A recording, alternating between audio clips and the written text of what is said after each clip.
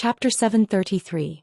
Supreme 8 Trigrams Diagram. The bald man and the others wore an anxious expression when they saw the Old Man Ma enveloped the flames. However, they all secretly knew that Old Man Ma had taken out the scroll for a reason. Sure enough, Old Man Ma was standing safely within the sea of flames. His hands were formed in an incantation gesture and the scroll was rolled out in front of him. Then in pulsing white light and roaring gales, a pillar of white wind emerged from the scroll, surging around an area over 30 meters around him. The sea of flames surrounding him had been mostly swept away with ease.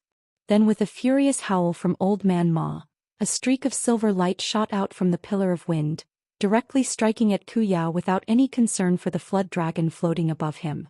It seemed that Old Man Ma clearly understood that so long as he could injure Ku Yao, the spirit-connected fire flood dragon would greatly decrease in might. Curling the corner of his mouth, Ku Yao waved his arm, releasing a translucent flying saber that shined with brilliant scarlet light from his palm. The saber instantly moved to block the silver streak and collided with it in midair, resulting in an unequal clash as red and silver light intertwined. When Ku Yao saw this, a cold glint appeared in his eye. With a flip of his hands he summoned 2 red-inch-large flags into his grasp before tossing them into the air. In a burst of wind, they instantly grew to 3 meters tall. Following a cryptic incantation from Ku Yao, red light suddenly glowed from the flags and 2 thick columns of flame erupted, converging onto the fire flood dragon's horn, giving rise to a large cloud of weak flames nearby. Go! Ku Yao ceased his incantation and puffed a mist of red chi onto the fire flood dragon above him. With roused spirits, the flood dragon roared with delight before charging into the fire cloud, turning it crimson and causing it to roil. But soon it began to rapidly shrink. Down below, Han Li narrowed his eyes at the sight of this with pupils glowing blue.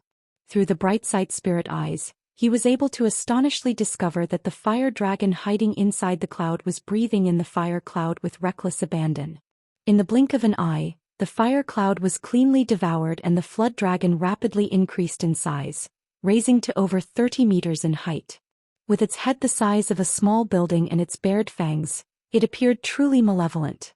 At that moment the surging white pillar of wind had entirely blown away the sea of flames, revealing only Old Man Ma who stood inside it.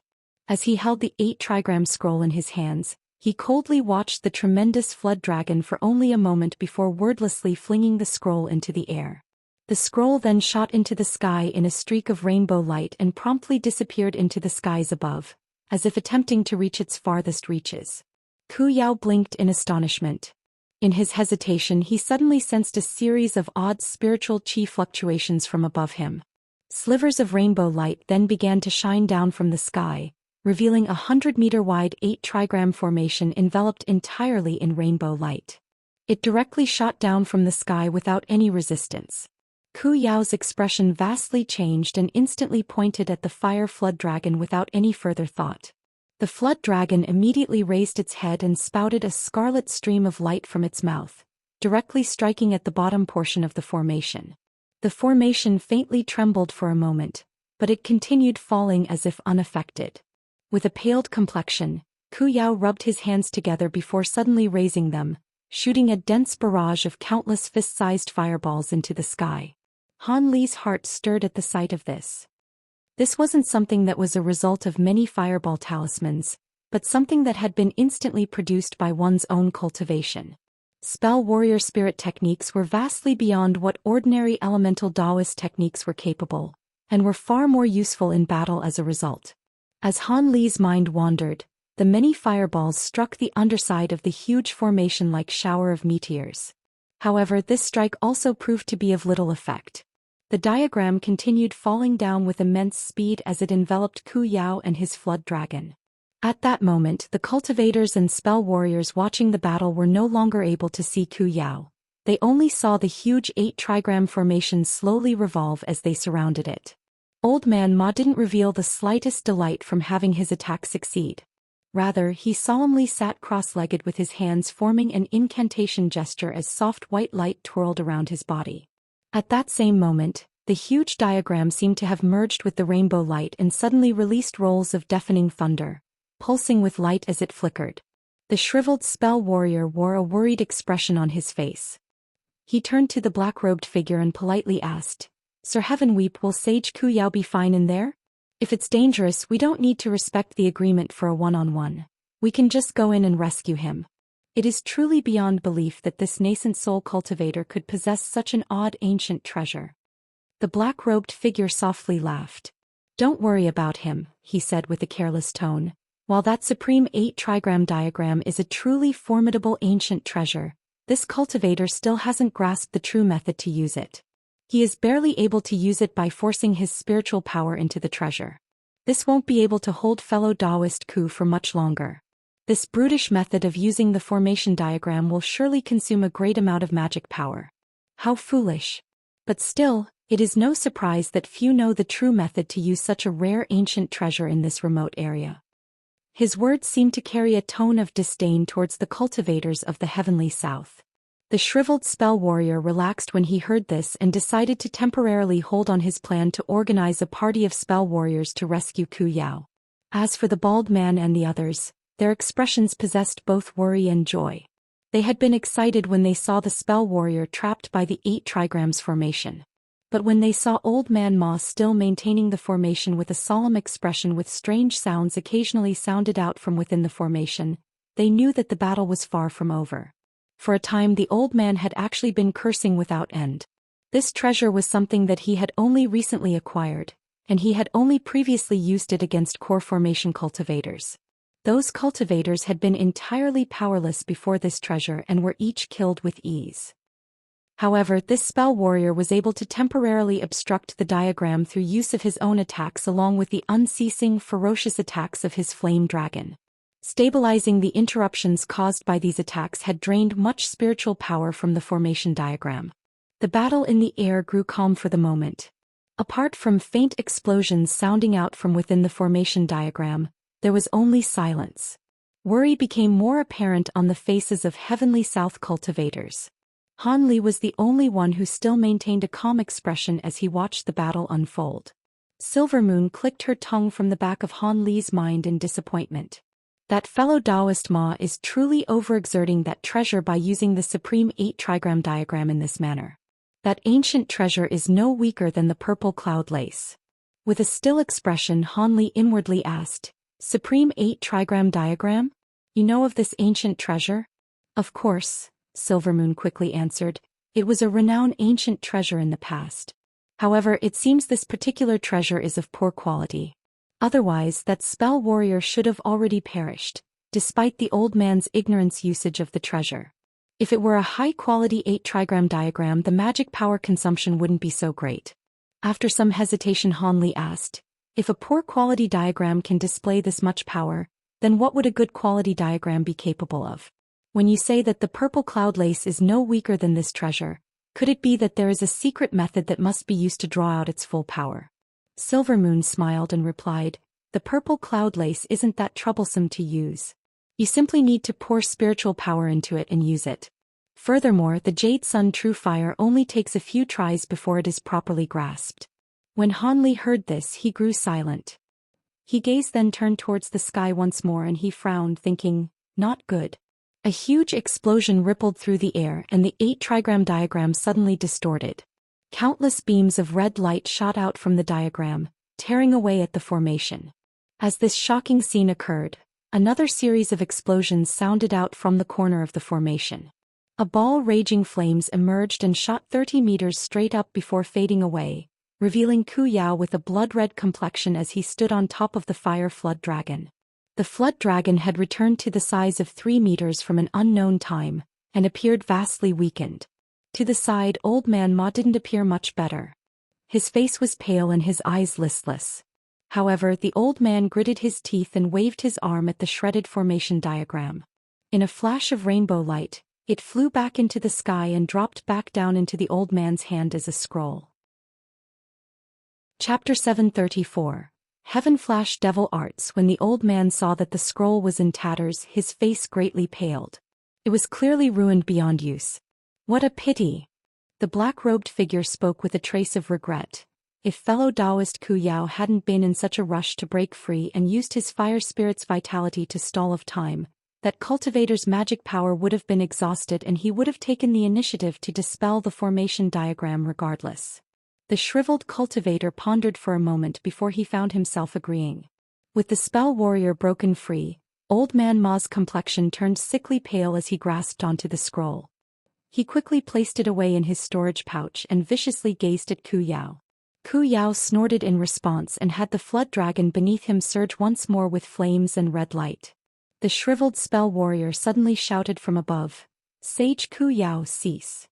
He then turned to the Heavenly South cultivators and said, "How about ending this battle in a draw? Both of their magic power is nearly exhausted. Nothing will result from having this battle continue." The bald man was somewhat surprised to hear this. After exchanging a look with Gu Shuangpu, he nodded his head, "That is fine. Let's have this battle end." Although Old Man Ma felt somewhat opposed this decision, he knew that it would be futile to continue the battle and flew back without any better option. Ku Yao also felt gloomy at this decision and begrudgingly recalled his flood dragon before flying back into the spell warrior ranks. Old Man Ma returned down below and received a few consoling words from the bald man, easing the tension from the old man's face. But at that moment the black-robed spell warrior and the shriveled old man was muttering something to each other. As a result, the black-robed figure gently floated in the air and arrived at the location of the previous battle. He gloomily swept his gaze past the other cultivators and a trace of contempt was revealed from his eyes. In his hoarse voice he said, "This time you will be fighting me, but I will say this first. This battle will last until someone is dead. Don't have any delusions of stopping this battle while it is in progress." The black-robed figure's arrogant words infuriated Gu Shuangpu and the bald man. However, the two didn't dare to rise up to the challenge. They both knew that two nascent soul cultivators have already perished at the hands of these strange spell warriors. As they still greatly valued their lives, they were hesitant. "Let me try him on," Han Li indifferently said. The bald man blinked in surprise upon seeing Han Li take the initiative to fight, but soon he inwardly sighed with relief. Fellow Taoist Han wishes to go? You must take care.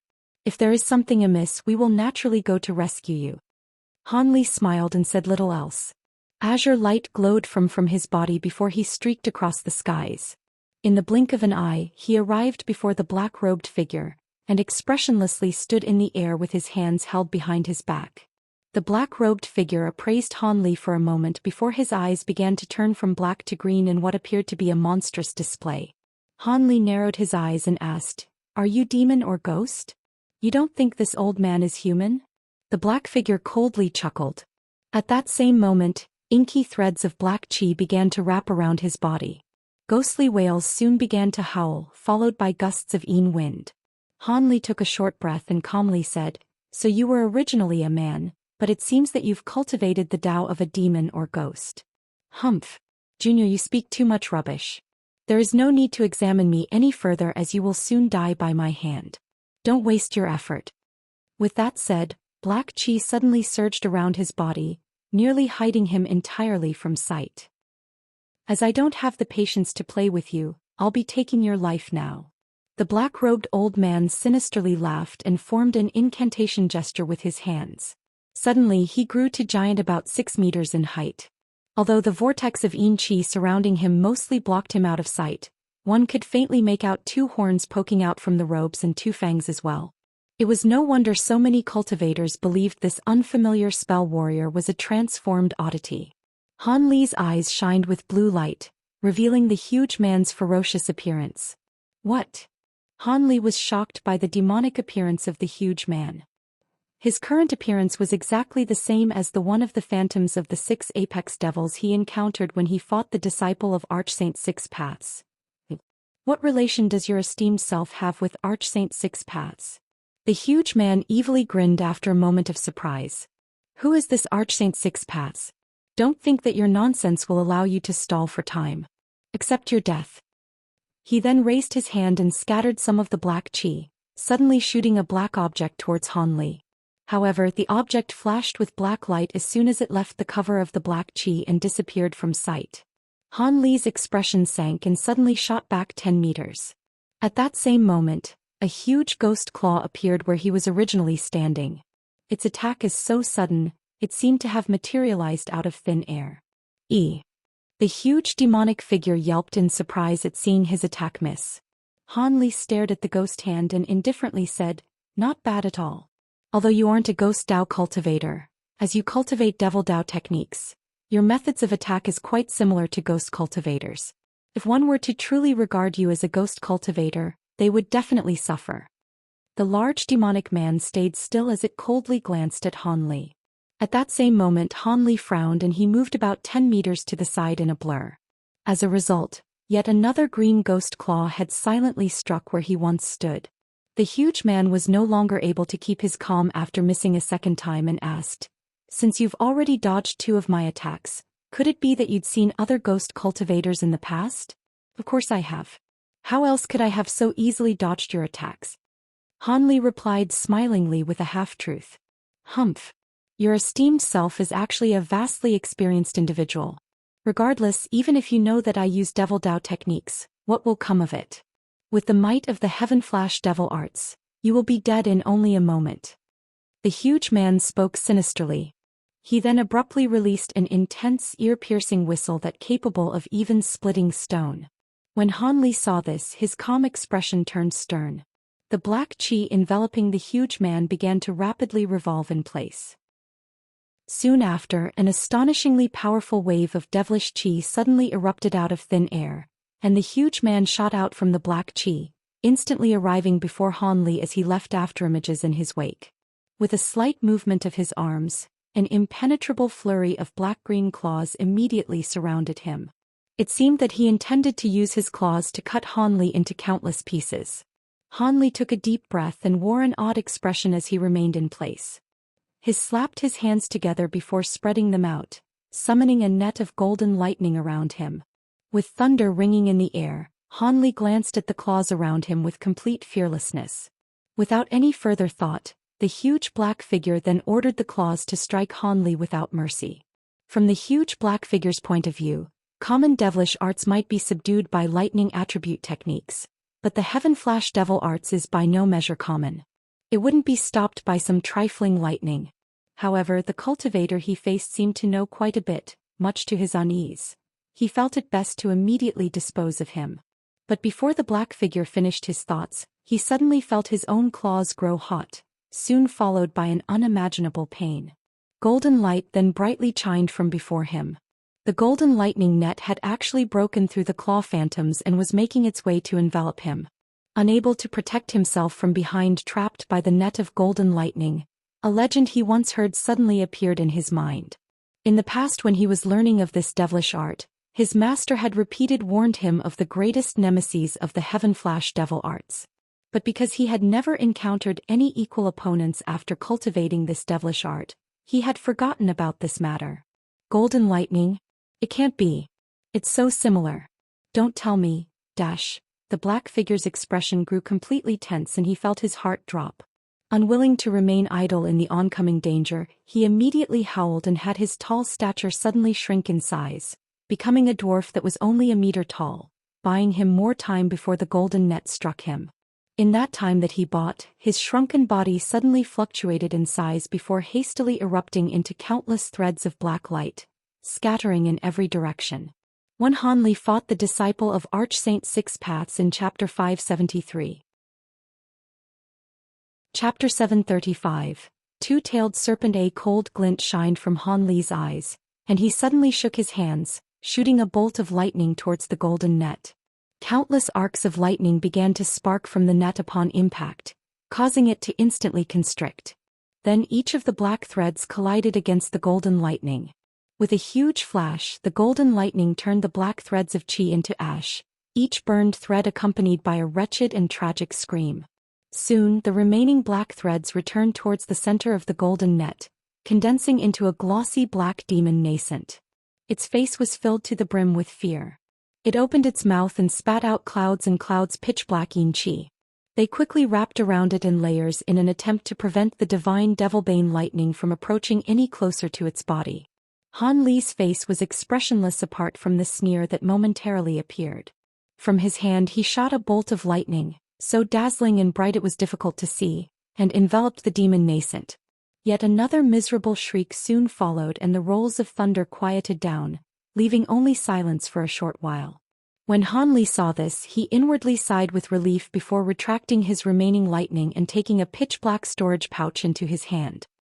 He then raised his head and expressionlessly swept his gaze past the spell warriors up above. Then with azure light shining from his body, he flew back down towards the heavenly south cultivators. After an exchange of a few brief words, Han Li exterminated his opponent with divine devilbane lightning with unbelievable speed. Not only were the heavenly south cultivators dumbfounded, the Mulan spell warriors completely shaken with disbelief. While the heavenly south cultivators didn't know about the finer details of the black-robed figure, they had a general idea. These mysterious cultivators should have arrived at the Mulan plains from a great continent.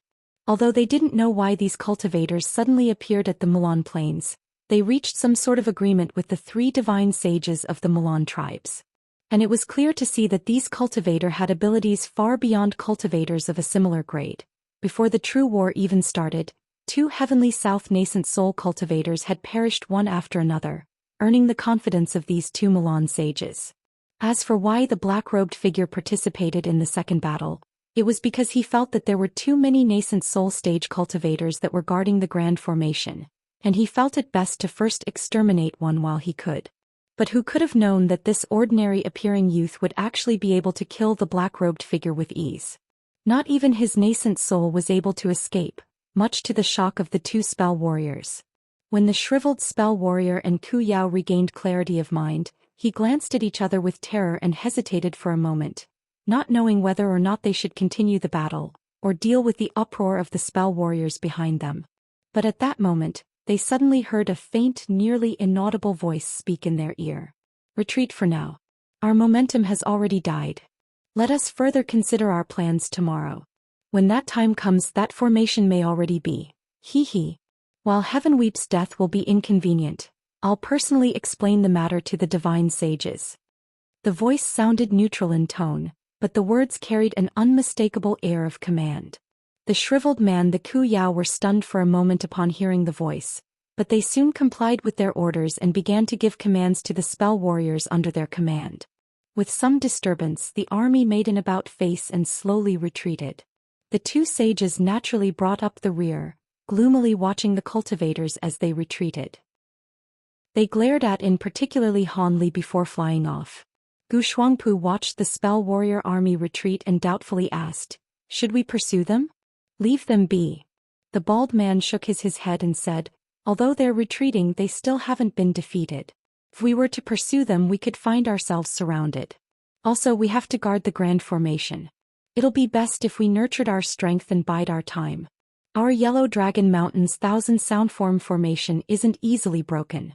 If the Mulan wish to seize it, they will need to double their forces at the very least." After that was said, the bald man couldn't help but turn his eyes towards Han Li. Due to the surprise of Han Li managing to kill the black-robed cultivator, the cultivators found themselves in an awkward silence, all at a loss of what to say. As of current, Han Li was wearing a faint smile as he fiddled with a black storage pouch in his hands. Originally, Han Li's faint smiles hardly inspired any feelings in these cultivators. But after he managed to kill a nascent soul cultivator, Han Li's smile now gave them a profound and odd feeling, not to mention that their original contempt for him was now completely gone. The bald man smiled and said, "Fellow Taoist Han, congratulations on slaying a high-grade spell warrior. I will be certain to inform the 9 Nations Alliance of your achievement. They will most definitely reward you greatly." Old Man Ma and Gu Shuangpu also congratulated him with a smile. However, Han Li's expression still remained as subtle as before, despite the faint admiration and respect their tones held. As if ignoring this, Han Li simply exchanged a few courteous pleasantries with them as his gaze unconsciously wandered to one of them in particular. When nobody noticed this, he couldn't help but wear an indistinct smirk. Once the spell warrior army disappeared from sight, the bald man opened a passageway into the mist down below and the party hastily disappeared from sight, the mist closing its entrance soon afterwards. Now the surroundings of the Yellow Dragon Mountains grew peaceful once more. When Han Li and company returned to the hall, they had a quick discussion about the battles that occurred today before returning to their own residences to rest. Old Man Ma in particular not only had his treasure destroyed, but his vitality had greatly suffered as well. He was in dire need to rest and recover. Thus in the blink of an eye, only the bald man remained in the hall. He sat in the main building and lowered his head, his mind lost in thought. A short moment later he suddenly raised his eyebrow and a strange expression appeared on his face. He softly shouted, "Who is there? Come out." Then with a flash of light, another person appeared in the hall. He. Brother Lu's abilities are truly profound. Just as I entered he was able to perceive me. It is not wonder why the Nine Nations Alliance had you guard the formation alone. The bald man frowned and wore a strange expression. Why aren't you resting? Why did you come back stealthily? It's nothing. I merely discovered a secret. I felt that I should have a discussion with you. The bald man glanced at him with an appraising look and puzzlingly asked, "Secret? What secret?" The drifting cloud sect's fellow Taoist Han is likely a spy for the Milan. He spoke without the slightest hesitation and slowly walked inside. The bald man involuntarily laughed and his face was filled with disbelief. Spy? Could it be that your mind if unclear? Fellow Taoist Han had just slain a nascent soul spell warrior today. The thought is ridiculous. I know that Brother Lu might not believe it, but I have evidence. You'll know that I'm speaking the truth. This person sighed and bitterly smiled before summoning a jade slip into his hand with a flash of light. He then stepped forward and neared the large man. The bald man wore an expression of astonishment and stood up to face him. He then calmly took the jade slip into his hand. At the same time the bald man took the jade slip into his hand, his expression vastly changed and a fierce expression appeared in his eyes. In a flash of green light, the jade slip suddenly turned into a small emerald green snake. It bit the bald man's wrist with the speed of lightning. With an expression of shock he couldn't even scream before he motionlessly collapsed onto the floor, his complexion turned a black violet. Joy flickered from the man's face and he muttered, "The twin-tailed jade serpent is truly as poisonous as its reputation. It is no less inferior than the 10 Supreme's poison. After the bite, it robs even a nascent soul the power to escape. If the snake was able to fly, it'd be an incredibly powerful method of killing other cultivators." He then took a step forward to examine the corpse that was slowly melting. The small dark green snake released its fangs from the corpse and slid away, revealing the 2 slim tails on its back. Its 2 tails struck the earth and then flung itself into the palm of its master. It coiled around itself and hissed with its purple-black tongue, its eyes glowing with an eerie dark green light. At that moment, this person lightly waved his hand and took the corpse's storage pouch into his hand. He then excitedly searched the storage pouch with his spiritual sense as if he were looking for something in particular. Chapter 736. Exposure. A short moment later this person softly whispered, "It can't be. Where is the command medallion? I clearly saw him place it in the storage pouch." He then resentfully turned the bag upside down and tossed its belongings onto the ground, forming a pile of various inferior magic tools and a few low-grade spirit stones. Once the man clearly saw what was on the ground, his complexion turned deathly pale and his body suddenly flashed with green light. Without another word he shot towards the hall exit in a streak of light. A long sigh echoed through the hall. Soon silver light flickered from every wall, enveloping them in waves of silver light and forming a huge barrier of light all around him. With a cold snort, the man continued without any intention of stopping. He slapped his waist and summoned a jet-black pangolin spirit beast, striking at the light that blocked his path. With a muffled bang, the spirit beast was repelled by the light barrier with the barrier completely unharmed. In the man's alarm he suddenly gritted his teeth and spat out a blue trident from his mouth. In an instant, the magic treasure duplicated into 2 and combined together as a streak of large blue light before striking the light barrier. Then with a muffled explosion, the blue light was reflected 10 meters back before spinning to the ground. "There is no need for Brother Gu to go through so much trouble." The bald man's voice echoed throughout the hall. "As this place is the core of the grand formation of the Yellow Dragon Mountains, it is only natural for it to be guarded by the most powerful restrictions. Don't think that you'll be able to leave." The blue light faded away to reveal the controlling spirit sex Gu Shuangpu. However, his complexion was deathly white and his gaze was brooding, barely able to keep his calm. "So you didn't die, you used a flesh puppet. I had heard that there was a mysterious cultivator amongst the 9 Nations Union that was adept at refining flesh puppets identical to oneself, where one cannot even differentiate the true person from the puppet. I didn't actually expect this to be true. Then in a flash of white light, the bald man revealed himself from within the hall. He glanced at Gu Shuangpu from outside the barrier before turning his gaze to the ruined corpse on the floor. Brother Gu knows much about the affairs of our 9 Nations Union as expected, as well as the matter of doppelganger puppets. That's right, what you killed was a corpse puppet that I had controlled. Even a nascent soul cultivator such as yourself was unable to tell any difference from its exterior. Humph. Rubbish.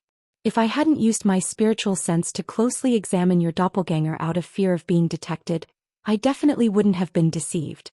Besides, even if I meticulously cultivated the twin-tailed jade serpent for several hundreds of years, its incredibly vicious poison definitely shouldn't have been capable of killing a nascent soul cultivator alone.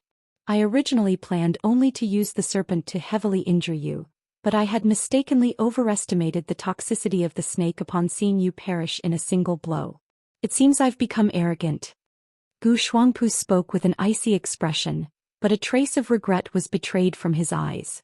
The bald man emotionlessly said, "Hee hee. I had requested a puppet to be refined for me out of a moment's fancy. I didn't truly think that a dead corpse would actually be refined to my likeness. However, spending this corpse puppet to discover that Brother Gu was a traitor was well worth the spirit stones the puppet had cost." Gu Shuangpu's cheek twitched and grew silent for a spell. But a short moment later he icily said, "From your tone, you seemed to know that I would come find you and you had already prepared a substitute ahead of time. Could it be that you've discovered something amiss after I arrived at the Yellow Dragon Mountains?" The bald man shook his head. "Of course not. How could I suspect an elder of the controlling spirit sect without cause or reason? I was merely given a warning from someone else. I originally felt unsure of the matter, but now it has been made certain." He then turned his head to the sides of the hall and shouted, "Fellow Taoist Han Brother Ma, you may come out." When Gu Shuangpu heard this, he was no longer able to maintain his gloomy expression. Alarm was betrayed from his face. Then in a flash of yellow light from both sides of the hall, a calm Han Li and a grave old man Ma walked out. With a pained expression, the old man sorrowfully said, "I didn't expect that fellow Taoist Gu would actually do this. What kind of benefits did the Mulan offer you to do such a deranged thing?" Gu Shuangpu stared at the old man and coldly snorted. "Deranged? I was originally from the Mulan tribes. How could my decision possibly be deranged?" "You're a person from the Mulan?" The party of cultivators couldn't help but reveal surprise. "Of course." A maddened expression appeared on Gu Shuangpu's face. "Did you believe that benefits were enough to rope in a nascent soul cultivator like me? You Heavenly South cultivators should realize how sparse cultivation resources are in the Mulan Plains. There are countless talented low-grade spell warriors that never progress in their cultivation due to a lack of spirit stones and medicine pills, and they turn to a pile of bones after only 100 years because they lacked the optimal circumstances for cultivation. Why is that you Heavenly South cultivators were able to take such a good area, and us spell warriors must make do with a sparse few spirit stones to use? So long as the Mulan acquire the cultivation resources of the Heavenly South, in less than 100 years the number of spell warriors will double. With such vast strength, we'll be able to defeat the soaring tribe's immortals, and rule over the entirety of the Mulan Plains." When Gu Shuangpu said that, the others couldn't help but glance at each other in dismay. Han Li expressionly asked, "Defeat the soaring tribe's immortals?" It seems the Mulan had suffered a decisive defeat by these immortals, and now a majority of the Mulan Plains are being held by these towards immortal masters. Is that why you've staked it all in order to invade the Heavenly South? How? How do you know of this? Gu Shuangpu was stunned for a moment before suddenly something came to his mind and he viciously glared at Han Li. "You eavesdropped on my sound transmissions with Sage Lu." Han Li expressionlessly said, "It seems Brother Gu had realized it quite quickly, but don't blame me. Who was it that told you to so brazenly sound transmissions in front of me? With my slightly superior spiritual sense, I was just able to listen to your voice transmissions, and informed fellow Taoist Lu of the matter." With a pale complexion, Gu Shuangpu rigidly stared at Han Li and resentfully said, "Good, very good. All of my secrets are leaked. I've been concealed in the heavenly south for so long, yet it can't be anything but unjust to fall to such a careless mistake. But to say that your spiritual sense is only slightly superior? Humph. Your esteemed self is far too modest. How could our secret voice transmission technique compare to common sound transmissions? Unless your spiritual sense is as strong as a late nascent soul cultivator, there was no other way you could have eavesdropped on my conversation. Old Man Ma shouted in alarm. Late nascent soul stage? The bald man was also alarmed and glanced at Han Li with amazement. Han Li frowned. He didn't think that this matter would unintentionally reveal the strength of his spiritual sense. But soon he eased his brow and instead wore a relaxed expression, leaving the bald man and Old Man Ma feeling skeptical of Gu Shuangpu's words. After all, it was a bit too outrageous for an early nascent soul cultivator to have a spiritual sense on the level of a late nascent soul cultivator. The bald man reluctantly turned his gaze away from Han Li and icily gazed at Gu Shuangpu inside the light barrier.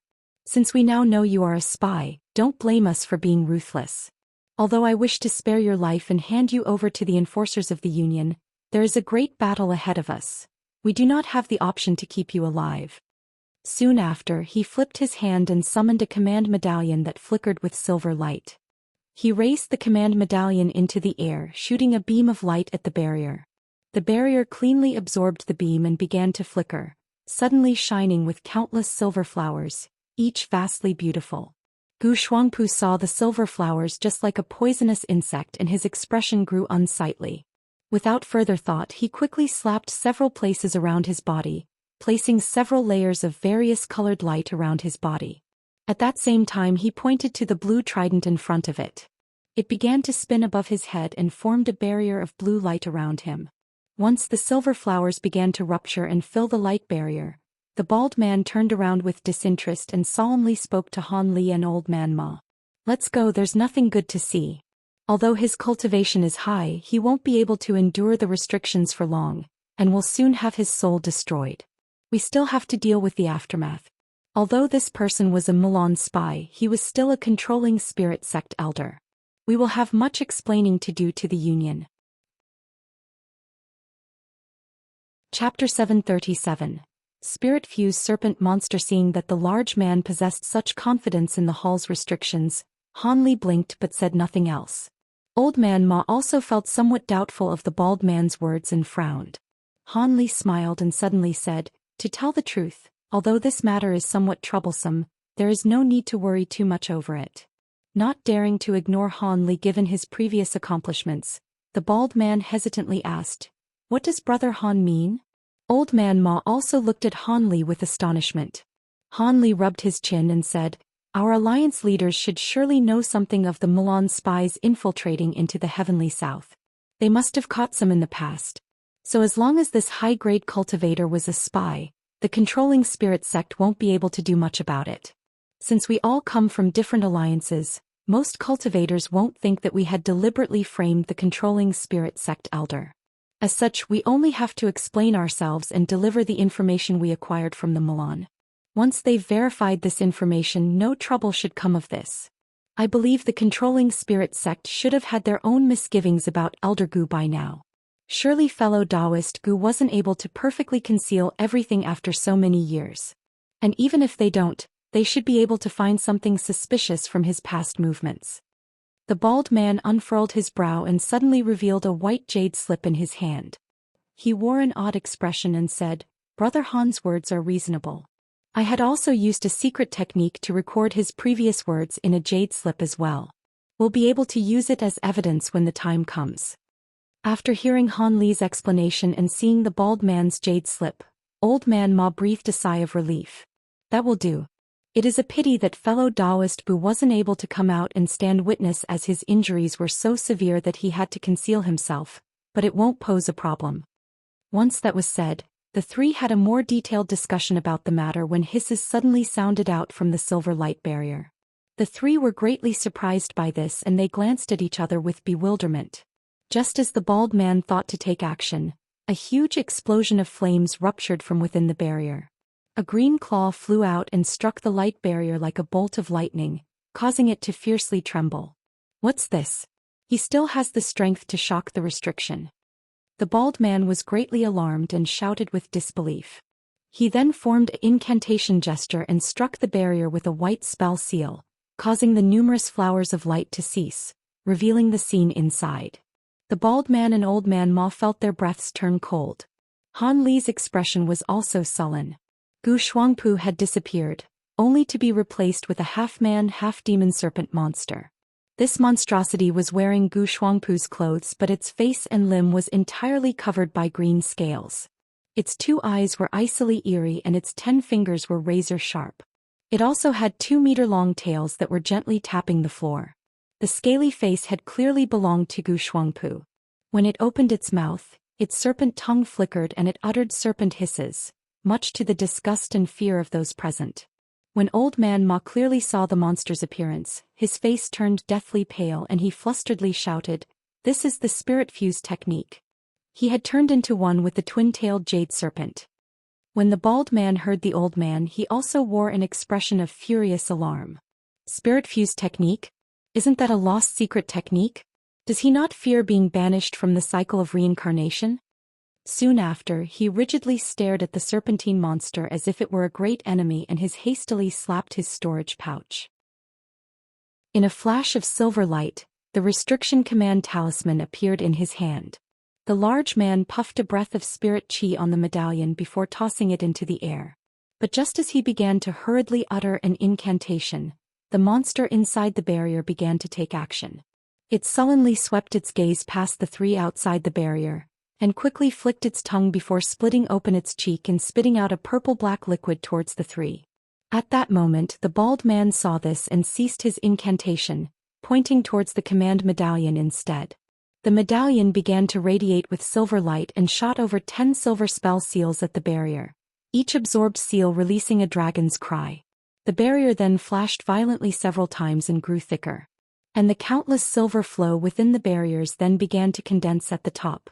When the black-purple liquid struck the barrier, a small portion of the light barrier instantly turned black, and soon the color spread to nearly an area of 3 meters. A malicious expression appeared on the serpent monster's face. At that same moment, its 2 tails struck at the floor, launching it forward in a streak of green light and fiercely striking at the barrier with its claws. With a bang, a large hole was torn through the hardy barrier as if it were paper. The monster was delighted by the sight of this and its body blurred as it attempted to escape. When the bald man saw this, he wore an expression of horror and spat out a white rod from his mouth, forming a curtain of light around his body. Old Man Ma had also done the same. With a nervous expression, he spat out his ruler magic treasure and covered his body in a layer of light. The 2 clearly understood how fearsome was an early nascent soul cultivator that used the spirit-fused technique. Let alone its techniques, its cultivation should be on par with a mid-nascent soul cultivator. When the 2 saw the monster was about to escape, they naturally planned to fight it through a battle of attrition. They wouldn't take the initiative to strike until it striked first. But at that moment, Han Li sighed with a helpless tone and decided to take action. With a faint blur, he closed the short distance and appeared in front of the tear in the barrier. When the serpentine monster was just about to escape and saw Han Li blocking its way, a malicious gaze flickered from its eyes. Without a single trace or warning, it opened its mouth and spat out purple-black venom. "Be careful. Fellow Taoist Han, quickly dodge." The bald man and old man Ma both shouted in alarm. It wasn't because of any concern from familiarity, but that they needed all the strength they could muster to fight against this monster, not to mention the looming threat of the Spell Warriors' army. Seemingly ignoring the 2's shouts of alarm, Han Li stared at the oncoming purple-black liquid and an odd expression flickered from his eyes. With a deliberate raise of his arm, he bent his fingers, covering them in a layer of flickering blue flames, and stretched his hand forward to grab the poison. The 2 other nascent soul cultivators felt their heart drop at the sight of this. As for the serpentine monster, it spat out another blob of poison without any hesitation. A nearly indistinct sneer appeared on Han Li's face and blue light shined from his eyes. An eruption of light suddenly appeared between Han Li and the monster. The brilliant light wildly flickered several times before quickly dimming. The bald man and old man Ma hastily blinked and glanced over. What they saw left them in shock. They simply saw the serpentine monster wear an expression of rapt delight just as it was about to escape the light barrier, but its body was now covered in sparkling crystal, turning into a blue ice sculpture. As for the venom, it had turned into a slim thread of ice that emerged from its mouth, spanning about a meter long. At an unknown time, Han Li had appeared behind the monster and had placed his blue flaming hand on the back of the monster's neck. Han Li took his hand off of its neck and stared at the ice sculpture. As expected, this is the first time the spirit-fused monster has come to life. Although it was quite intelligent, its experience was far too shallow. There was nothing to be afraid of. He then raised his other hand, and a dense arc of golden lightning shot out from his palm and struck the ice sculpture, swapping a slim net of golden lightning around it.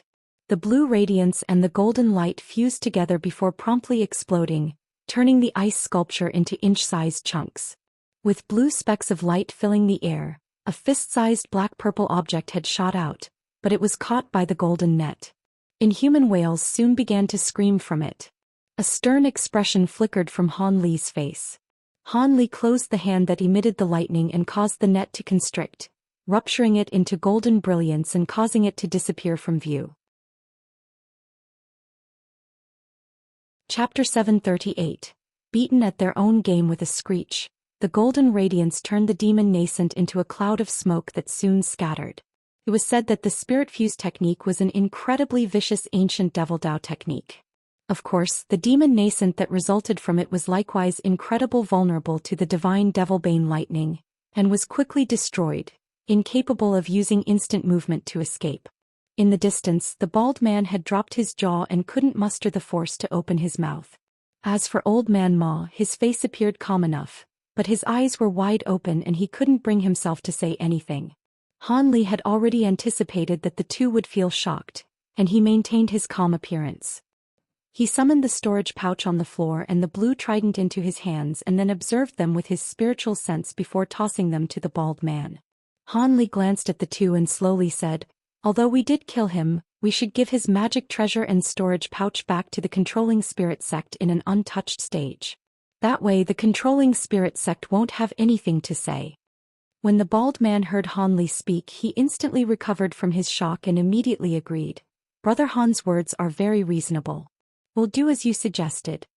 Old Man Ma's mouth moved several times, but no words were able to come out. Rather, he put away his ruler magic treasure with an embarrassed expression. Han Li's killing the black-robed man could be attributed to carelessness and luck. But this time he managed to empty-handedly kill the spirit-fused monster that possessed cultivation on par with a mid-nascent soul cultivator, an opponent that was beyond their capabilities. Without any prior discussion, they both felt that the drifting cloud sect's Elder Han could possibly have the abilities to deal with any opponent under late nascent soul stage. When this thought came to their mind, the two were unable to keep a calm appearance. Han Li indifferently said, "Since the matter has been resolved, I will be going back to take a rest. If the spell warriors return, please call for me." "Brother Han, go ahead. We will naturally oversee this area." The bald man's words unconsciously carried a tone of respect. Han Li smiled and waved his arm before leaving the hall. The previous display of celestial ice flames and divine devil-bane lightning was a forced measure. If he hadn't taken the initiative to attack, the serpentine monster would have escaped and caused no end of problems for the future. The bald man and the Old Man Ma would have found it difficult to bar the monster's way. Moreover, he didn't feel the need to conceal his true abilities once he condensed a nascent soul. His current circumstances were much different than when he was in the scattered starseas. He had to keep himself hidden at the time because his cultivation was meager and he was in an unfamiliar area. If the wrong people noticed him, he would be hunted down. But now that he condensed a nascent soul, he now walked in the upper echelon of the cultivation world, and since there were only a sparse few that would pose much threat to him, he didn't feel much apprehension about revealing himself. Moreover, given the current invasion of the Milan, it would be impossible to continue hiding his abilities. At the very least, the Ghost Spirit sect and Marquis Nanlong's party should know of his true abilities from what he had displayed at their treasure hunt in the Milan Plains. As such, he may as well reveal his true strength so he could intimidate any small fry that plotted against him. Otherwise, if any fellow cultivators believed him to be weak, it would provoke some needless problems. Of course, Han Li wouldn't easily reveal all of his killing moves. As Han Li pondered this, he also recalled the strange feeling from the purple apex flames when he enveloped the demon nascent. Just a moment ago he had used the purple apex flames together with the celestial ice flames in order to freeze the monster in an instant. Then when he recalled the purple apex flames, he felt it become somewhat unstable. It seemed using the full might of these flames required a certain level of higher cultivation as he had expected. With a feeling of self-mockery, Han Li slowly walked towards his residence. When Old Man Ma saw Han Li leave, he wryly smiled and said, "Brother Lu, it seems we've made a misjudgment. Fellow Taoist Han's abilities are miraculously profound. His strength is far beyond ours." A trace of admiration appeared on the bald man's face. "That's right. Although his cultivation is at early nascent soul stage with that golden lightning and blue flames, he could beat back even mid-nascent soul stage cultivators." Old Man Ma smiled and said, "However, this matter turned out for the better for us. With such a powerful ally, we will have nothing to fear from the invading spell warriors." "That makes sense." The bald man nodded, but soon he frowned and said, "However, while I haven't heard of this blue flame before, I've faintly heard of golden lightning before, but I can't recall what it is. Does Brother Ma have an idea?" The old man pondered for a moment and felt a faint chill. "None. This was also the first time I've ever seen golden lightning. This technique is so incisive, even a nearly incorporeal nascent soul was unable to escape it. Let's leave it be. Regardless of what great abilities fellow Taoist Han cultivate, it is a fortunate matter for us." The bald man frowned as if unwilling to speak further of the matter and said, "We still must talk about the matters for tomorrow." Old Man Ma was stunned and bafflingly asked, "What do you mean by tomorrow's matters?" A cold glint appeared in the bald man's eyes and he sinisterly said, "Since the Mulan set off a spy to break the formation, why don't we beat them at their own game?" Something immediately came to Old Man Ma's mind. "Brother Lu, you mean?" "It's quite simple. We." Old Man Ma and the old man suddenly spoke in a whisper, their voices faintly echoing throughout the hall. A short moment later, the bald man wildly laughed as if rejoicing at the brilliance of his own plan. On noon of the second day, just as the burning sun rose to the center of the sky, the beats of rumbling war drums traveled through the air. The spell warrior army gradually made their way from across the horizon, this time bringing along a huge monster at the center of their ranks. From a single glance it seemed to be a huge rhino that was enlarged by several tens of times. At the top of its nose was a lustrous blue horn that was over 3 meters long. The beast's extremely huge body was covered in a layer of glowing black battle armor that had talisman characters floating above it. It appeared extremely precious. Not to mention its huge size, its 4 feet seemed to be treading entirely on blue clouds in an extremely nimble display. It didn't appear clumsy in the slightest. In addition, there was a woman sitting on the beast, a beauty in her prime, her feet bare and her appearance delicate, but there was an hostile aura faintly emitted from her eyes as her cold gaze wandered around. She wore simple and short dark green robes. Ku Yao and the shriveled spell warrior were closely following at the side of the huge beast as if paying respect to the woman. Before they grew close to the Yellow Dragon Mountains, the green-clothed woman yelped in astonishment. Ku Yao couldn't help but ask, "What? Has Master Lu discovered something?" An odd expression appeared on her expression and she slowly said, "Yes, there is something strange. Could there be a change in plans? Has that person failed?" The shriveled spell warrior grew still and worry appeared on his face. "No, necessarily. You two should go and take a look," the woman indifferently said. Soon after, she closed her eyes and remained silent. The shriveled spell warrior and Ku Yao looked at other and bafflingly spread their spiritual sense forward. Soon the two wore astonished expressions. With great amazement, Ku Yao bafflingly said, "What's going on? The mist has already scattered. Didn't we discuss that the restriction was supposed to break halfway through the attack so that we can exterminate all the cultivators? What happened for the restriction to suddenly disappear?" The shriveled spell warrior hesitantly said, "I don't know. First, let's advance and take a proper look before we decide what to do." With that discussed, the woman on the huge beast remained silent. As a result, the spell warrior army continued forward. However, the warnings of the shriveled spell warrior made sure that their army was especially vigilant. Nothing out of the ordinary occurred when the spell warrior army finished making their way over the short distance to where they were yesterday. The endless sea of dark green mist no longer existed, only to reveal the mountains and their various jade platforms on each mountaintop. However, the fine and exquisite structures were now ruined and scorched black, with a few of them releasing smoke. With the addition of the silence looming over the mountain range and the lack of any other people, it made for a miserable sight. The spell warrior army split into two as the green-robed woman slowly moved her beast forward.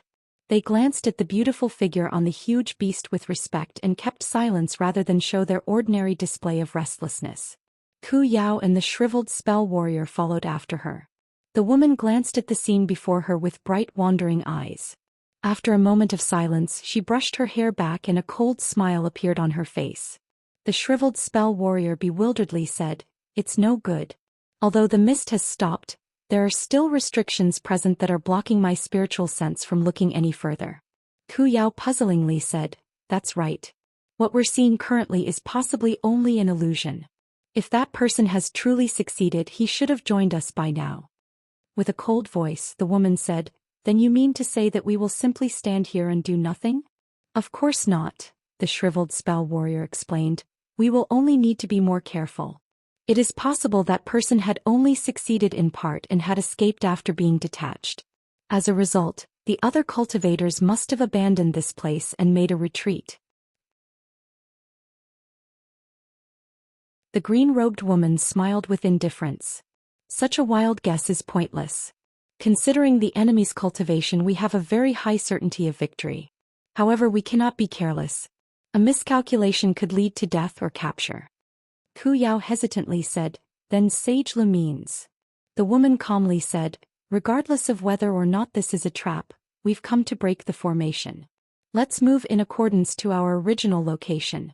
It will be worth it to sacrifice a few men to gain an understanding of the true situation, as our most crucial resource is time. We've acquired information that the other powers of the Heavenly South are jointly sending reinforcements. It will take 2 to 3 months for them to arrive. We must charge our main forces towards Soaring Heaven's city for the best opportunity to capture the city. If we allow the 9 Nations Union and the other powers to first join together, we will lose far too much strength even if we won the battle against them. Then let us do as Sage Lu proposes." The shriveled spell warrior hesitated before agreeing. As for Ku Yao, he didn't particularly care about the lives of the lower-grade spell warriors and offered no objections. The woman nodded and her lips moved, sending a voice transmission to an unknown party. Then nearly 100 similarly dressed spell warriors slowly advanced towards the top of the Yellow Dragon Mountains under the lead of a core formation spell warrior. The nearly 100 spell warriors gradually turned to black dots as they made their way through where the sea of mist originally existed towards the mountain. Their journey was unhindered as the 100 spell warriors arrived at the mountaintop without problem, much to the shriveled spell warrior's relief. With a smile, he said to the green-robed woman, "It seems this area has truly been abandoned. Let us have the others start a search. Since they were in such a hurry, they must have left much behind." The woman coldly said, "Do not be hasty. Continue the search." The shriveled spell warrior was startled upon hearing this and said nothing else. At that moment, the 100 spell warriors have begun to search through a jade platform as well as a half-burned building, occasionally finding a few spirit stones and other materials. These spell warriors were beaming as they bluntly took these items as their own and placed them into each of their storage pouches.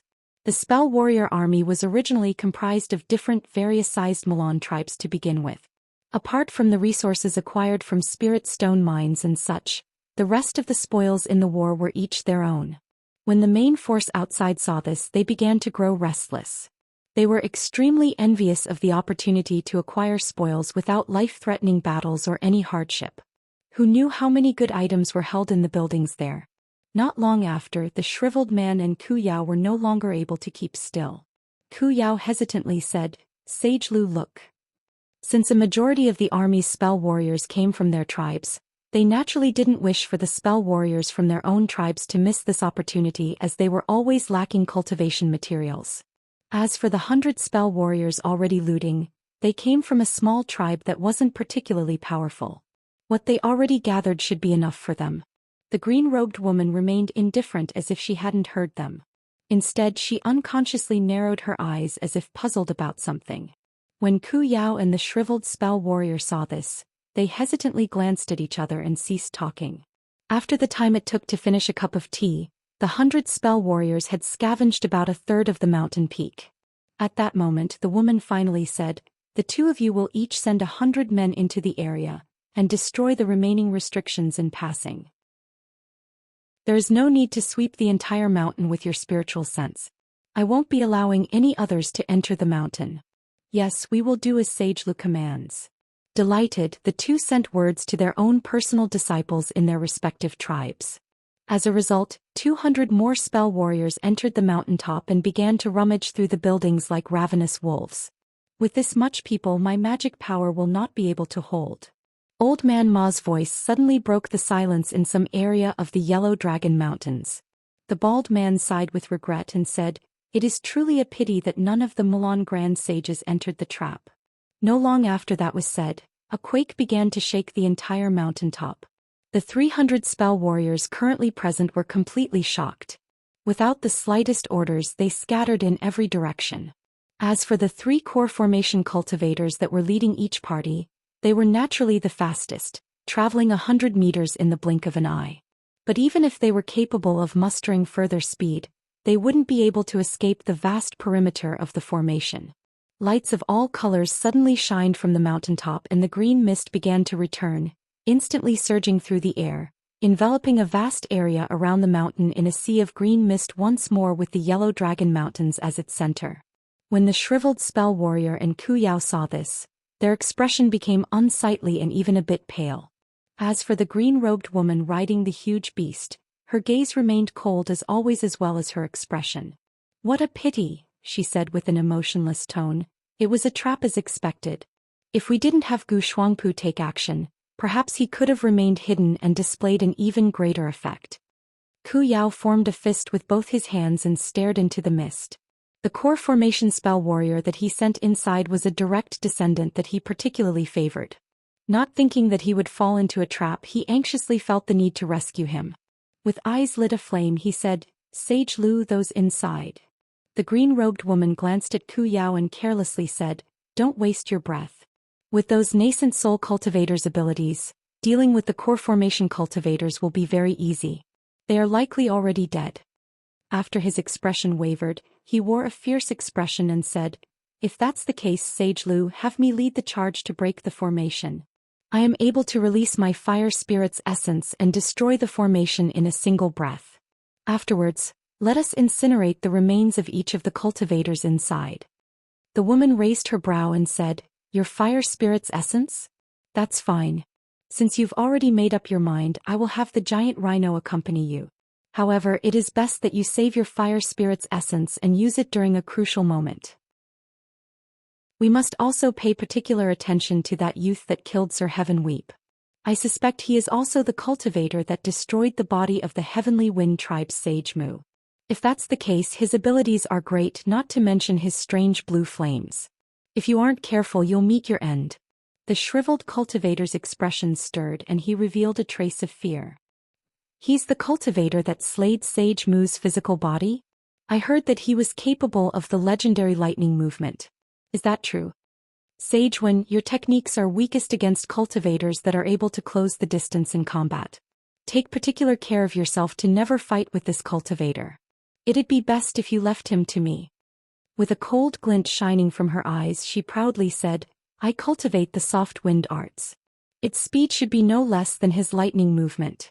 Despite how deadly his devil flames and golden lightning may be, if they do not land on me, they cannot cause me harm. As for his other abilities, he is still only an early nascent soul cultivator. How can he hope to compete with me? That is fine. Only Sage Lu will be able to handle him. Against the sage that was able to rival Saintess Tianlon of the Soaring Tribe, he will certainly be outmatched." The shriveled cultivator sighed with relief at the confidence that the green-robed woman displayed. When she heard this, she immediately grew sullen and coldly snorted. "Saintess Tianlon." The shriveled cultivator was alarmed by this. He suddenly recalled that Sage Lu considered the battle her defeat and loathed when others mentioned the matter. This, really? The shriveled cultivator muttered in an attempt to change the subject, but the woman waved her arm and restored her calm. Enough. We must break the formation. Cease other talks and order the start of the assault. Yes. To the shriveled cultivator's relief, he instantly objected alongside Ku Yao. In the dark mist, the corpse of a core formation spell warrior laid headless. Not far away, a figure flashed with azure light. Han Li glanced at the headless corpse before raising his hand and recalled the streak of blue light from the corpse before flying off. As Han Li calmly flew forward, he examined the spell warrior's storage pouch only to reveal disappointment. The storage pouch only possessed junk, nothing of relating to spirit techniques or anything else of value. Han Li frowned before releasing a long sigh. At that moment, loud war drums were beating outside the sea of green mist. Several waves of astonishing spiritual chi fluctuated from the direction of where the drums were beating. Afterwards, a low thunderous howl shook the air and earth, causing even the mist to faintly roil. Han Li's expression remained calm as he coldly swept his gaze around and raised his head to look above. After wearing a pensive expression for a moment, he sneered and released a scarlet-red fireball in his hand, turning the corpse nearby into ash. He then turned around and flew towards the center of the mist, disappearing without a trace. At the center of the mist there was a strange occurrence. All the damaged buildings had returned to becoming completely intact, with cultivators occasionally scattering to various portions of the mist. Old Man Ma and the bald man were floating about 100 meters above the buildings. They were standing at each other's side as they all gazed in the direction of the spell warrior army, their expressions grave. The bald man sighed. I didn't think the Mulan would be so careful. Although we killed a few of their spell warriors, we didn't do much to harm their strength. We now can only use force against force. Brother Ma, how is your magic power holding up? You used the concealing heaven flags to cover half of the mountaintop. Old Man Ma twirled his beard and casually said, with the magic power I have left, I won't be able to defeat the enemy, but I should have no problem distracting a Mulan sage. The bald man solemnly said, that's fine. Leave the rest of the enemies for me and fellow Taoist Han to deal with. Fellow Taoist Bu has also restored a bit of his strength. I've already instructed his subordinates to call for him if the situation turns dire. Old Man Ma used his spiritual sense to view the tremendous beast outside of the formation and wore a worried expression. That is also fine. However, I fear that huge beast will be troublesome to deal with. We cannot afford to be distracted, and I suspect our core formation cultivators will not be able to deal with it. The bald man sighed. There is nothing we can do about the matter. We are truly lacking people. But with the Murong brothers watching over the formation, they will be able to provide further assistance. As core formation cultivators that cultivate lightning techniques, they're considerably hard to kill and should prove somewhat effective even against the beast's rough hide. His tone lacked confidence, having heard of the beast's fearsomeness from a few of the defeated cultivators. Old Man Ma nodded with a worried appearance. That is all we'll be able to do in advance. At that moment, azure light flashed from the green mist and flew around the two. The light faded away to reveal Han Li. He smiled at the two and asked, fellow Taoists, it seems the Mulan are about to attack. Do you have any good plans to withstand them? The bald man smiled. It is good that Brother Han has come. We were just discussing this. Preparations. He repeated his previous plan to Han Li. Han Li frowned for a moment before relaxing his brow. That gigantic beast will be troublesome. This strange breed should have only existed during ancient times. Just how did the Mulan acquire them? Anyhow, let us do as fellow Taoist Lu says. The bald man chuckled and respectfully said, for this coming battle, we will be relying much on Brother Han's abilities. Han Li stroked his nose and calmly said, since this matter concerns the safety of the entire heavenly south, I naturally must strive my hardest. However, the enemy forces are truly powerful. My spirit may be willing, but my body might be too weak. Old Man Ma smiled and respectfully said, if even Brother Han cannot match them, let alone us, the same could be said about the others in the alliance. Han Li glanced at Old Man Ma and mysteriously smiled. Brother Ma truly overestimates me. My abilities aren't nearly as great as you two think they are. Please don't set your expectations too highly. Wishing also to deepen his friendship, the bald man chuckled and said, regardless of how it is said, Brother Han is by no means a common early nascent soul cultivator. Your abilities are far beyond ours.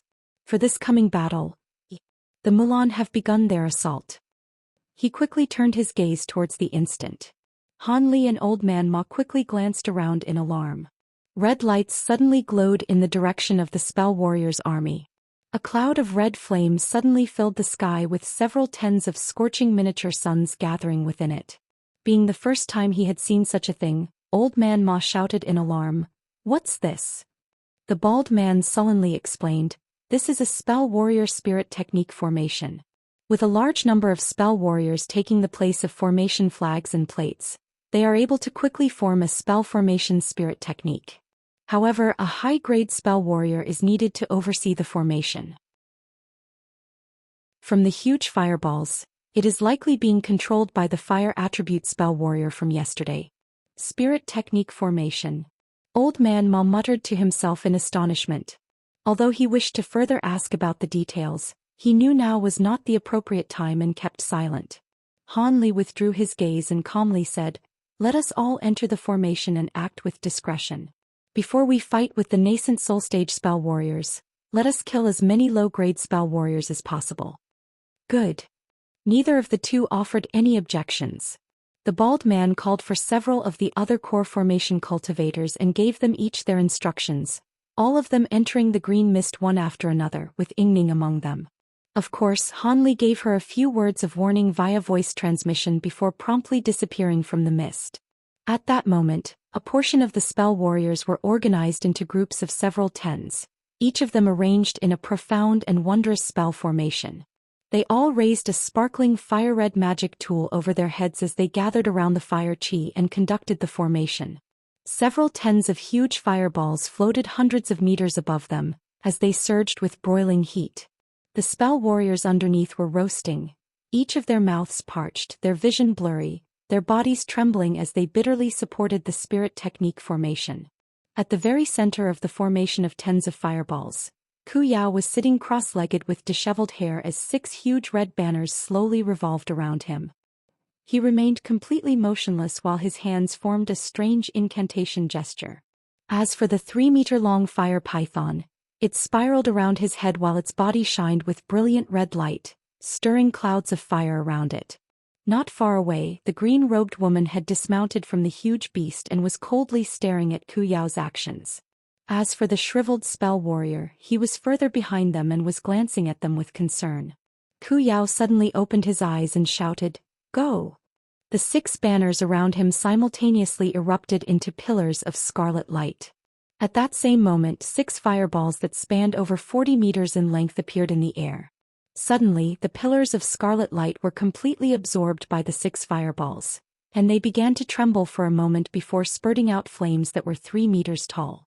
Then as the war drums continued to beat, the fireballs shot towards the sea of green mist like huge meteors in a single line as if wishing to forcefully open a passage through the mist.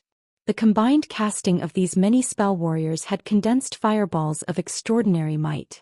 As meticulously placed as the green mist grand formation may have been by the 9 Nations Union formation experts, these meteors of flame caused an earth-shattering explosion as soon as they touched the green mist. With several successive bursts of 100-meter-tall flames accompanying each explosion, the green mist was scattered by the wild flaming winds that soon followed, wiping them entirely away in an instant. Although green and yellow formation lights still shined, they were clearly outmatched and weren't able to withstand the assault in the slightest. In the blink of an eye, 6 huge areas were completely devoid of mist from within the formation. A cold glint flickered from the green-robed woman's eyes and she flipped her hand, summoning a golden circle in her hand. She then raised it in the air and it flew down to the giant rhino, which was already positioned at the edge of the sea of green mist. With a loud ring, the golden circle fell onto the blue horn of the giant rhino and tightened in an instant. The huge horn was then sheathed and began to sparkle with dazzling light. Perhaps spurred by the blinding golden light or some action by the green-robed woman, the giant rhino's eyes quickly turned blood red and it released thunderous roars. As it treaded on the blue clouds underneath it, it wildly rushed down towards the green mist. A short moment later, the beast's roars filled the air as yellow and green light brightly glowed. "Let's go in." Sage Ku Yao will continue to use fire spirit techniques and destroy the restrictions. We will bring this formation down. The green-robed woman's clear voice spread throughout the sky. The spell warriors on standby cheered upon receiving their orders, and they began to enter the green mist while in groups ranging from 5 to 10. The green-robed woman indifferently said, "Let's also head in. Once Sage Ku Yao finishes casting the technique, he will follow after us." She then glowed with white light and flew down in a streak of light. The shriveled spell warrior hastily agreed before following after her in a trail of black light. A short moment later, there were only several hundred spell warriors that had yet to enter the restriction. At that moment, the remaining fireballs were being absorbed by the 6 banner of flames surrounding Ku Yao. They then fell onto the sea of mist in an arrangement of lines at the same location as the previous 6 meteors, causing several tens of pillars of flames to erupt, nearly breaking apart the entirety of the restriction. With wild roars of laughter, Ku Yao suddenly stood up and waved to the spell warriors around him.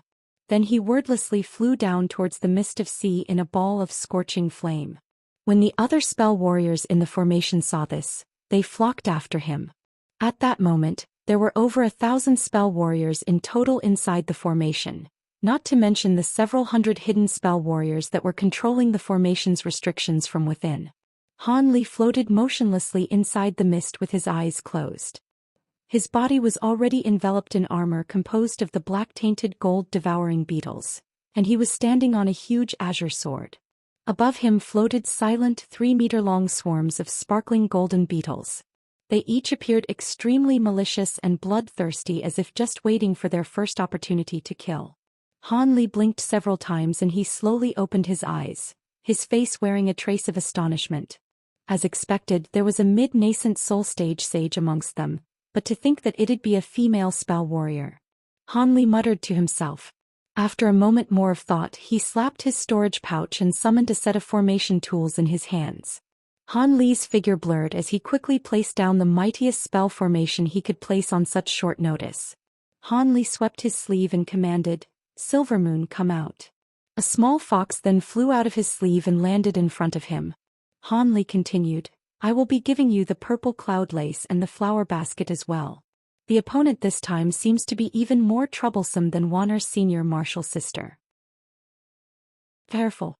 If her abilities are truly too fearsome, we won't need to strain ourselves.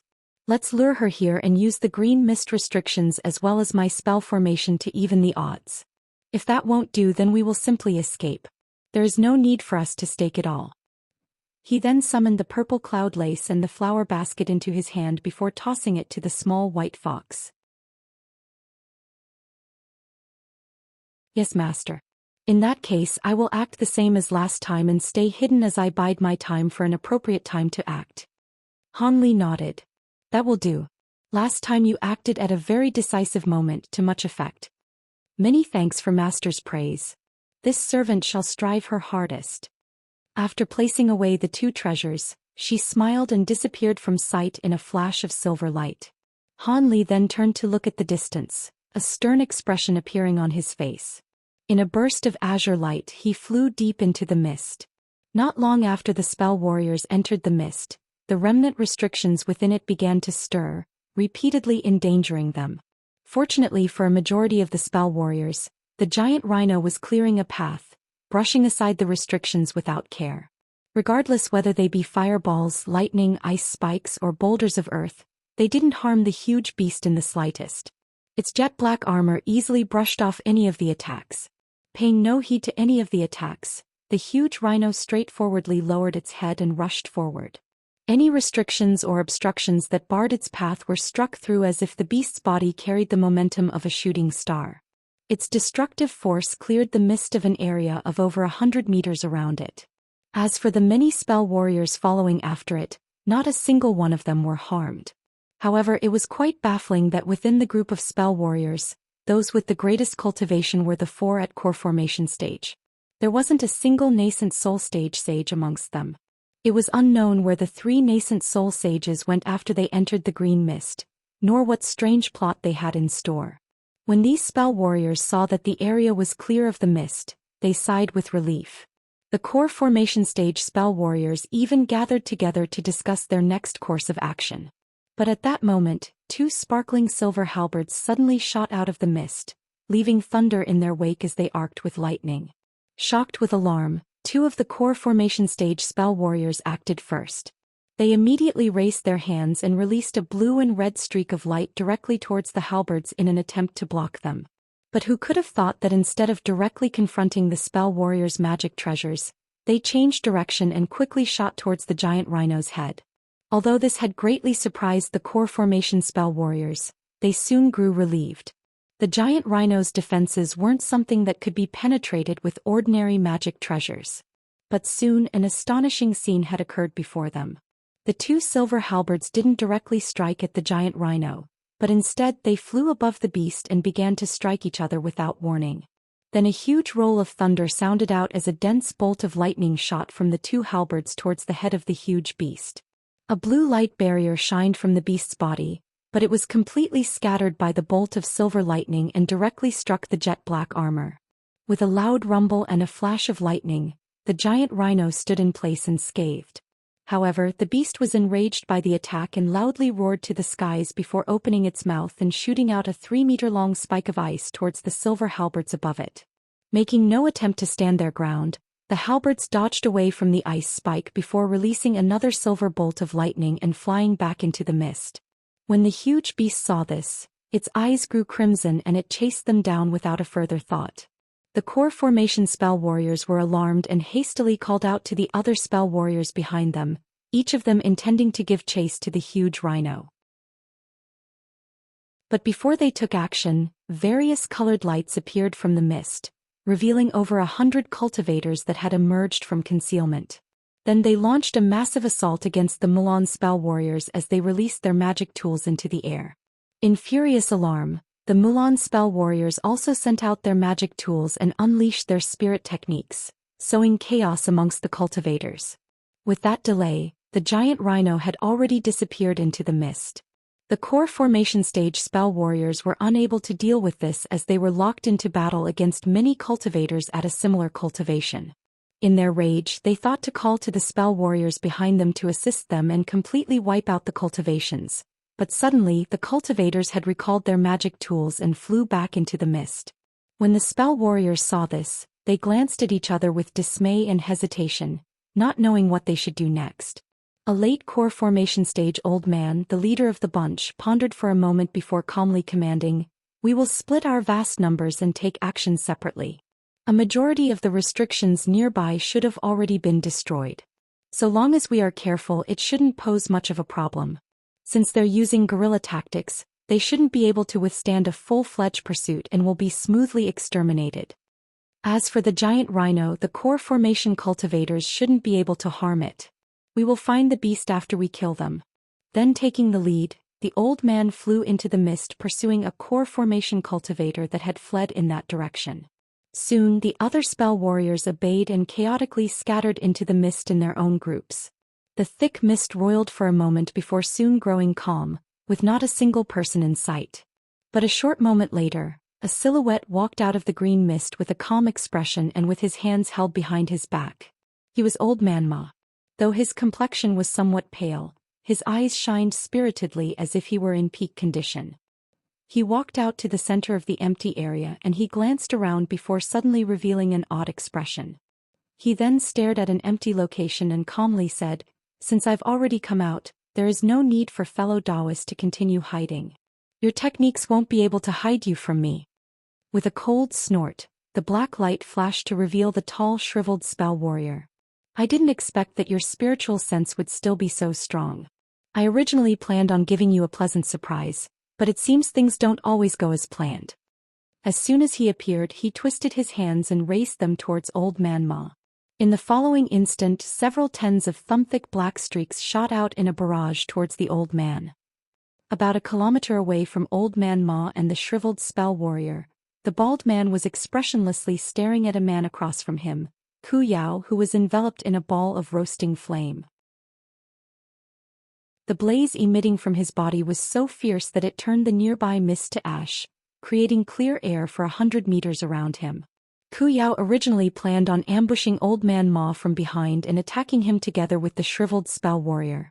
However, he didn't expect that he would be blocked by the bald man along the way, much to his fury. He snorted and said, "You think that you'll be able to save your companion by blocking me? Sage Wen's spirit techniques are ferocious beyond your imagination." The bald man remained still as he narrowed his eyes. Rather than paying attention on others, wouldn't it be better if you were focusing on preserving your own life? While fellow Taoist Ma didn't recover his strength from yesterday's battle, you must have exhausted much of your power as well. And with the addition of the great amount of strength needed to direct the spirit technique formation, you are in rather poor shape. Unless you have a heaven-defying treasure to assist you. He then opened his mouth and spat out a short white rod. It circled once around his body before suddenly emitting a blinding white light with a tremble. When Ku Yao saw this, his face revealed disdain. But just as he thought to launch his own attack, his expression vastly changed. The color of the light had suddenly changed and the white light gradually turned golden. At that same moment, a huge golden ape began to form above the short rod. Although its stature wasn't as excessive as the giant rhino, it was 20 meters tall. Under closer inspection, the ape had 4 hairy ears and appeared extremely ugly and fiendish. As soon as it had appeared, it thumped its chest and howled to the sky before glaring at Ku Yao across from it. Artifact spirit. Your magic treasure has an artifact spirit. When Ku Yao saw this, he cried out in alarm. Killing intent leaking from his face, the bald man formed an incantation gesture with his hand. "Hee. You are the first to witness my 4-eared golden ape artifact spirit. You shouldn't feel too wrong to meet your end by this." The huge ape's body became more distinct and soon, the short rod grew to 100 meters in length. Now appearing as a true demon bast, it grabbed onto the extended rod and fiercely pounced towards Ku Yao with golden light emitting from its body. The green-robed woman was neither together with the shriveled spell warrior or Ku Yao. Her objective was quite simple. Using her own abilities, she would directly approach the heart of the grand formation and shatter it. With the crux of the formation shattered, the rest would soon follow. Of course, she planned to dispose of a certain cultivator along the way. Ever since she entered the mist, she clearly sensed a faint sliver of spiritual sense coil around her. Even with her vastly powerful spiritual sense, she was unable to block it. While this did cause the woman's heart to tremble, her desire to slay the nascent soul youth only grew stronger. If she didn't eliminate this vastly skilled cultivator, it was quite possible that he could cause great mishaps in the future. Fortunately, this cultivator seemed rather confident of his abilities and didn't conceal himself in the slightest, wishing to draw her in, a mid-nascent soul stage spell warrior. She met the challenge with a sneer and directly flew towards him. When she sensed the youth was only 300 meters within range, the green-robed woman's body ceased emitting white light and her flight speed slowed before coming to a full stop. Although she was confident in her own abilities, she wasn't clear whether or not she was walking into a trap. She then slapped her storage pouch and summoned a fist-sized azure pearl into her hand. The azure pearl flew above her head and she struck it with a spell seal. It immediately shined with radiant light before releasing countless threads of azure light that swept past the green mist. With violent sweeps, the wind of light scattered the surrounding mist, leaving an area of 300 meters around her entirely clear. She spotted a youth standing 100 meters away, silently observing her without the slightest emotion. He was Han Li, who had been waiting quite a while for her. A cold glint appeared in the woman's eyes and her bright gaze flickered. Once her spiritual sense swept her surroundings, she frowned and glanced at the sky. About 100 meters above them, there was a cloud of silver and gold silently floating there. When she saw the true appearance of the golden cloud, her expression vastly changed, with the icy intent in her eyes only growing denser. The woman muttered, "Gold-devouring beetles. It turned out that you were the cultivator who possessed them." Han Li was surprised she had recognized them, but he managed to retain his calm. There seems to be many spell warriors amongst the Mulan that recognize these insects. I'm truly surprised. Did the spell warrior who last saw me inform you? Rather than answer his question, she asked, "The Heavenly Wind Tribe's sage Mu had his body destroyed by your hand?" Betraying not the slight vigilance that grew in his heart, he flatly said, "Sage Mu? The spell warrior that pursued me with the wind-riding chariot? If that is the one, then yes, I am the one who destroyed his body. Were it not for his nascent soul fleeing so quickly, I would have been able to exterminate both spirit and body. Could it be you wish to take vengeance on his behalf? Since this woman already knew of the celestial ice flames and the thunderstorm wings, he wouldn't be able to catch her off guard, turning her into a somewhat troublesome opponent. All of his battles at nascent soul stage so far, barring one, had been handled by first catching his opponents off guard with the thunderstorm wings and later using the celestial ice flames to freeze them through. Sage Mu's body didn't possess particularly deep cultivation, so its loss isn't anything to complain about. However, you possess many mystical abilities and are able to even control the gold-devouring beetles.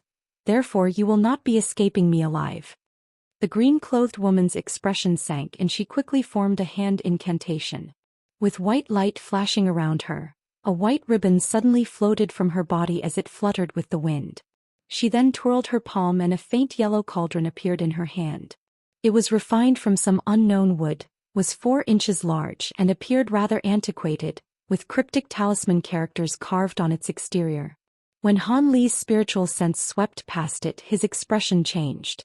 Your gold-devouring beetles may be an exotic insect from antiquity and nurtured to a stage of invulnerability and ravenous gluttony, but it just so happens that it is capable of being restrained by wood-attribute magic treasures, like my yellow spirit cauldron.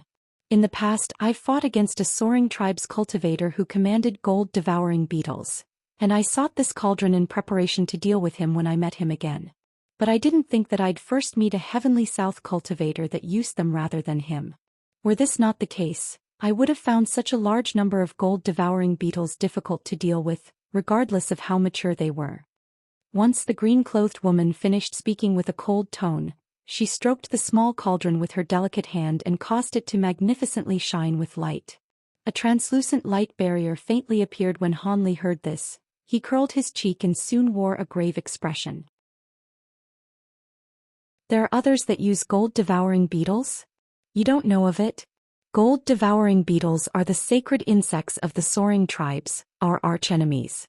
Their ancestors spent an immense amount of time before finally nurturing several tens of fully mature gold-devouring beetles.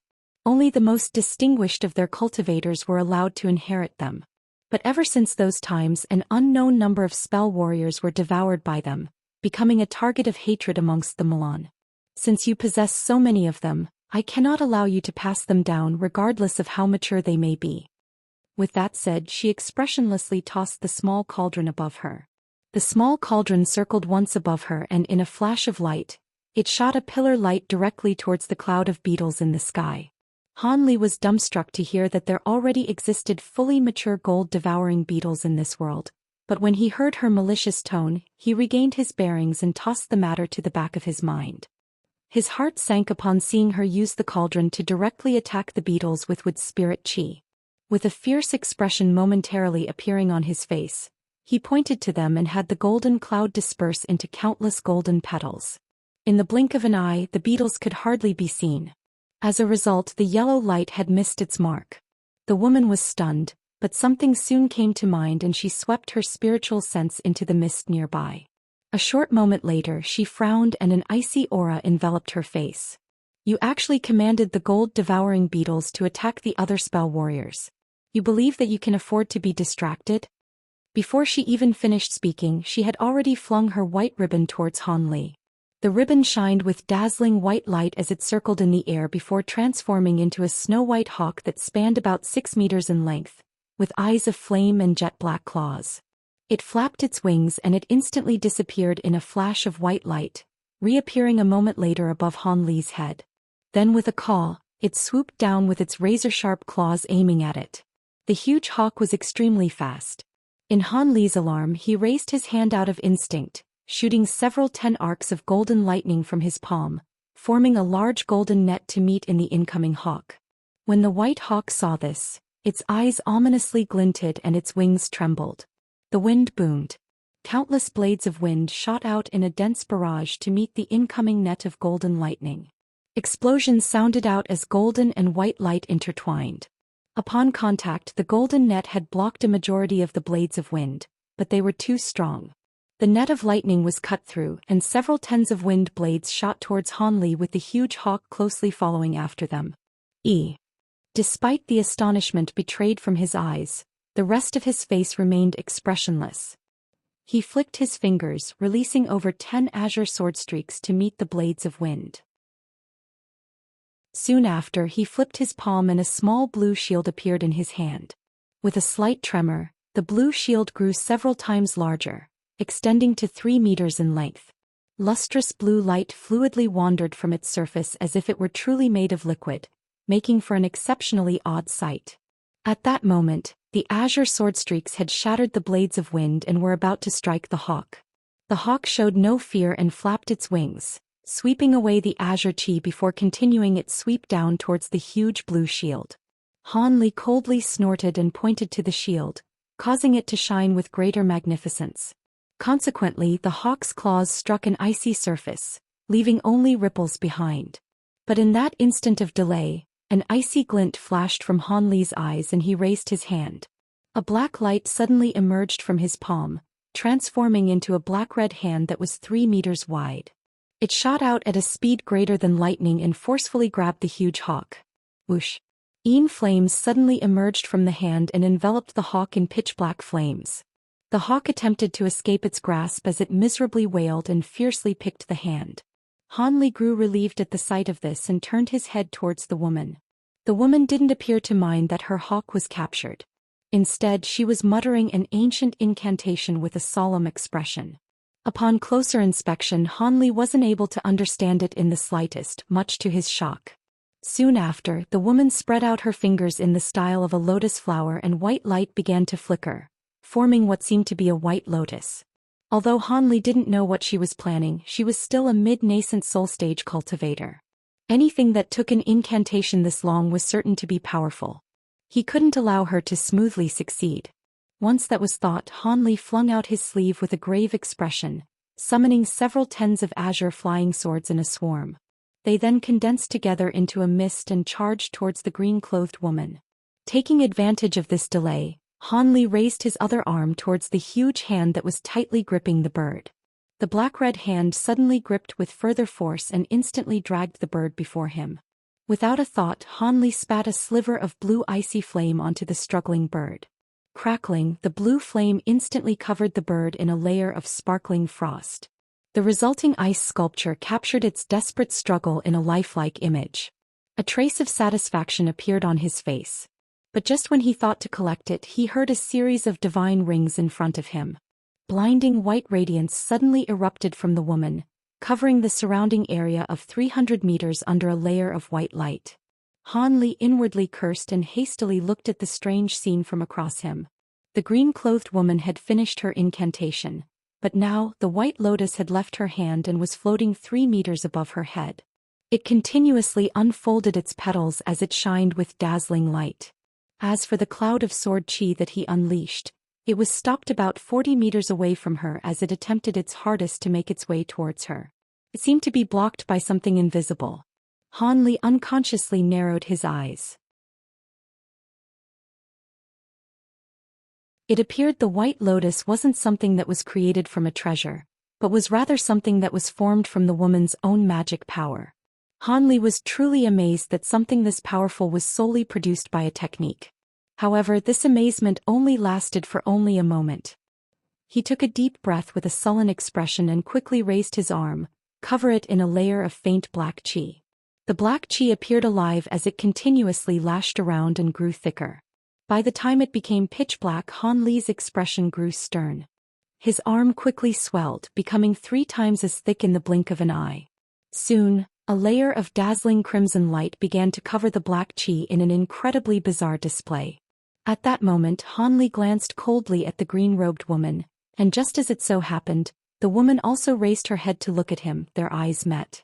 Then when her eyes saw Han Li's monstrous arm, a cold glint shined from them. "Go!" Han Li roared and dropped his arm, releasing a semicircular mass of black-red light. Once it left his arm, it grew to the length of 10 meters. It ripped through space as remnants of light dragged behind it, instantly arriving before the white lotus. The green-robed woman raised her brow at the sight of the devil execution and spat out a mist of lustrous white chi onto the lotus. In an instant, a huge lotus mirage suddenly emerged from the white lotus, enveloping both itself and the woman. In a flash of light, the Devil execution rammed into the lotus mirage and easily cleaved into it. But after traveling 10 meters deep into the mirage, it slowed down before coming to a stop. A trace of pride appeared on the woman's face, but soon her expression vastly changed. At that moment she saw Han Li fling a black object at her. As soon as it left his hand, it began to exponentially expand and overbearingly pound downwards on both woman and lotus. The thousand-fold mountain. When the woman saw this huge towering mountain, she couldn't help but shout its name. This ancient treasure was renowned amongst spell warriors. Even if a mid-nascent soul-stage spell warrior like her were to use a secret Buddhist technique from antiquity, they wouldn't be able to receive an attack from the mountain unscathed. The green-robed woman formed a hand incantation without a further thought, immersing the white lotus above her, the small yellow cauldron, and herself in a fusion of white light. In an instant, the air surrounding the lotus became completely still before suddenly erupting with azure radiance. The woman came into view once more. Despite no longer being sustained by the woman's magic power, the lotus mirage grew dim and didn't immediately fade away. It managed to last for a short moment before being completely scattered by the descending mountain. Revealing not the slightest joy from his face, Han Li muttered, "Wind movement technique?" He then began to inwardly curse. He didn't expect that this woman would be capable of a strange movement technique on par with his lightning movement. In this case he wouldn't be able to harm her unless he somehow trapped her. He had managed to come up with a plan, but he felt unsure of it. She was as skilled with her wind movement technique as he was with his thunderstorm wings. So long as he managed to keep up with her, he was confident that he would be able to easily wound her with the fearsomeness of the celestial ice flames. With that thought, Han Li raised his hands and pointed to the black-red light and the tens of bamboo cloudsworm swords that had finally escaped their restraints. Quickly, they fiercely shot towards where the green-robed woman had appeared. Thunder then roared from behind Han Li and silver wings appeared from his back. As for his blue light shield, he waved both his arms and it quickly shrunk before flying back into Han Li's sleeve. At that same moment, the huge black-red hand relaxed its grip on the white ribbon hawk, and it streaked towards the woman in a ball of black light. But that was not the end of his preparations. He raised his arms once more, but this time, a blue flame emerged from his palm. It crackled with a wavering blue brilliance. Finally, Han Li took it upon himself to personally close in on her, having done what he could to restrict her movements. In a flash of silver lightning he disappeared, leaving only rolls of thunder in his wake. When the woman saw Han Li release so many treasures in a single display, she felt her head suddenly ache. She originally believed that this measly early nascent soul cultivator's power only extended to a few strange abilities. So long as these abilities were restrained, she should be able to smoothly deal with him. But she didn't expect that in a single move he would unleash several powerful treasures in succession. In comparison, the only treasure she released had been restrained by her opponent. As someone who was used to being revered amongst the spell warriors, this embarrassment had given rise to fury.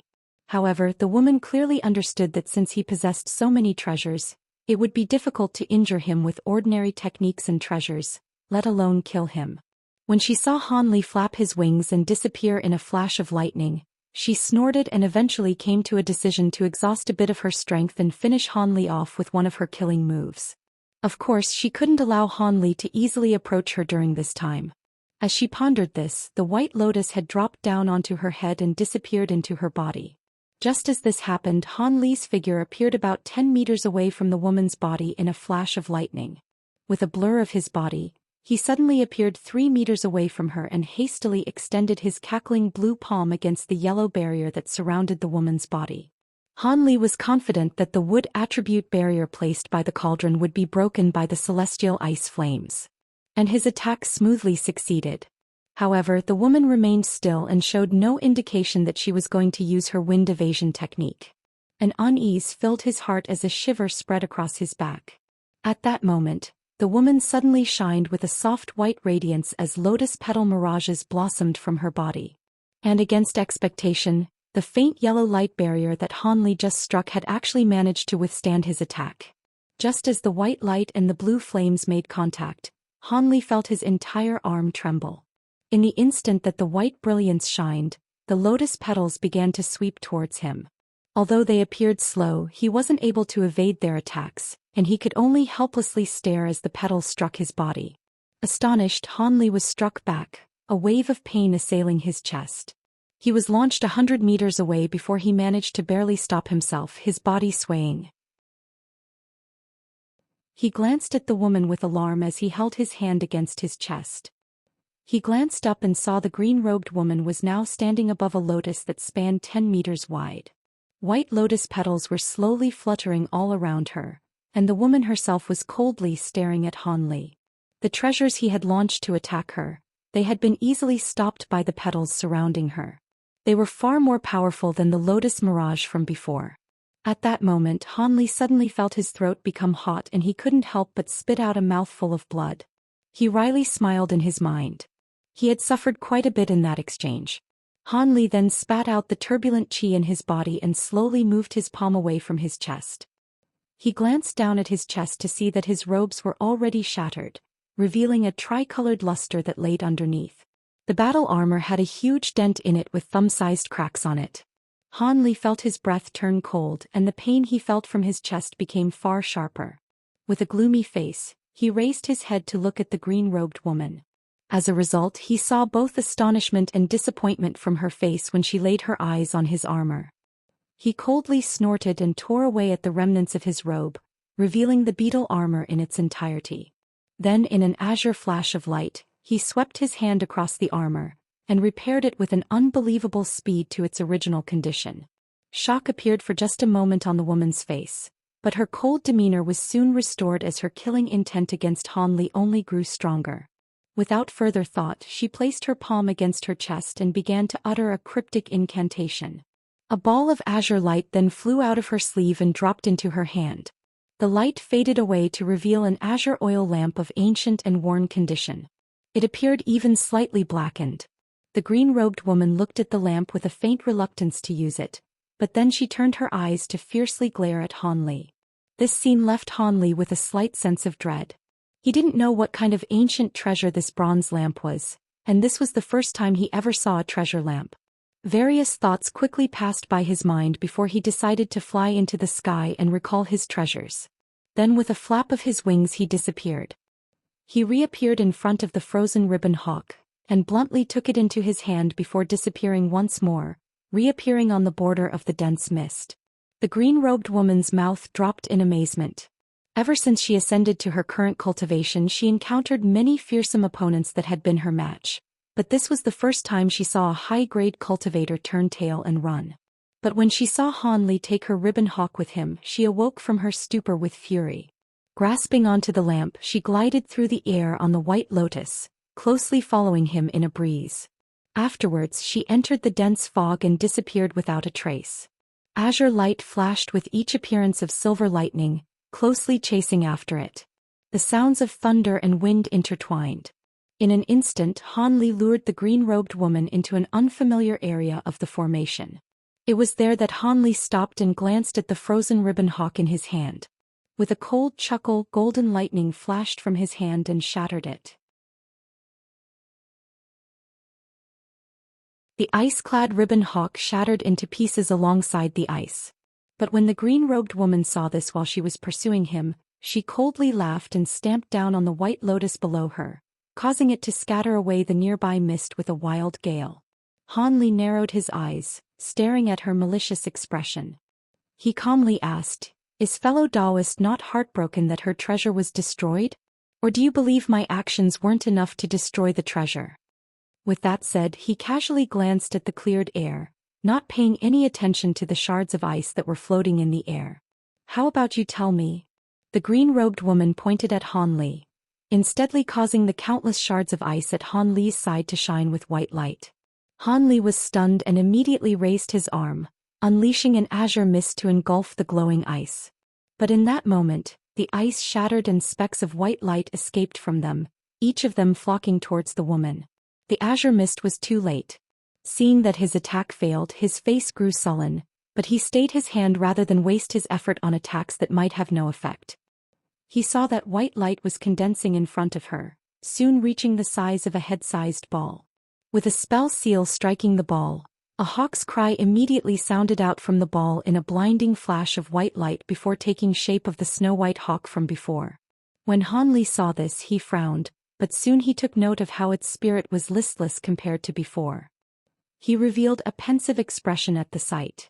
It seemed shattering the treasure did have some effect. The hawk wasn't truly immortal. He was sure that after killing the hawk several more times, it would definitely turn to ash and scatter. Despite seeing that the hawk had weakened, she wordlessly waved her arm and commanded it to take to the skies. It then twirled in the air before drifting back down as a white ribbon. Once it touched the woman's body, it disappeared. With one hand holding the lamp, she brushed her hair with the other. With a detached tone, she said, "Your sudden stop must have been to infuriate me by shattering my magic treasure. It seems that this place should be your contingency plan." Han Li grew silent for a moment before speaking with spirited eyes. "Since you already knew this and chased me, it seems you hold much confidence in the treasure in your hand. Perhaps you might tell me something of it. This is the first time I've ever seen a lantern-type ancient treasure." The woman's face grew sullen. She said without reservation, "No, rather how about I send you off to the underworld?"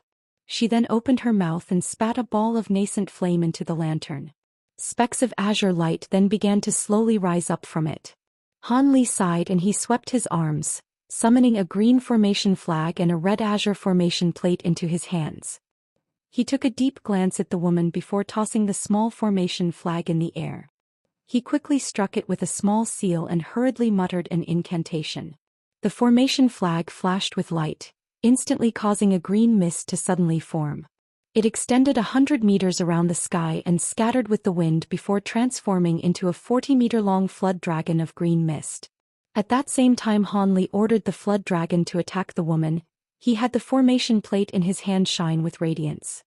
He tossed it underneath him and had it immediately transform into white mist as it disappeared further from sight. Suddenly, the seas of mist down below began to roil and release countless threads of red azure light that shot towards the green-robed woman in a dense barrage. He then took out a small silver bell with a wave of his sleeve. It wildly expanded in the blink of an eye and began to release silver sound waves with a loud ring. Then with all of that done, he streaked towards the green-robed woman's head. Since he wasn't able to grow close to the woman, he would make use of silver sound waves to attack. Perhaps a formless attack would have some effect. Of course, against the green-robed woman's white lotus flower and the unknown bronze lamp, Han Li's killing move wasn't any of the attacks he released. Rather, it was Silvermoon who had burrowed herself earlier in the earth. At that moment, Silvermoon had already begun to unravel the purple cloud lace and was standing at the center of the formation. She was waiting for when the green-clothed woman would let down her guard so she could deliver the fatal blow. Although the green-clothed woman didn't know that there was someone lying in ambush, she turned a blind eye to the restrictions and attacks that Han Li unleashed. She only lowered her head to look at the lamp that was flickering with weak azure flames. A sneer appeared on her face. She unhurriedly raised her arm and nimbly took out a poised flame from the lantern with two of her fingers. At that moment, the flood dragon of mist, the threads of azure red light, and the silver sound waves were all about to strike her. The woman didn't reveal any worry in the slightest and simply pointed to the white lotus down below her feet. White light flashed and it began to quickly revolve. Its petals contracted before instantly shrouding the woman in an impenetrable barrier. The flood dragon of mist was the first to strike the barrier. It opened its mouth and spouted out a surging breath of green mist. At that same moment, a white lotus petal from within the barrier lightly swept and scattered the attack. Then the red azure threads followed. They had also been scattered. Only the sound waves weren't blocked by the white lotus petals. They passed through the barrier, but it was unknown what effect they would have. When Han Li saw this, he formed an incantation gesture with his hands, and the red azure light threads ceased their attacks on the barrier. Instead, they formed a huge net and quickly layered upon themselves, blocking the white lotus from every side. As for the mist flood dragon, it surged and transformed into a large expanse of green mist, submerging the white lotus within it. As for the silver bell, it quickly arrived before the white lotus and was controlled with Han Li's full strength. The silver sound waves became stronger and continuously struck at the green-clothed woman through the barrier. For a time, the green-clothed woman from within the white lotus seemed to be restrained. However, Han Li didn't appear happy about this in the slightest. Rather, he furrowed his brow at the sight. As Han Li worried that the attacks actually made no difference, the contracted petals of the lotus immediately blossomed and spread out without the slightest warning. The petals were each razor-sharp. The surrounding mist and threads of light were completely scattered as soon as the flower unfolded. Han Li appeared particularly grim at the sight. The beautiful green-robed woman was standing at the center of the white lotus with an expressionless face. She held the bronze lamp in one hand and clasped a seemingly ordinary blue flame in the other. She glanced at Han Li and then looked above him at the silver bell that was enveloping the woman in silver sound waves. A harsh expression flickered from her eyes. She suddenly raised her hand and sent an ember of flame into the bronze lantern. It crackled and trembled before instantly disappearing from sight. In the next moment, the huge silver bell was struck by an azure fireball out of nowhere, and was enveloped by it. When the woman saw this, she uttered an incantation, and had the surface of the silver bell scorched by the unknown azure devil flame. The silver bell wailed for a moment and released silver light in an attempt to resist the flames. But after an instant, the silver bell was deformed by the silver flames and turned into molten silver. After that, the azure devil flames scattered without a trace. Han Li's face paled at the sight of the ancient treasure being scattered. At that moment, the green-clothed woman swept her hand and picked off another azure ember from the lamp with practiced ease. And Malicious glanced at Han Li. Han Li inwardly cursed and flapped his thunderstorm wings without another thought.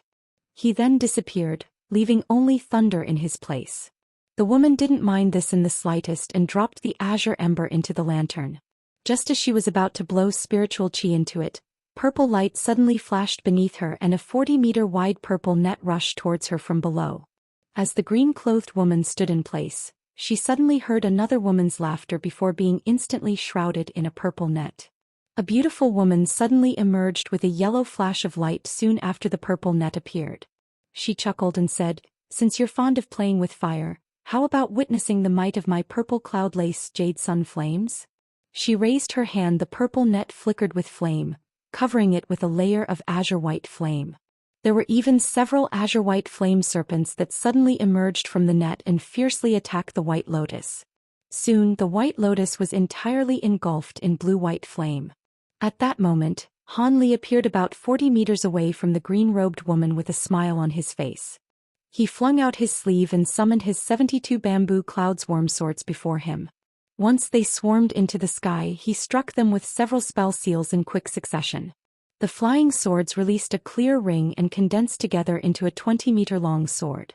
Thunder roared from within it as dense arcs of lightning began to shoot off from the sword, transforming the sword into one of thunder and lightning. However, Han Li didn't stop there. He took a deep breath and he spat a thread of celestial ice flame onto the sword, adding a layer of faint blue flames onto the surface of the sword. Han Li pointed at the sword with an icy glint shining from his eyes. It trembled before cleaving directly towards the white lotus. At that moment, the green-clothed woman finally realized what had happened. In furious alarm, she flung the azure ember above her. As soon as the azure ember left the green-robed woman's hands, it shined with blinding azure light. Afterwards, it began to revolve around her head and give rise to an astonishing display. The azure white flames that burned on the exterior of the white lotus was overtaken by the lantern ember, and were quickly absorbed. Once the jade sun flames were cleanly absorbed, the flaming ember floating above her head had stopped, and were simply shining slightly brighter. The green-robed woman then pointed at the ember and had it flutter in the direction of Silvermoon. Silvermoon was greatly alarmed and pointed at the purple cloud lace without another thought. Suddenly, the purple net brightly shined with light and a portion of it moved in front of her. At that same moment, the ancient flower basket appeared in her hand. Then the huge azure sword, roaring with thunder, arrived above the woman, immediately striking down at her under Han Li's command. Of course, Silvermoon conducted a joint attack at that moment. She had the flower basket envelop her body as white mist and clutched her hands in an incantation gesture, opening a large hole in the white lotus barrier in a sudden flash of purple light. Having witnessed the astonishing pressure of the huge sword, the woman's expression changed in alarm, wearing a grave expression for the first time in this encounter. After a moment of hesitation, she ceased her attack on Silver Moon and completely concentrated her body's spiritual power into the white lotus beneath her. In an instant, the white lotus petals surrounding her increased several times in number and mirages of lotuses began to fold around her in a dense barrier. At that moment she suddenly pointed at the lantern ember and had it return to flying above her head. Afterwards, the woman lifted the copper lantern in her head and waved it in front of her. A series of azure flame mirages appeared along with 2 flame embers. The 2 flame embers then flew towards the woman's head and condensed together with the original azure flame ember to form a first-sized azure fireball. At that moment the huge sword arrived at the lotus petal barrier. Rolls of thunder and a huge rumbling explosion sounded out as white light, golden lightning and blue flame entwined. While the tensome lotus petals were rather remarkable, the divine devilbane lightning and the celestial ice flames were also a force to be reckoned with. While they alone might not be able to overcome the lotus mirages, when combined together into the huge sword, the combined might of 72 bamboo cloudswarm swords eventually shattered through the lotus mirages despite their greatest attempt to resist, and faded away into specks of starlight. Unimpeded, the huge sword continued its descent, only for the blue ball of flame to unhurriedly meet it. Han Li's expression turned solemn at the sight. Although he felt some fear towards this odd azure flame, he was quite interested in measuring the might of the celestial ice flame against the lantern's flame. The impact between the huge sword and the azure fireball was completely silent. Regardless of whether it be the golden lightning or the icy flames, they were both instantly consumed by the azure flame. It then began to engulf the huge sword. The bamboo cloudswarm swords were Han Li's bonded magic treasure, so it was natural for him to feel it quite closely. In the instant the azure flames completely enveloped the huge sword, he felt his mind tremble as unbearable pain and scorching heat assailed him. His body's temperature abruptly risen. He could almost feel his blood boil. In great alarm, Han Li instantly formed an incantation gesture and pointed to the huge sword. With that done, the sword wildly flickered and transformed back into many small swords before scattering. He originally believed that this would rid him of the strange flame. But when he clearly saw what happened, his expression vastly changed. All of his flying swords were simultaneously covered in burning azure flame. Han Li's expression wavered as he felt his body's condition worsen. Sweat began to profuse from his body. He gritted his teeth in astonishment and quickly cycled through several hand incantations, ordering the 10 strands of spiritual sense controlling the flying swords to fly to the sky. Then in an attempt to escape the flames, they began to wildly revolve. Having saw the silver bell melted into silver liquid, he grew even more fearful of having his own bonded magic treasure destroyed. If this were the case, his vitality and spiritual sense would suffer a great decrease. At that moment, the destroyed lotus mirages had been replaced as more lotuses emerged from below her to restore the gap. The woman then coldly glanced at Han Li's flame-clad flying swords. The woman sneered upon seeing the swords flutter around in an attempt to extinguish the flames. However, she didn't rush to act. She simply waited for Han Li's bonded magic treasure to be destroyed, for his cultivation to be greatly damaged. A short moment later, the woman's sneer had froze, soon to be replaced with astonishment. The bronze lamp in her head was no common magic tool. Strictly speaking, it didn't even belong to her. It was one of the 2 lineage treasures that were passed down by the Mulan tribes. This sage Lu was able to acquire this treasure not only because of her profound cultivation, but also because she was the most powerful female spell warrior in the Mulan. Most importantly, she was the only woman who held a similar rank to the soaring tribe's Saintess Tianlan, and received much esteem amongst other high-grade spell warriors. Even the Mulan's 3 divine sages had to treat her with respect. Ever since she acquired this ancient treasure, she had only used the lantern a few times due to its restrictions and peculiarities. When the treasure reached the maximum quantity of uses, it would immediately be revoked and be given to the next suitable master. The treasure was held with great importance amongst the Mulan. However, the most important use for the bronze lantern wasn't for battle. Rather, it had a specific and extremely important use. Of course, this treasure was obviously powerful in battle, and was used by its masters to slay many formidable enemies and destroy countless treasures. Be they ancient or magic treasures, the flames were incapable of being extinguished once they were covered. Wood attribute treasures were particularly vulnerable to the flames and would be destroyed in an instant. But while Han Li's set of flying swords were obviously wood attribute magic treasures, they had been enveloped in the lantern's flames for quite a while and didn't show the slightest indication of becoming ash. But in the instant that she was absorbed by her surprise, purple light suddenly flashed above her head along with the abrupt appearance of a purple cloud. The green-robed woman was stunned and she turned her gaze to look at Silvermoon, who had used the opportunity to launch a restriction with the purple cloud lace. Then with a turn of her body, Silvermoon filled the air with a fragrant pink mist, covering the white lotus in the blink of an eye. The green-robed woman snorted and glanced at the lantern in her hand. After a moment of hesitation, she decided not to further use it and instead raised her arm, summoning a yellow jade pendant into her hand. Just as she thought to activate the pendant and deal with Silvermoon, the pink fragrant mist was shaken and the scent grew stronger. Afterwards, countless handsome men and beautiful women began to emerge from the mist and embrace each other in an extremely bold and intimate fashion, causing the green-robed woman's complexion to grow scarlet. She-demon, you're courting death. The woman's complexion soon grew pale, and yellow light glowed from the jade pendant. Yellow mist enveloped her and scattered the pink mist around her. However, Silvermoon could no longer be seen. The green-robed woman sneered. But just as she thought to seek Silvermoon out, something suddenly came to mind and she hastily glanced in Han Li's direction. In the short amount of time that Silvermoon had bothered her, Han Li had already condensed his flying swords back into its huge form and recalled it before him. He was currently staring at it with a grave expression.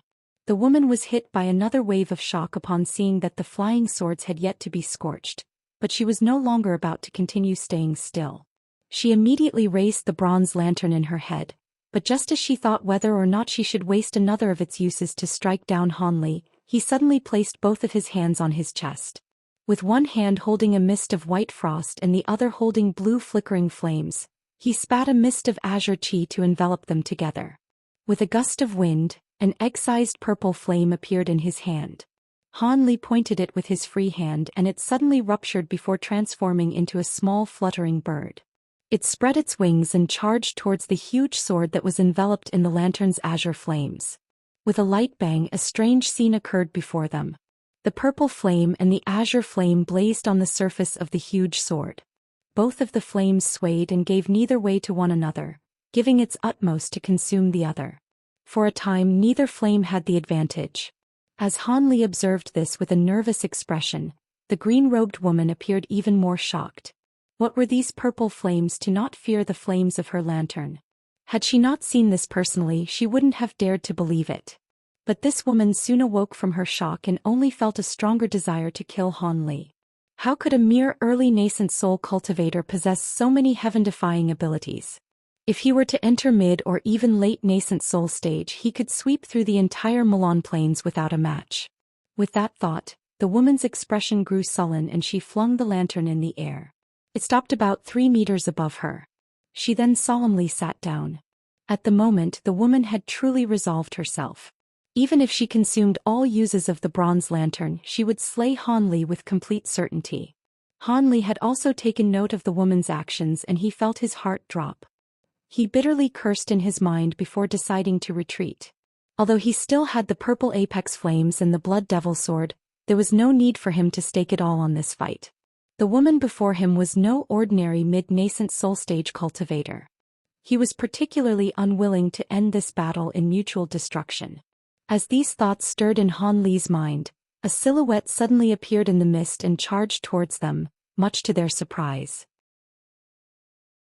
As the both of them were distracted, purple cloud formed from the purple cloud lace above the green-robed woman's head and suddenly parted and released an immensely fast streak of white that flew towards the lantern. Then in a flash of white light, the lantern was completely enveloped by the light and was fiercely dragged back towards the purple cloud. Han Li rejoiced at seeing the bronze lantern seized, much to the green-robed woman's despair. In an instant her face paled with an expression of furious alarm. Soon after she raised her arms, sweeping a white mist around her. The white lotus below her began to wildly revolve, producing a lotus mirage that appeared as large as a mountain. Once the white light holding the lantern returned to the cloud, the huge lotus mirage had already launched after it in pursuit. The purple cloud then transformed into a large purple net and dropped down. In the next instant the lotus struck the net, releasing a glow of purple and white light. Silvermoon's sweet chuckle soon followed. After the purple net was released, the white light faded away to reveal Silvermoon. She laughed as she held onto the ancient flower basket. Its interior shined with white light as it rigidly trapped the bronze lantern. Once the green-robed woman's spiritual sense was wiped from it, it would be capable of being used by anyone. But before Han Li could bask in his excitement, a silhouette staggered towards them and spotted both Han Li and the green-robed woman engaged in battle. The silhouette shouted to Han Li in panic, "Fellow Taoist Han, quickly run! A Milan divine sage has arrived. He's already killed fellow Taoist Lu. Hurry and run." This silhouette had turned out to be Old Man Ma, but his hair was disheveled and one of his arms was missing. A Milan divine sage? Han Li felt his heart drop upon hearing this. Just as he thought to ask further of the matter, Old Man Ma flew away in a flash of white light, not daring to stay a moment longer. But at that moment an indifferent man's voice soon arrived. "You're too late. I've already found you. You had abandoned your arm to escape calamity, but let's see what other secret techniques you have. Surely you didn't refine a substitution puppet out of your other arm as well? If that's the case, I will truly hold you in admire. Is this not the bright origin lantern? You cunning scoundrel, your courage is quite great. A little fox such as yourself dares to take a lineage treasure of the Milan?" The words were spoken in quick succession and the speaker of the voice soon arrived before them. A silver streak of light shot out from the sea of mist in a seemingly slow manner, but it instantly arrived before Silvermoon. Silvermoon's complexion grew deathly pale and she hastily waved her arm, summoning a purple net in front of her. At that same moment she instantly took off without a further thought. The silver streak paused for just a moment before immediately transforming into a large silver hand. It forcibly took the purple cloud lace in its grasp and formed a fist before striking at the air in the direction that Silvermoon had fled. As Silvermoon flew off in a streak of yellow light, she was suddenly struck by a silver ball of light out of seemingly nowhere. With a miserable wail, her yellow light disappeared and she fell from the sky. But in her cunning, she gritted her teeth and bore through the pain, throwing the ancient flower basket towards Han Li in a streak of white light. "You're courting death." The man's voice grew furious and in a flicker of light, the silver hand split into two with one chasing the flower basket, and the other chasing after the falling Silvermoon in an attempt to crush her. The action was conducted as swiftly as a flash of lightning. Silvermoon turned pale with fright and she hastily attempted to draw on her magic power to escape. However, silver light flashed from her body and she found herself incapable of drawing any of her magic power. That surprise strike from before had not only heavily injured her, but it had placed a simple restriction on her body. Although it could be easily broken, she was caught by surprise and didn't have the time to dispel it. The huge silver hand approached her with the momentum of a falling mountain, and she felt her heart tremble. She could only shut her eyes as she waited for death, but at that moment she heard thunder roar behind her. With an arm holding her by the waist, she had somehow escaped from the silver hand's grasp. "We're going." Han Li made a clear appearance before disappearing from sight with Silvermoon in tow. The huge silver hand had missed its mark by just a sliver. In the next moment, Han Li appeared 100 meters away at the edge of the mist with a sullen expression. He carried Silvermoon in one hand, and the huge sword blazing with azure and purple flames in the other. Lightning movement. An astonished voice came from the huge silver hand. As for the other hand, it returned with the flower basket in its grasp. The two silver hands then combined together in a brilliant glow of light, disappearing to reveal a middle-aged spell warrior in scholar robes. He held onto the purple cloud lace with one hand, and he grabbed the ancient flower basket with the other. He was examining Han Li in the distance with a calm expression. When Old Man Ma had seen this person appear, his face became deathly pale, and despite the light that continuously pulsed from his body, he didn't dare to flee. Han Li's gaze flickered as he carefully examined the very first late nascent soul stage cultivator he had seen for the first time. Apart from the few sparse cultivators that managed to reach deity transformation stage, Late nascent soul stage cultivators were peak existences in the cultivation world. At that moment, the middle-aged spell warrior glanced around and spotted the green-robed woman surnamed Lu. With a wave of his hand, he tossed the ancient flower basket containing the bronze lantern towards her. Many thanks for Divine Sage Zhong's assistance. Had Brother Zhong not come? The green-robed woman was delighted that she managed to regain possession of the bronze lamp and felt immense relief. Even as arrogant and cold as she may be, she was facing one of the 3 Milan Divine Sages, and she didn't dare to offend him in the slightest. The scholarly middle-aged man calmly said, "It's nothing. I've simply heard that the Heavenly South cultivators were sending reinforcements towards this grand formation. After hearing about Heavenweep's death, I grew somewhat worried and came over to take a look. It'd be best to give those from the state of Great Gene a reasonable explanation as we are currently intertwined with them. But since our enemy is capable of using lightning movement, it is no wonder even Sage Lu has a problem dealing with him." Afterwards he turned to look at Han Li and asked, "That small fox is yours? It is quite courageous to dare to act against our Milan's lineage treasure. Since you're her master, then I'd best deal with the both of you." Han Li narrowed his eyes and took a deep breath. He snorted and icily replied, "Your tone is quite arrogant. But even if we didn't touch that lantern, would you still let us go free? I don't know if you have the skill to take my life." When the scholarly man heard this, his gaze swept past the huge sword in Han Li's hand. His face revealed astonishment upon seeing the azure and purple flames tangle against one another, but soon he chuckled as if he hadn't seen it. "It has been many years since a cultivator dared to say that in front of me. Sage Lu, I'll hand that one-armed cultivator over there to you.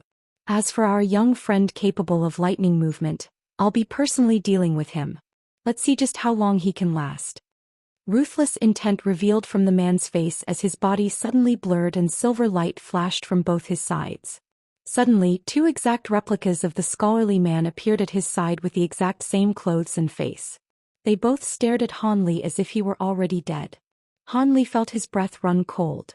He quickly swept his spiritual sense and couldn't find any difference between the 2 incarnations and the original. Be it their aura of cultivation or appearance, they were completely the same. Despite the dread he felt in his heart, Han Li patted Silvermoon's shoulder and quickly whispered something to her. Silvermoon obediently nodded. Having already dispelled the restriction on her body, she returned to the form of a small fox in a flash of white light and swiftly entered Han Li's sleeve. At that moment, the 3 scholarly men swept their sleeves and slowly made their way towards Han Li. Their movements clearly appeared relaxed, but in a matter of only 3 steps, they had already arrived only 30 meters away from Han Li. With a vastly changed expression, Han Li flapped his wings without another moment of thought and disappeared from sight. "You want to leave, but where can you run?"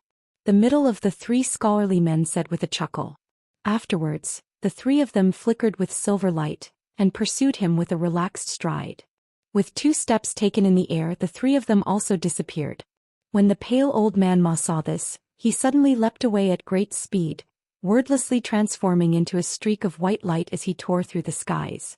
The green-robed woman sneered at the sight of this and formed an incantation gesture with her hands before chasing after him in a breeze of wind. She no longer had any worry of Han Li, knowing that a divine sage was chasing after him.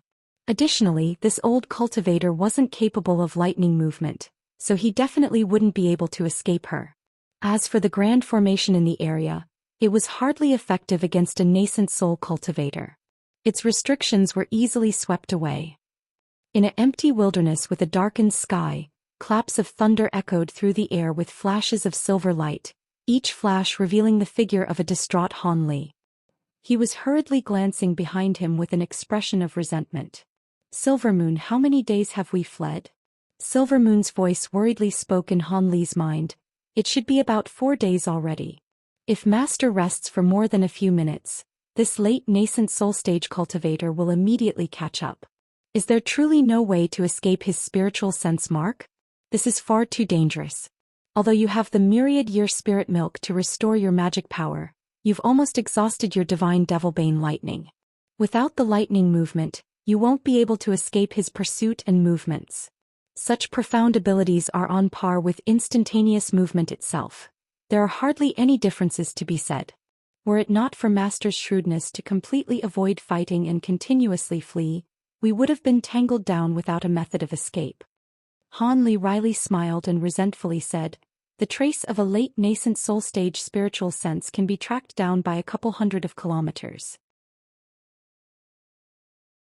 Although my own spiritual sense is beyond that of a mid-nascent soul stage cultivator, it is still quite lacking to a true late nascent soul stage cultivator. After all, I didn't learn the great development technique to completion. I haven't been able to get my hands on the last layers of the technique. Once this chase ends, I'll immediately head to the far west and find the final layers of that chant with certainty. In the past, I've never had this problem because my spiritual sense was always superior to my opponent's. But now, my hands are tied and I find myself helpless in spite of whatever methods I use."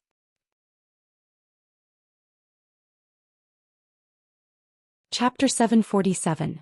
Reputation Rising. Silver Moon worriedly muttered, "Then how about Master Yu's blood shadow evasion? In a single use he'll be able to traverse over 50 kilometers. Surely you'll be able to break free of his spiritual sense tracking." Although Silver Moon hadn't mentioned anything about Han Li saving her life, she was touched by it nonetheless, causing her tone to feel particularly concerned. Having already considered the matter, he wryly smiled and said, "A single time won't be enough. I'll have to use the blood shadow evasion at least 2 times in succession, perhaps even 3, and exhaust all my remaining divine Devilbane lightning for a good chance at escaping. Although my magic power is slightly greater than ordinary early nascent soul stage cultivators, it is still quite dangerous.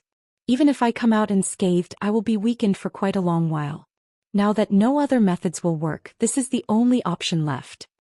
"Master Yu." Han Li's expression suddenly changed and he turned his head behind him. He gloomily snorted. "That person is grower closer to the second.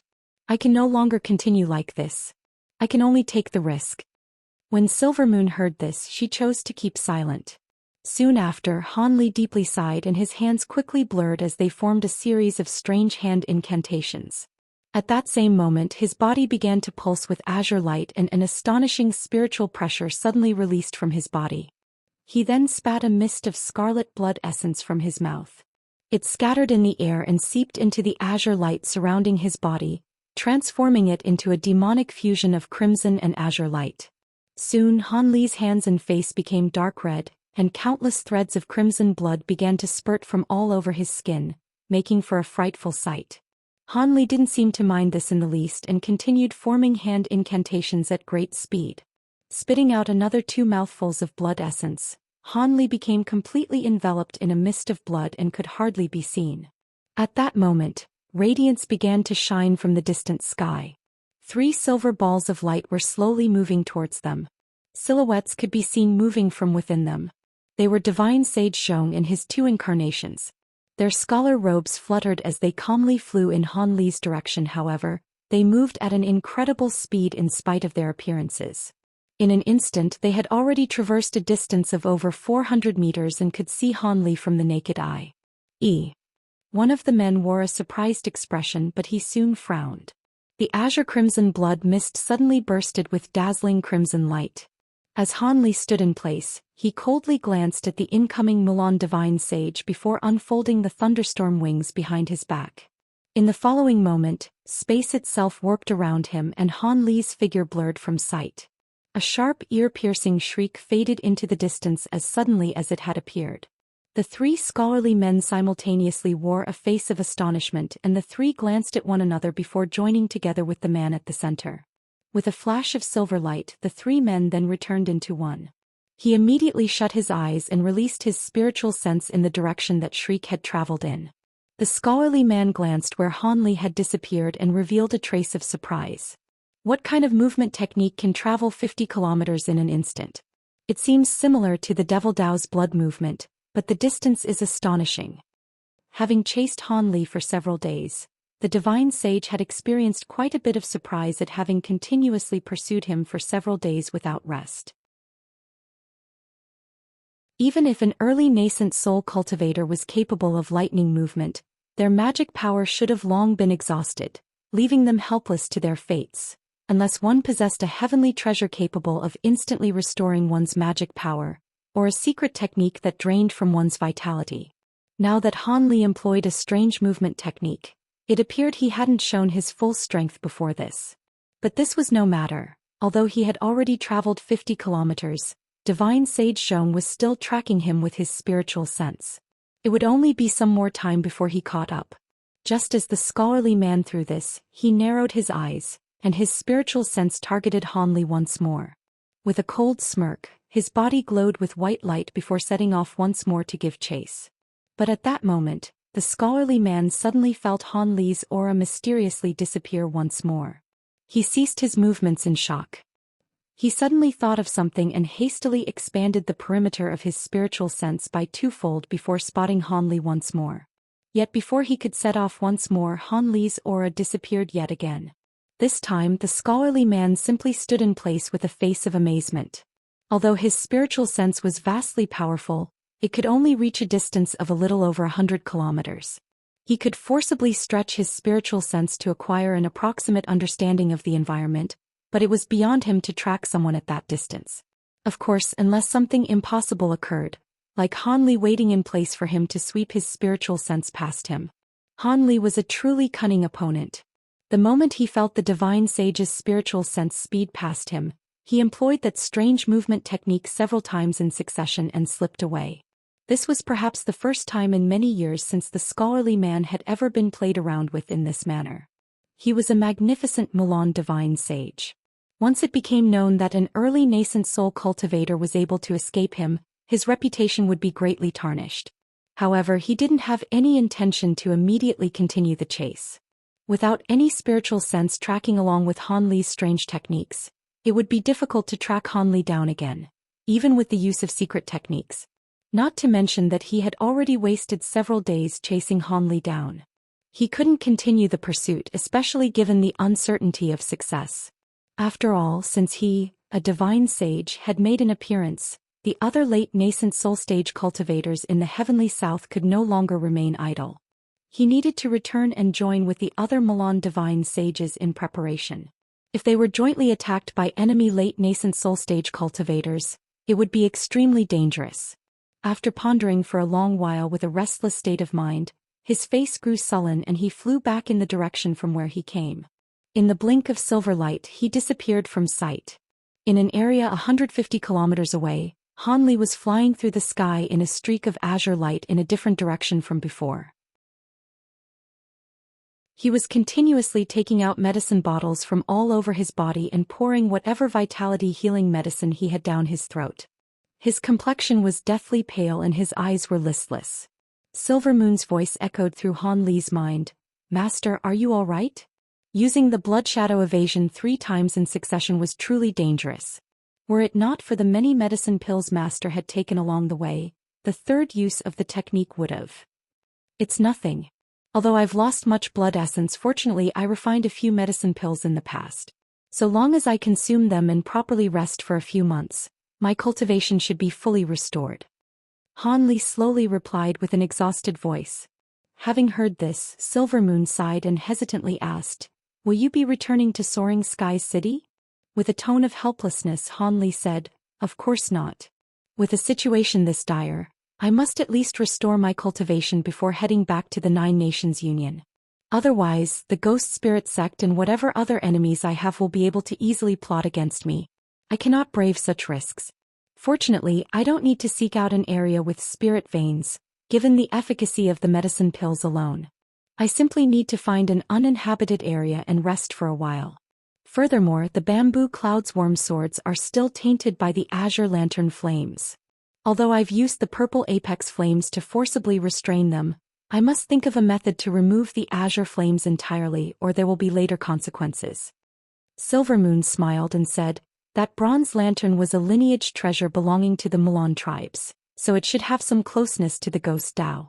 This servant is confident that so long as Master spends some time, he will be able to refine those flames entirely.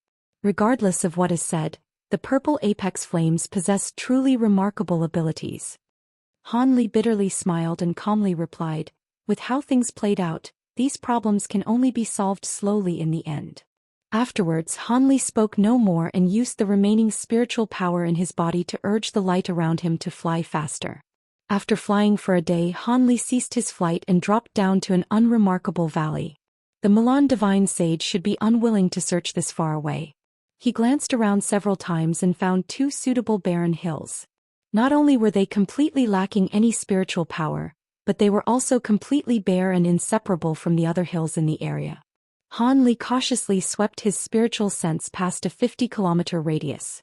Finding that there were no cultivators or spell warriors nearby, he felt safe and released Silver Moon. The small silver fox then obeyed Han Li's orders without any objections and twirled around, sweeping a yellow light around her and enveloping Han Li within it. In a flash of light, she brought Han Li directly with her into the side of the hill. The valley became desolate once more. With Han Li brought to the center of the mountain through Silver Moon's earth movement technique, Azure Sword Chi was shot out in a dense barrage, quickly carving out a crude 10-meter-wide room. In a blur, Han Li entered it and promptly sat down cross-legged. Not long after, Han Li opened his eyes and azure light began to revolve around him. Over 10 medicine bottles of various sizes laid before him. He needed to first refine the medicine pills he had taken before he dared to take any more medicine. As such, he calmly secluded himself as he restored his vitality. However, Han Li didn't anticipate that the damage to his vitality would be far greater than he had predicted. The amount of time he would need to recover would be much longer. As time dryly passed by, he meditated and focused on recovering with the aid of medicine pills. After around half a year slowly passing by, Han Li still remained within the center of the mountain. However, countless changes began to surge around the world. A battle to the death between cultivators and spell warriors was just off the horizon. And beyond Han Li's knowledge, his fame as the Drifting Cloud Sect's Elder Han had spread widely not only throughout the cultivators of the Heavenly South, but also through the ranks of the spell warriors. Whenever they heard of his name, none dared to hold him in contempt. His repute of matching a mid-nascent soul-stage cultivator was already well known.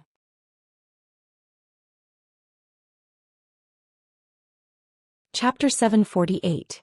Return. Ever since the battle at the Yellow Dragon Mountains, the three Milan sages had taken the initiative to lead the war effort. In only half a month they had already managed to push all the way towards Soaring Heaven's city. Caught unprepared, the Nine Nations Union could only stand alone against the incoming enemies. Fortunately, the Grand Elder of the Nine Nations Union, Wuxia, one of the three great cultivators in the Heavenly South, had recently received word to hurry to the city. Relying on the city's grand formation, he was able to support it for an entire month against the spell warriors' armies.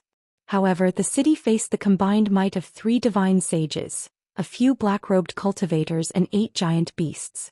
As such, it didn't take long for the grand formation to be destroyed and for Soaring Heaven's city to fall to the hands of spell warriors. But fortunately for the Nine Nations Union, a majority of their forces in the city had already withdrew to the neighboring countries of Yu and Bailiang. At that time, reinforcements from the Righteous and Devil Dao as well as those from the Heavenly Dao Alliance had arrived. With the 4 united superpowers of the Heavenly South, they managed to temporarily hold back the Milan vanguard after a few small-scale battles. However, it was clear that none of these battles were a true battle to the death. Once Soaring Heaven City was seized by the Milan, it immediately became the first stronghold in the Heavenly South for the spell warriors. An unending stream of Milan spell warriors began to stream in from the Milan plains in great number. Each of the Milan tribes sent their elite to the other tribes in hopes they would be able to occupy the Heavenly South, apart from the greatest Milan tribe, the Golden Sun tribe, who were occupied with monitoring the movements of the soaring tribes in the Milan plains. Once the Milan finished gathering together, they would begin conducting battles to the death. Of course, the Heavenly South wasn't about to accept this occupation without resistance. In addition to the forces of the 4 superpowers, unaffiliated sects also sent men, and even a few vagrant cultivators participated in the war effort, all knowing just how important the coming battle was. Even the various clans in the Heavenly South took the initiative to send their own forces to support the war. With these forces taking in, the 4 superpowers immediately moved towards the border of the state of Bailiang and the state of Yu. Through the use of grand techniques, they were able to construct a huge stone city overnight, treating it as a fortress to resist the spell warriors' advance. During that time, They also made arrangements for the various sect and vagrant cultivators in their armies so that they may drive away the Mulan from the heavenly south in a single move. Like the calm before the storm, battles between both sides ceased, and they made use of this opportunity for further preparations. And during this time, Han Li's feats during his time at the Yellow Dragon Mountains had already begun to spread. Of course, he couldn't have known that in addition to himself, Old Man Ma had also survived from the battle that day. However, in the face of the green-robed woman's wind movement techniques, he could only abandon his mortal body and flee back to the Nine Nations Union only with his nascent soul. As for core formation cultivators, Yingning and the Murong brothers had both survived. Once they saw the battle was lost, they all took the initiative to flee. With these survivors, Han Li's feat of killing the black-robed nascent soul cultivator in an instant became known by others, and his reputation soared. As for the controlling spirit sect spy, Gu Shuangpu, his true identity was only known by a select few high-grade cultivators amongst the superpowers. It was not widely spread. Of course, what truly made Han Li's reputation soar was the news that he managed to escape from the grasp of a Mulan divine sage. When divine sage Zhong had returned to the spell warrior army, his failure to kill Han Li had caused quite a commotion amongst the spell warriors. The scholarly man as a result had given Han Li a very high assessment in order to save face and avoid embarrassment, rating his abilities slightly beyond that of a mid-nascent soul stage cultivator. Naturally, none doubted the assessment of a divine sage. With the addition of the many abilities Han Li displayed in his battle with the green-robed woman surnamed Lu, and his earlier victory over the Heavenly Wind tribe's sage Mu, resulting in the destruction of his physical body, his repute amongst the spell warrior armies were even greater than those of the Heavenly South cultivators. Of course, this information eventually made its way to the Heavenly South and had caused quite a ruckus as well. Needless to say, many other obscure nascent soul cultivators had also made a name for themselves in that way. After all, a cultivator's true abilities could only be truly measured in battle. Eventually, over half a year had passed and Han Li had finally emerged from his seclusion in a valley in the state of Yu. Feng Tuo was a foundation establishment stage spell warrior from a small Mulan tribe. Although he was worshipped as an immortal master amongst his people, he was now merely a common foot soldier in Soaring Heaven's city. He was currently stationed on a fortress on the border of the state of Bailiang. He had to patrol an area of over 100 kilometers with a party of chi condensation spell warriors in between the fortress and the city to warn of any sudden attacks by the Heavenly South cultivators. After patrolling for about half a day, it was about time for him to be relieved by another spell warrior. Once he patrolled a few tens more kilometers, he would be able to return. Feng Tuo pondered for a moment, thinking about the tens of spirit stones he had received in the past 2 days. With those spirit stones, he felt confident he would be able to break through the bottleneck to mid-foundation establishment stage. He couldn't help but feel an impatience to return to cultivating and become stronger before the next battle. If he would be able to acquire a few merits in the upcoming battle, he would surely be rewarded with an appropriate number of spirit stones. This spell warrior was indulging in fantasy as he slowly flew on his magic tool, guiding a party of chi condensation stage spell warriors. At that moment he happened to fly across an ordinary cliff that few ever visited. When he thought to brush through the area, he suddenly saw a flash of azure light emerge from the rock, revealing an azure-robed youth that appeared to be in his early 20s. The youth glanced at the party of spell warriors with a cold, emotionless expression. When Feng Tuo clearly saw this youth, he swept his spiritual sense past him and felt his breath turn cold. Heavenly South Cultivator. He's at least core formation stage. I cannot see the depth of his cultivation. Quickly withdraw. This person isn't someone we can handle. Feng Tuo acted rather keenly and hastily called for his 6 low-grade party members to retreat. He then tossed an exquisite spirit beast pouch through the air. At that same moment, a streak of red light shot out of the pouch and spun in the air before shooting in the direction of the fortress. At that moment, a beautiful white-clothed woman appeared in a flash of white light. Red light suddenly appeared near her and she chuckled before spitting out a fragrant pink mist and forming a barrier around the streak of red light. With a clear cry, the red light faded away to reveal a small red bird floating in the air. The young woman extended her hand and had the small bird fly into it. Having seen this, Feng Tuo felt his heart drop. Unable to look after the others, he quickly formed a hand incantation and had his body glow with yellow light and instantly shot several kilometers away by using a life-saving technique. But at that moment the youth narrowed his eyes and snorted. The sound was ordinary as it could be, but when Feng Tuo heard this, he felt his ears ring and his mind grow dark as he felt the very earth twirl around him. The other Qi condensation stage cultivators didn't fare any better either. In the instant the youth infused magic power with his snort, the spell warriors dropped to the ground in succession. As for Feng Tuo, the young woman arrived by his side in a blur and lifted him into the air by his neck. Once she landed in front of him, she sweetly smiled at the youth and said, "Master, this person is their leader. He should know a bit more." Needless to say, these two were Han Li and Silvermoon, who had discovered that the state of you had fallen during their time in seclusion. They already had a rough understanding of what had happened. He already had Silvermoon sneak into the nearby area and gather some information. Just as he was passing through this area, he discovered Feng Tuo's party patrolling nearby. Han Li felt his heart stir and decided to capture the party of spell warriors, questioning them about the surrounding affairs and saving him the hassle of treading into any areas that may be guarded by a divine sage. Combined with Silvermoon's bewitchment techniques, Han Li's dream tear technique allowed him to easily acquire what he wanted. Han Li greatly sighed with relief. The three divine sages took alternative turns guarding the border, but this span of the border was far from the fortress the divine sage was guarding and was being guarded by only a Mulan sage. With Han Li's cultivation, he should have no problem sneaking past him. Han Li then looked down at the captives with a frown. In order to acquire the information as quickly as possible, Han Li had used a forceful method to extract information, resulting in a near-total annihilation of their minds. Even if they woke up, they would empty husks.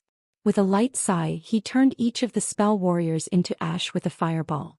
He then took to the skies in an azure streak of light and took Silvermoon in tow. On the border of the state of Bailiang, in a remote building in the newly constructed city of Skyfirst, Han Li's senior martial brother Lu was currently talking with a few other high-grade cultivators of the Heavenly South cultivators. However, he appeared absent-minded, as if he were worrying about something. Since he had already battled against the spell warrior vanguard, he could already return to the Drifting Cloud sect. However, the sect currently only had 2 nascent soul cultivators. He couldn't allow the silver-haired old man, his senior martial brother, to lead the Drifting Cloud sect disciples into battle, so he took the initiative to remain and look after his sect disciples. Of course, the other reason he was unwilling to depart was because of the recently famous Drifting Cloud sect's elder Han. His whereabouts were still unknown. He was worried that Han Li either met mishap or perhaps found himself incapable of returning. Nevertheless, Han Li had already proven himself capable of killing other nascent soul cultivators and even escaping the pursuit of a Mulan divine sage. Elder Lu could hardly believe Han Li was such a capable individual. After all, others might not know this, but he personally knew that Han Li had just condensed a nascent soul several years ago. How was it possible that he had developed such heaven-defying abilities in such a short amount of time? Even a Mulan divine sage had appraised him to be a level slightly above that of a mid-nascent soul cultivator. Could it be that the Drifting Cloud sect had truly collected a treasure? Was junior martial brother Han a cultivation genius that appeared once in 10,000 years? As of current, Lu Luo was sitting in the hall as he pondered about this matter, oblivious to what the others were saying.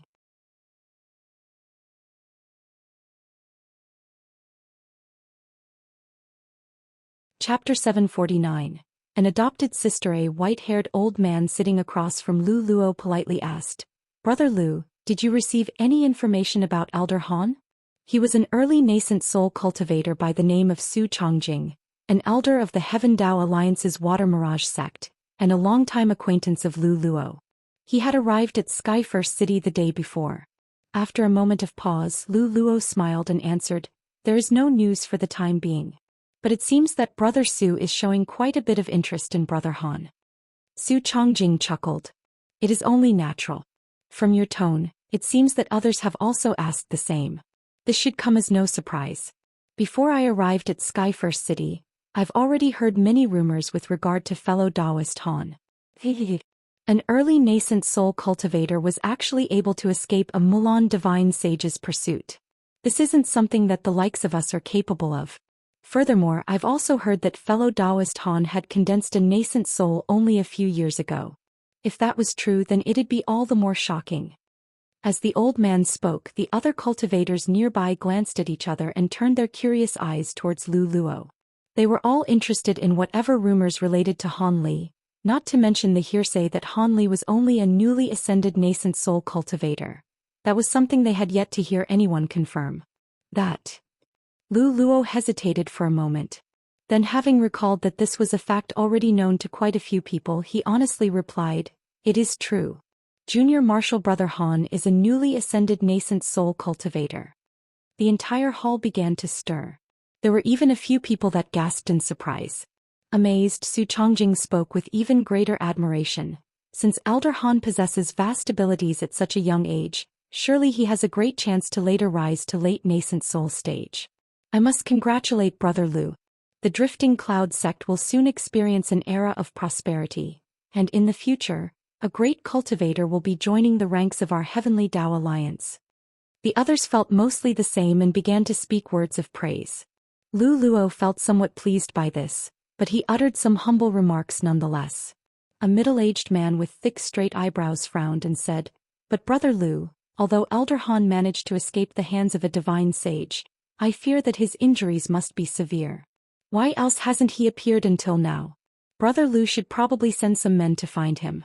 If you are lacking hands, I am able to send some of my sect disciples to assist you." His tone of voice seemed emotionless. Lu Luo couldn't help but grow tense upon hearing those words.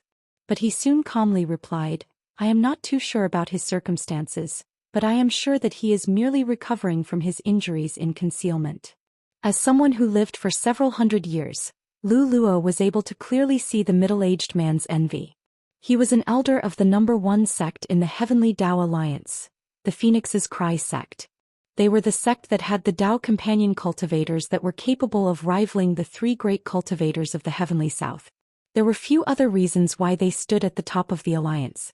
Now that he heard that a Drifting Cloud sect would later be able to enter late nascent soul stage, his mood turned for the worse. But from his expression, it appeared as if he were actually concerned, so none could say much about it. Just as the atmosphere turned awkward, a streak of red light suddenly entered the room, much to the surprise of those present. It circled once around before flying towards Lu Luo. With a face full of surprise, Lu Luo waved at the red light and it burst into a ball of flames before dropping into his hand. After he immersed his spiritual sense into it, delight appeared on his face. Junior Martial Brother Han entered the city. He is currently at my sect's camp. I must take my leave. Forcefully suppressing his excitement, he gave a brief explanation before hurriedly departing. The others were left dumbstruck for a time after seeing him leave in a blur, each of them wearing all sorts of expressions. They didn't expect that the legendary Elder Han would appear now. Su Chongjing twirled his beard as he wore a pensive expression. As for the middle-aged man, he appeared calm, but if one looked closely, one could spot a trace of gloominess from his face. Although Skyfirst City was a newly constructed city, it was where the various sects of the 4 superpowers stationed their forces, each faction taking up a different section of the city. As for the middle section of the city, it was public grounds where a few famous vagrant cultivators lived. The Heavenly Tao Alliance were situated in the west section of the city, with the Drifting Cloud sect occupying an area of about 5 acres in the southmost portion. Over 200 Drifting Cloud sect disciples occupied it, consisting of 7 core formation cultivators and the rest being at foundation establishment stage, a majority of the Drifting Cloud sect's forces. Han Li was currently sitting in a wooden chair at the center of the main hall in the Drifting Cloud sect's camp. He was holding his chin in hand as he wore a calm expression. At his side stood 2 core formation cultivators, the Fire Cloud Mountain Lord, a red-clothed old man, and the White Phoenix Mountain Lord, the woman surnamed Song. They were both waiting at his side in a solemn and respectful manner, but complicated expressions occasionally surfaced from their faces. At that moment, Lu Luo hurriedly rushed into the hall and spotted Han Li. He promptly beamed with joy as he approached him. "Junior Martial Brother Han, you finally returned. It's been over half a year since I've seen you. You've had me worried." Han Li stood up and returned the smile. "Sorry to worry you, but my vitality was injured at the time. I had no choice but to recover for a time. However, I heard news that Soaring Heaven City is no longer under our control. I was quite worried for you as well. It is good that nothing bad has happened. Lu Luo wore a relieved expression, but he then swept his gaze across the hall and his expression grew sullen. Huh. Where are the other martial nephews? Why haven't they greeted you? The red-clothed old man respectfully answered, reporting to martial uncle, the others are on rotation today. Lu Luo's expression then relaxed. Oh. So it was like that. Then it can't be helped. At that moment Han Li said with a smile. When I returned, I discovered that I had become quite famous. Could you tell me something about the rumors? There seemed to be many of them. On his return, he was quite surprised to hear many of the rumors about him. Lu Luo chuckled. I was just thinking of talking to you about this. As he was about to continue, he suddenly glanced at the red-clothed old man and the woman standing at the side. You two may leave. I am going to have a discussion with your martial uncle Han alone. The two didn't dare to disobey and they hastily withdrew. However, when the woman surnamed Song walked out, she glanced once more at Han Li before departing. Han Li felt somewhat puzzled by this, but he turned a blind eye to this. Ever since the woman surnamed Song saw him, her expression had been odd, as if she had something she wanted to say to him. However, she was always hesitant to do so. While this did baffle Han Li, he had no intention to take the initiative to ask about it. Seeing that the two martial nephews had withdrawn, Lu Luo bitterly smiled and complained, Junior martial brother, you've spent quite a bit of effort hiding your vast abilities from senior martial brother Cheng and me. Why didn't you tell us about them earlier? Han Li shook his head and helplessly said, Senior martial brother Lu should know perfectly well that I condensed a nascent soul only a few years ago. Wouldn't I seem boastful speaking of any great abilities? Lu Luo chuckled and wore a strange smile. That's enough. There is no need for junior martial brother to be so modest. Although it was our enemies who evaluated your abilities, their assessment should be too far off. Yet what truly surprised my senior martial brother and I was how you managed to steal away that female nascent soul cultivator from the masked moon sect. You truly have our admiration. Han Li's expression stirred and he worriedly asked, What? You've already seen Wanner? Before Han Li and Nan Gongwan departed, he had given her a jade slip, providing an ambiguous description of her identity. But when he heard Lu Luo, it seemed he already knew everything. Seeing the worry from Han Li's face, Lu Luo beamed and said, That's right. Fairy Nangong already explained everything to senior martial brother Cheng. There is no need to worry about anything. Han Li frowned and puzzledly asked, Senior martial brother Lu means to say. Lu Luo blinked before happily saying, Ah, so junior martial brother still doesn't know.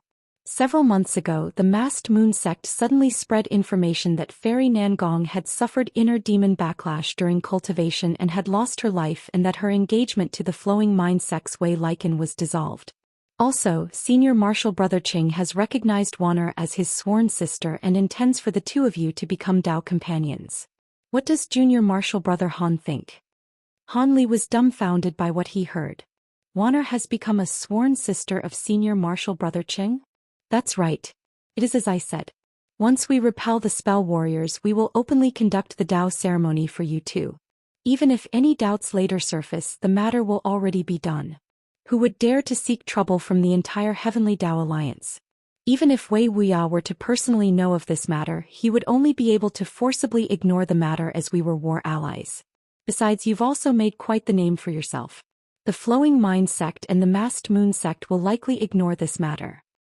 Having heard this, Han Li grew silent and a complicated expression appeared on his face. Then with a light sigh he slowly said, For my matters, I have troubled my two senior martial brothers greatly. I will take it to heart. Han Li's simple words were much to the delight of Lu Luo. He and his senior martial brother had spent no small amount of effort to win over Han Li's feelings.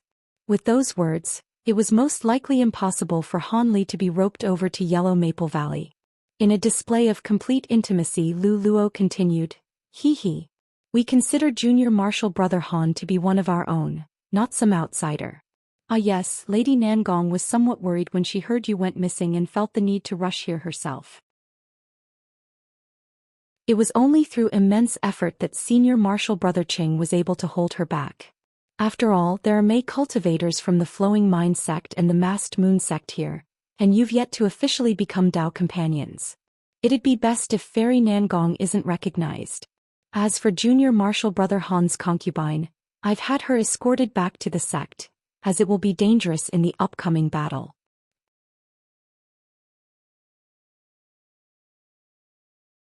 Chapter 750. Conditions. Hanli felt somewhat apprehensive at the thought of Mu Peeling and Nangong Wan meeting each other. However, he merely uttered a few words of thanks to Lu Luo. What does Junior Martial Brother Han plan on doing now? According to the arrangements, you no longer need to participate in any upcoming battles due to your previous service.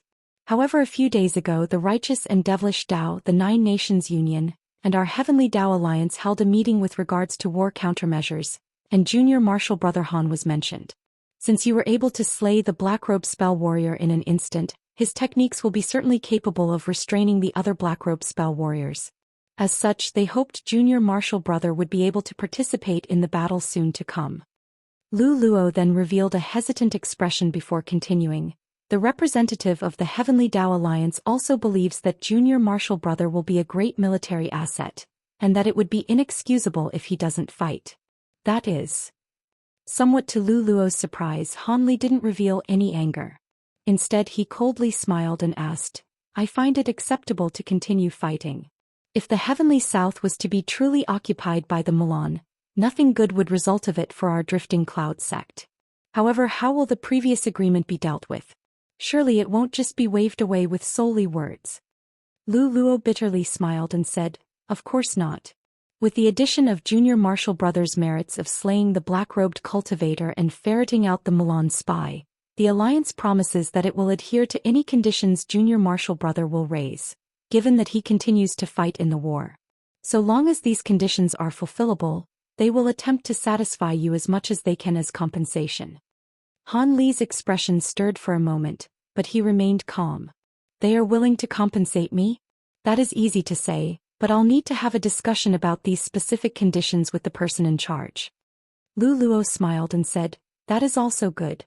I was just about to bring Junior Martial Brother to go see the acting leaders of the Heavenly Dao Alliance. So long as your conditions aren't excessive, they should be willing to agree.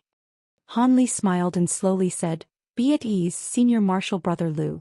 I will not attempt to overreach myself and make it difficult for you. Seeing that Han Li understood to act within reason, he felt relieved and said, Junior Martial Brother must be joking. There is no need to give consideration for my sake. This is a rare display of generosity from those old folks. You shouldn't hold back. When Han Li heard this, he wore a mysterious smile and said nothing further. Afterwards, Lu Luo promptly led Han Li out of the Drifting Cloud sect's encampment and directly head to the Heavenly Dao Union's official hall. Our Heavenly Dao Alliance's acting leaders are a coalition of tensome elders from various large sections. They are replaced every interval of 10 years. Of course, this doesn't apply to the three founding sects of the Heavenly Dao Alliance: the Ancient Sword Sect, the Phoenix Cry Sect, and the Sailing Boundaries Study. In truth, these three sects have the most sway over the Alliance. And amongst them, the Phoenix Cry Sect is a cut above the Ancient Sword Sect and the Sailing Boundaries Study in terms of power. Surely you should know of fellow Taoists Feng Bing and Long Han of the Phoenix Cry Sect? They are Dao companions that are capable of contending against a late nascent soul cultivator. It is because of these two that we are capable of rivaling the other three factions. However, only fellow Taoist Long Han has revealed himself as Elder Feng Bing immediately entered seclusion upon arriving at Skyfirst City. It appeared as if she was at a crucial period of cultivating some secret technique. So long as Junior Martial Brother Han has a proper discussion with the acting leaders of the Alliance that are currently in the city, they should surely be agreeable. I also have to mention that Elder Long Han is currently amongst the three acting leaders in the city. As Lu Luo walked by Han Li's side, he gave him an explanation of the workings of the Heavenly Dao sect. Some of this information was new to Han Li. As such, he simply nodded as he silently listened. The Heavenly Dao Alliance's official hall was located in the center of the west part of the city. In a calm walk, Han Li and Lu Luo soon arrived there. It was an imposing stone hall that was surrounded by many towers. Clearly recognizing Lu Luo, The Foundation establishment cultivators guarding the hall respectfully saluted him. One of them stepped forward said, "Greetings, Senior Lu. Which elders have you come to see? And who might this senior be?" Their expressions grew hesitant when they saw Han Li's unfamiliar face. Lu Luo's expression remained calm as he calmly said, "This is my fellow sect elder Han, and I've come to see Elder Long and the others." "Ah, so it was Senior Han. Please wait a moment. The elders are currently discussing something in the hall. I will report to them immediately." The cultivator was shocked and glanced at Han Li with astonishment, his expression growing more respectful. It was clear he knew of Han Li's reputation. The cultivator soon took out a sound transmission talisman and whispered something into the talisman before tossing it into the air. A short moment after it shot inside as a streak of red light, 3 melodious rings rang from the hall. When the guards heard this, they immediately bowed. "Please enter, seniors. The elders already know that you've arrived." Lu Luo nodded and boldly walked into the hall. Han Li calmly followed after him. After passing through several corridors, Lu Luo brought Han Li into a side chamber where 6 nascent soul cultivators were currently seated. When the two walked in, all 6 of them glanced over. However, most of their gazes were focused on Han Li, each with an interested expression. Each of their cultivations was unordinary, but when Han Li looked at them, his attention was caught by the middle-aged man that was sitting in the center of the room. His clothes were gray, his appearance odd, and his stature wide. His cultivation was also at the peak of mid-nascent stage, a considerable distance above ordinary mid-nascent soul cultivators. He was just 1 step away from entering late nascent soul stage. Han Li's heart trembled, immediately realizing that this person was the Phoenix Cry sect's Long Han.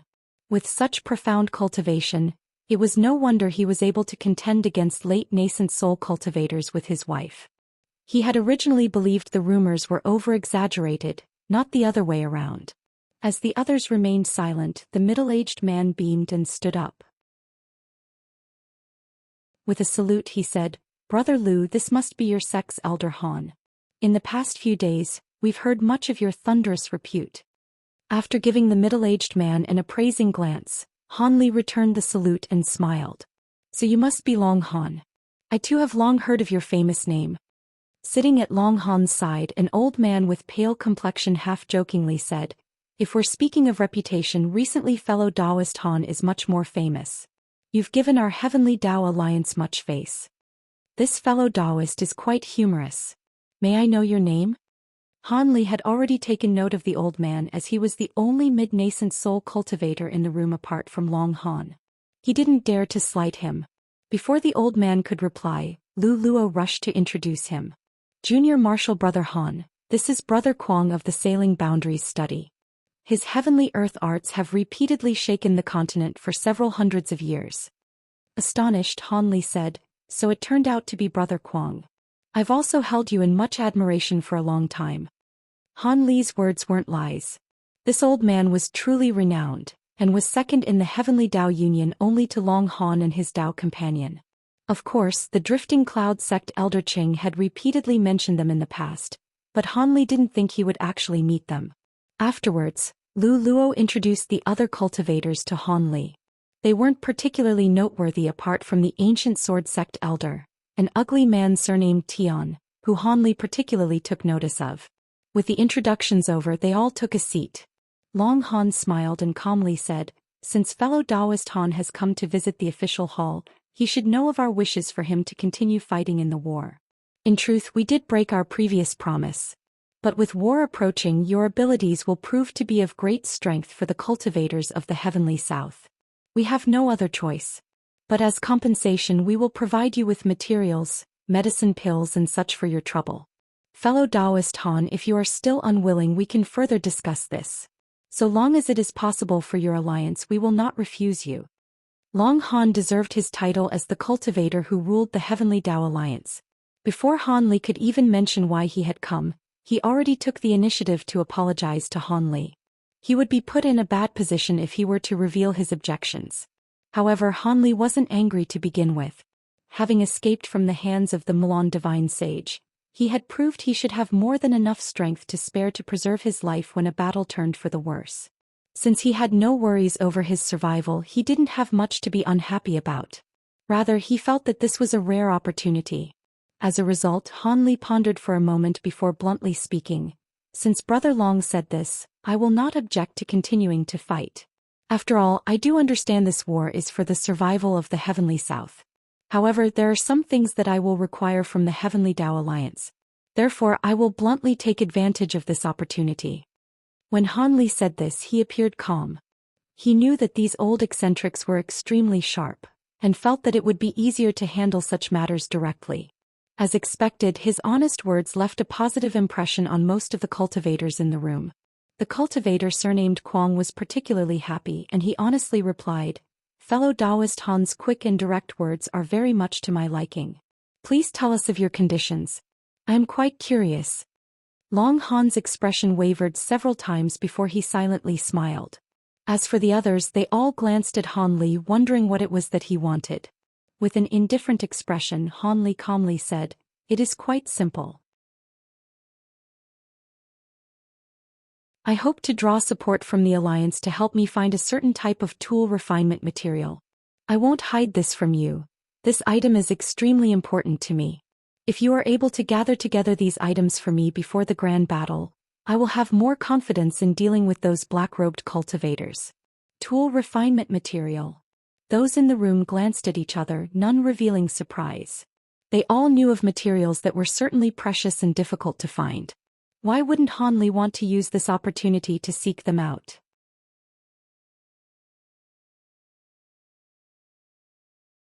Chapter 751. A surprise meeting. Lu Luo wore a pensive expression upon hearing Han Li and faintly recalled something. Luo Han slowly asked, "What is this material? Please tell us, fellow Taoist Han. I need auric essence to refine my magic treasure. The more the better. But don't worry, I am willing to trade items of equal value for it. I will not take it for nothing. The Alliance only needs to use their resources to help me collect the auric essence, or perhaps find its whereabouts." Having been unable to acquire a large amount of auric essence and refine the aurite sword formation, Han Li felt extremely frustrated by the matter. Now that this opportunity presented himself, he wished to use it to its fullest extent. Auric essence. Those present all revealed unconcealable shock upon hearing Han Li. This illustrious treasure known as honed gold was about what they had expected, but they were stunned from hearing such a heaven-defying material nonetheless. Old man Kuang frowned and wore a puzzled expression. "Fellow Taoist Han, the magic treasure you wish to temper requires such a vast amount of auric essence? Do you know how much a magic treasure's power increase after only infusing a small quantity of it? And if you add too much, it won't have any further effects." Han Li calmly said, "Don't worry. I already know this. I merely wish to ask whether your alliance would be able to gather together a certain quantity of this item." Long Han shook his head with a sigh. "Since fellow Taoist Han is willing to evenly trade for it, we can certainly be on the lookout for any information to help you gather together the material if we can. However, when such items are acquired, they are normally consumed immediately. From your tone, it seems you require much of it. I fear this will be quite difficult to do. Even if information of auric essence exists, their masters may keep quiet on account of wishing to acquire it themselves. It will be difficult to find. That is why only such a small amount was found at the recent trade meet." When Han Li heard this, his heart sank. He had already considered the problem, but he had no methods of dealing with them. He was at a complete loss over the matter. If he truly couldn't acquire a large amount of auric essence in the Heavenly South, he may have to travel to the rumored Jin Empire or other great continents in his search. Since the Jin Empire was about 10 times larger than the Heavenly South, perhaps he would be able to find a large amount of auric essence there. Not to mention that he still had the bone case he received in the Umber realm that contained the refinement method for the spirit subjugation talisman. If he returned to the Jin Empire, he would naturally want to return it to the Heavenly Talisman sect. Han Li felt a wave of gloominess upon hearing this. Seeing Han Li's hesitant expression, Lu Luo couldn't help but console him. "Junior Marshal Brother Han, let's change the condition. Auric essence isn't something that can be easily sought." Han Li unconsciously frowned when he heard him. After a moment of thought, he shook his head and said, "Regardless, auric essence is extremely important to me. Even if the chances are slim, I still want the Alliance to agree to this matter." Once this was said, he wore a resolute expression. Seeing that Han Li made up his mind, Long Han eventually nodded. Since fellow Taoist Han decided, I will order the Alliance's disciples to spare no effort over this matter. However, please don't regret this decision if we aren't able to find even a single piece of auric essence. Despite the great superpower the Heavenly Tao Alliance may be, the most it could do was order its low-grade disciples around, and pay particular attention to any news that may surface. Since this matter wouldn't prove particularly draining, Old Man Kuang and the others raised no objections. However, they also felt that this alone wasn't enough to compensate. They promptly took out a bag of over 100 mid-grade spirit stones as well. Han Li took it with a smile. With this resolved, a friendly atmosphere appeared in the hall. The Heavenly Tao Alliance cultivators chatted for the time being. Eventually, detailed questions about the battle at the Yellow Dragon Mountains were being asked, particularly about the black-robed man and the Mulan divine sage. With no intent to conceal this, Han Li answered their questions once through. Of course, he brushed past any mention of his techniques and treasures, and Long Han and the others didn't press him. However, they were doubtful when they heard that the black-robed man weren't heretical demon or ghost cultivators. Long Han was particularly surprised to hear that they were merely devil Dao cultivators. When a half-day had passed, Han Li and Lu Luo eventually took their leave. Shortly after they departed, a voice transmission talisman suddenly shot towards Lu Luo's hand. Lu Luo gave Han Li a helpless smile and said, I have urgent business to attend to. I'm afraid I can't continue to keep your company. Junior Martial Brother Han should take a stroll around the city. Let us have a proper chat when night comes. Han Li kindly smiled in response. Senior Martial Brother Lu, please don't mind me. I also wish to go take a look at the city alone. Feeling relieved, Lu Luo saluted Han Li and hastily flew off in a streak of light. The matter seemed truly important. As Han Li watched Lu Luo depart, he shook his head, but after some thought he smiled instead.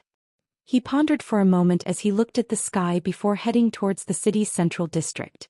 But after taking a few steps, he stopped and slowly turned around to face Mountain Lord Song, who stood at the entrance of a nearby alley. She stood there with bit lips and a hesitant expression. Han Li blinked and waved at the woman. With a moment more of hesitation, she walked over with lithe steps. The beautiful woman respectfully shouted, Junior pays her respects to Martial Uncle Han. How long have you been waiting here? Han Li looked at the woman's face with hands behind his back. The woman lowered her head and softly replied, It has been about an hour already. Han Li glanced around and calmly said, It seems you have something you wish to say to me. However, this isn't a good place to talk. Follow me. Without waiting for her reply, he began walking. The woman's expression wavered for a moment before she closely followed after him. Once Han Li brought her to a secluded place, he turned around and said, What is it that you wish to say? The woman kept silent for a moment before taking out a jade slip from her robes and handing it over to Han Li. Someone had this martial niece pass on a letter to martial uncle. They wish to see you. A letter. Han Li wore a face of surprise and swept his spiritual sense past the item. However, he didn't immediately sink his spiritual sense into it. He stared at the woman and asked, Who gave this to you? You must know. With the jade slip no longer in her hands, she managed to retain her calm. It is a good friend of mine. She says that she knows you and wishes to pass something on to you. She knows me. Han Li narrowed his eyes and his expression stirred. After pondering with a tilted head, he eventually pressed the jade slip against his head and looked into it. A short moment later, he was wearing an odd expression on his face. Where is she? Bring me to her. The woman blinked and astonishedly said, Martial Uncle truly recognizes my friend. Han Li casually said, That's right. There is some friendship between us. I didn't think that Martial Niece Song would know her. Spirits roused, she sweetly smiled and said, I met her in only the last 2 years. I originally believed it to be a joke that she knew you. I didn't think that it would be true. I've arranged an empty place for her outside of the city. I'll bring you to her. Afterwards, Han Li and the woman walked towards the city gate one by one. After they left Skyfirst City, the woman took to the skies and led Han Li south. They traveled tens of kilometers before arriving at a small, uninhabited valley. The entrance of the valley was enveloped in a pure white mist, concealing its interior from sight. The woman surnamed Song silently waved her hand as she grabbed onto a command talisman. The streak of red light then shot into the mist and caused it to roll away and reveal a narrow green path. The woman respectfully stood to the side and said, "Martial uncle, please go first." With Han Li's current spiritual sense, he clearly saw everything within the valley. He wore a slight smile on his face and walked down the path. This exquisite valley wasn't large. It was only a mere 300 meters in an area with nothing aside from several small buildings at its center, making it appear only as a temporary residence. Yet it was completely clean near the buildings with not a single weed to be found. However, someone in the room was alarmed by the formation being broken. In a blur, a gorgeous yellow-robed woman emerged from the building.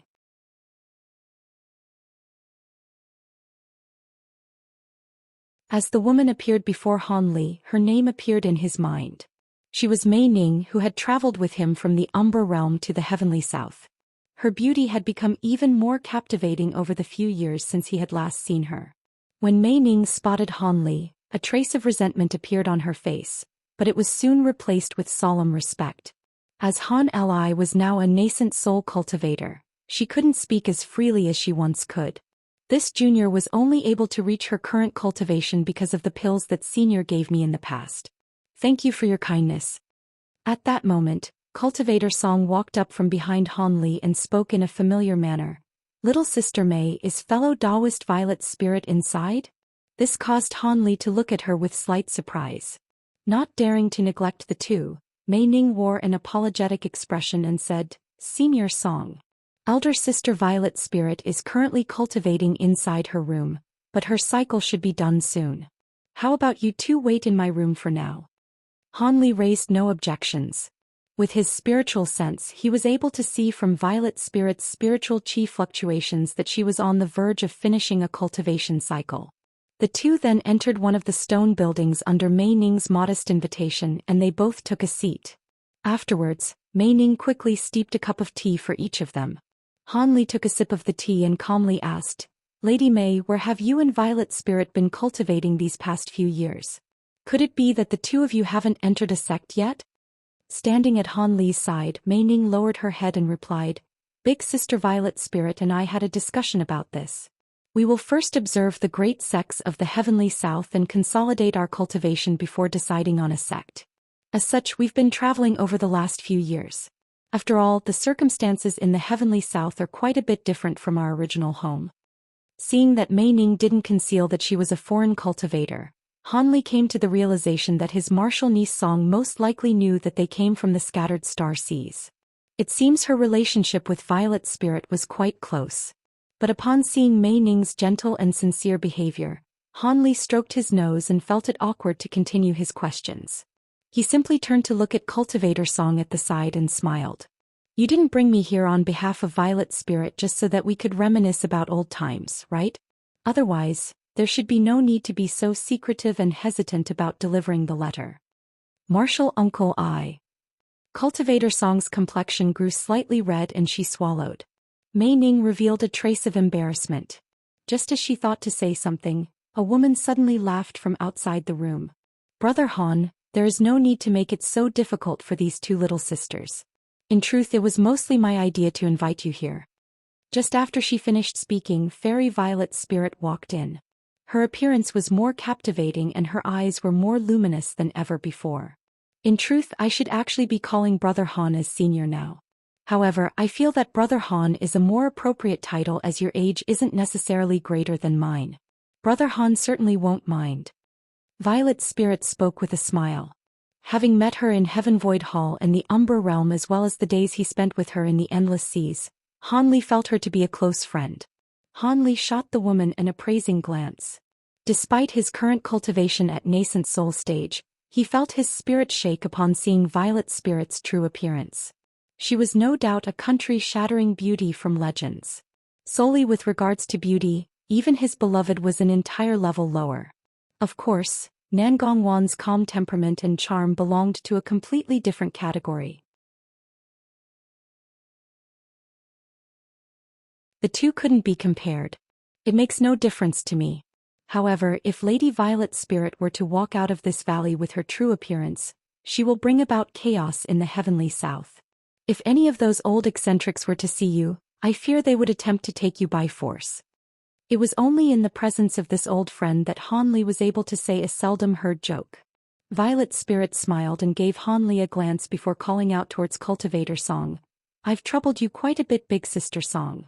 Mei Ning and I found it difficult to travel into Skyfirst City. It's nothing. Since I am also involved in this matter, exerting a bit of effort is only natural. The woman still appeared somewhat astonished. Although she knew Violet's spirit and Han Li were truly old friends, she was quite astonished to see them acting so casually with one another, and it greatly bolstered her confidence in the matter to come. At that moment, Violet's spirit sweetly smiled at Han Li and casually said, Every time I see Brother Han, it seems his cultivation has vastly increased. This unknown cultivation art of yours is truly astonishing, and now Brother Han's resounding fame has left us at a loss for words. Rumors have spread everywhere that Brother Han's strength is greater than even a mid-nascent soul stage cultivator. Is this matter true? Once that was said, Violet's spirit mysteriously smiled at Han Li, her eyes faintly revealing a trace of anticipation. Han Li's heart stirred and he pondered for a moment. Rather than offering a direct response, he calmly asked, Lady Violet's spirit, why is the first thing you ask me about is my strength? Isn't that too impatient? Can you tell me why you sought me out first? I hope to understand this before we move on to other matters. When she heard Han Li, she blinked and wore an embarrassed expression. You're right, I was impatient. However, it should come as no surprise. This matter is truly important. If you have the abilities of a mid-nascent soul stage cultivator or greater, our plan will have a chance to succeed. Han Li's expression flickered and his smile disappeared. He calmly asked, What is so important? If you need my help, you may as well ask me clearly. Violet's spirit's expression grew solemn. It seems there is no need for me to say. Brother Han has already guessed. We truly sought fellow Taoist Han for help. But before this, I want to ask you a question. Not longer before, did fellow Taoist Han accompany a few nascent soul eccentrics to the Mulan Plains and acquire Master Song Kun's remains? With slight surprise, Han Li asked, How do you know about that? This matter should only be known to a few people. Mei Ning sweetly smiled and said, It was something we found out from a ghost spirit sect cultivator. They are of direct lineage with a ghost spirit sect elder. He accidentally saw Big Sister Violet's spirit's true appearance and became entirely captivated her. There is nothing he won't tell her. Stupid girl, what nonsense are you saying? Violet's spirit snorted and her cheeks blushed. It seemed the two had grown quite close over the years. Han Li nodded and suspicion appeared on his face. If the ghost spirit sect is involved, this matter can't be ordinary. Violet's spirit's bright eyes flickered and she said with a sweet voice, I didn't expect brother to still be so cautious after entering the nascent soul stage. I've only recently entered nascent soul stage. If I don't want to die, I must be careful. Being careful is only natural. However, why does it matter that I headed to the Mulan Plains in search of treasures? Could it be that you acquired another connected secret from the ghost spirit sect? Han Li asked curiously. Seeing that Han Li was truly familiar with Violet's spirit, Cultivator Song felt more at ease and interjected herself. Martial uncle is truly insightful. This matter involves a treasure inside Devilfall Valley. The ghost spirit sect disciple unintentionally revealed this as we were talking about it. After a moment of surprise, Han Li wore an odd expression and said, Devilfall Valley? I recall that only Master Song Kun was able to leave there alive. How does the ghost spirit sect know of a treasure inside it? Were you not deceived? Violet's spirit's eyes shined and she said, That isn't the case. At the time, we were curious and joined hands to perform a charming technique on the man. Not only did we manage to acquire the treasure's name, but we also found out the treasure's approximate location. As for why the ghost spirit sect knows of this matter, the person in question also didn't know. However, this matter is most likely true. Han Li frowned. If this matter is true, then this must be an unordinary ancient treasure. What is this treasure that you covet so greatly? The three women quickly exchanged a glance. Cultivator Song then solemnly asked, Has Martial Uncle Han ever heard of the spirit kindle fruit? Han Li's calm expression was now replaced with astonishment. What? The spirit kindle fruit? If I remember correctly, the fruit itself should be extinct. However, Devilfall Valley has been sealed since times of antiquity. Perhaps one is truly inside. It seems Brother Han knows about the spirit fruit, then he should also know of the nature origin pill. In legend, so long as one uses this pill, they will be able to break through any bottleneck short of the deity transformation stage. It is also said that cultivators who take this pill had their spiritual senses undergo a transformation and ascend to an inconceivable level. Although these rumors are unclear to the point that recorded results differ between each individual, the legend of cultivators breaking through a bottleneck was always consistent. Despite the many records throughout the ages, they all mention the great name of this spirit pill. It is a pity that the main ingredient to refine it, the spirit kindle fruit, was extremely difficult to find even in the age of antiquity. Although the pill formula was preserved, it has remained and used for eras. Despite their former knowledge of this matter, Cultivator Song and Mei Ning couldn't help but reveal excitement upon hearing it once more. Mei Ning in particular was excited about the nature origin pill as it would vastly increase her chances of reaching the core formation stage. But at that moment Han Li's excitement slowly faded as he pondered about the matter. After some careful consideration, Han Li calmly replied, "If the spirit fruit is in Devilfall Valley, that explains why the ghost spirit sect went through such lengths to hire those treasure-seeking nascent soul cultivators and tried to kill Marquis Nanlong for Master Tsong Kuan's treasure. Still, there are a few things I don't understand that I need you to explain. I will not be braving this danger otherwise, despite how tempting the fruit may be."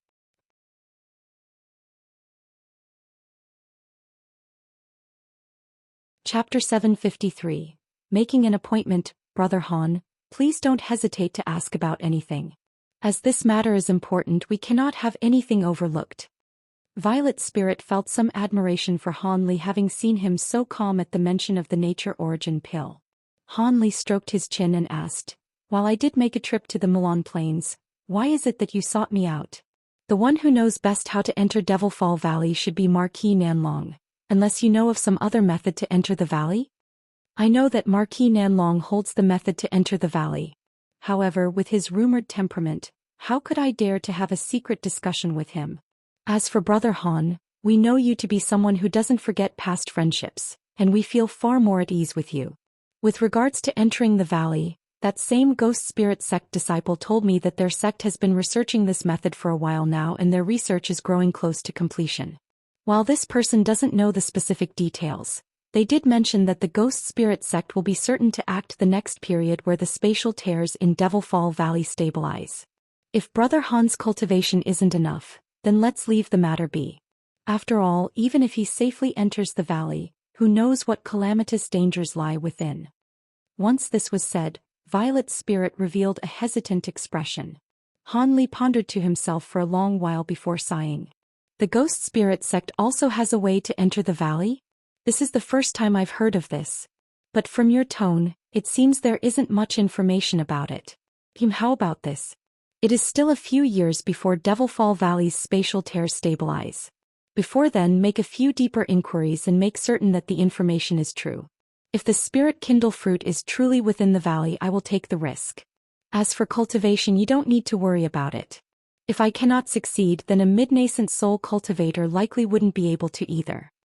Han Li didn't mention that Marquis Nanlong had earlier made contact with him about Devilfall Valley. Although the spirit kindle fruit was truly tempting, Han Li need to further consider the matter. If the ghost spirit sect's method of entering the valley was safer, he didn't need to mention Marquis Nanlong's matter to them. Violet's spirit wasn't dejected in the least from Han Li's vague answer. Rather, she was happy about it. Knowing his cautious attitude, those words were practically an agreement. Moreover, his tone may as well have confirmed the rumors to be true. With his current abilities, his chances of acquiring the spirit kindle fruit will be all the better. At that moment she smiled and said, "In truth, the reason why we so impatiently sought out Brother Han was because we felt that if we didn't find a capable partner, this entire matter would result in nothing, and any further action would have been wasted effort. But now that Brother Han has agreed, we will feel more at ease investigating this issue. After all, we also wish to enter the valley. We don't wish to treat our lives as a joke." "What? You three wish to enter the valley?" When Han Li heard this, he felt his heart thump, and an expression of surprise appeared on his face. With a bitter smile, Violet's spirit helplessly said, Does Brother Han think we want to enter the valley? We are only doing this out of necessity. A majority of ancient books only record its marvelous effects, but there were a few records that all pointed out that the spirit kindle fruit cannot survive once picked. It will need to be immediately refined in half a day. Once it exceeds that point, the fruit's medicinal power will vastly decrease, and at 3 days it completely disappears. But most terrible of all is the nature origin pills. If they aren't consumed shortly after they are refined, they completely lose their efficacy. As such, Devilfall Valley is something that we must force ourselves to brave. It is better than remaining stagnant in our cultivation for 100 years, maybe even several hundreds. Han Li frowned. I've looked through many ancient records, but not once have I heard that the spirit kindle fruit had such limitations. Why have I never heard of this before? Martial Uncle Han, there is an ancient book of secrets that was passed down from the ancestors of the Song clan. I have a copy of it right here. Please take a look at it. Much to his surprise, Cultivator Song took out a jade slip from her storage pouch and respectfully offered it to Han Li. An astonished expression appeared on his face, and he gave the woman a cautious glance before nodding and reading the jade slip with his spiritual sense. This ancient book introduced pills and medicines from times of antiquity, including a few that Han Li have seen before. They even gave a detailed explanation of the 9-curl spirit ginseng and included the pill formula that the bone sage had given him. He found many medicine pills that were quite useful towards nascent soul stage cultivators. Although the pill materials were lost since times of antiquity, it was always best to be prepared in case he found some unknown spirit medicine pill in the future, else he wouldn't know what to do with them. It appeared cultivation clans still had a few good things even large cultivation sects didn't have. Using his powerful spiritual sense, he was able to quickly find the spirit kindle fruit among the many entries in the jade slip. Sure enough, he found the limitations of the spirit kindle fruit and the nature origin pill within. He unconsciously frowned after reading them. A short moment later, he withdrew his spiritual sense, but rather than speaking, he rubbed the glossy surface of the jade slip and muttered to himself for a short moment. With great tact, Cultivator Song said, I heard Big Sister Violet's spirit mention that Martial Uncle Han obtained great attainments with regards to pill refinement. This ancient record is of little value to our Song clan. Although there are many ancient pill formulas, the main ingredients for each of them aren't something that our Song clan are able of acquiring. If Martial Uncle doesn't find it disdainful, he may take the jade slip. Please consider it a gift for accepting our request, Martial Uncle. Han Li paused and took a deep look at the woman before smiling. With a moment of thought, he calmly said, I've never been a cheap individual in my life. If the spirit kindle fruit is truly within the valley, I will also greatly benefit from it, so there is no need to reward me. It is likely that I would have gone to the valley anyway. However, this ancient book of yours is quite useful to me. How about I exchange it for some medicine pills for cultivation progression? These pills should be suitable for your current cultivation. Han Li then took a small green bottle from the storage pouch on his waist and handed it over to Cultivator Song. The woman unconsciously accepted the bottle, but her face appeared hesitant as if she were at a complete loss. When Violet Spirit saw this, she simply smiled. Violet Spirit chuckled and said, Since it was given it to you, Big Sister Song should take it.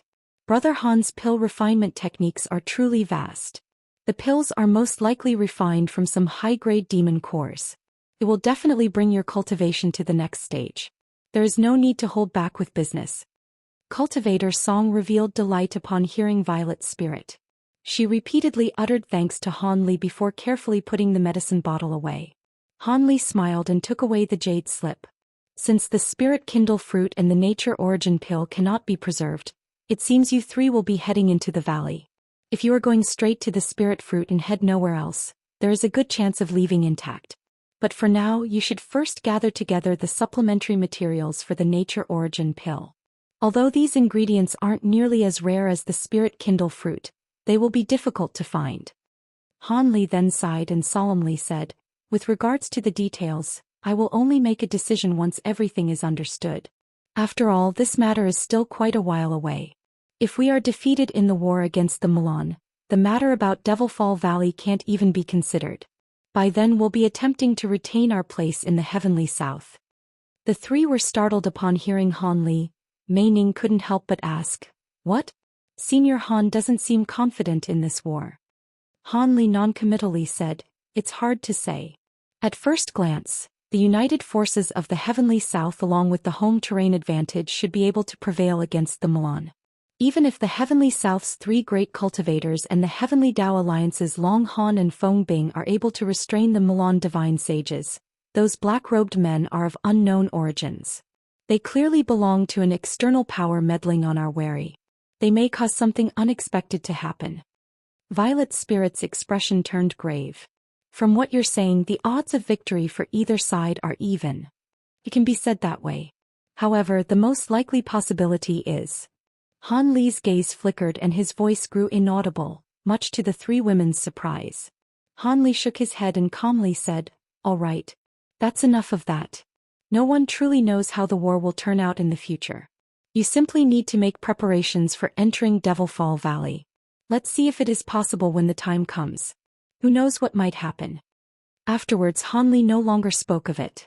Rather, he curiously asked about what Mei Ning and Violet Spirit have been doing these past few days.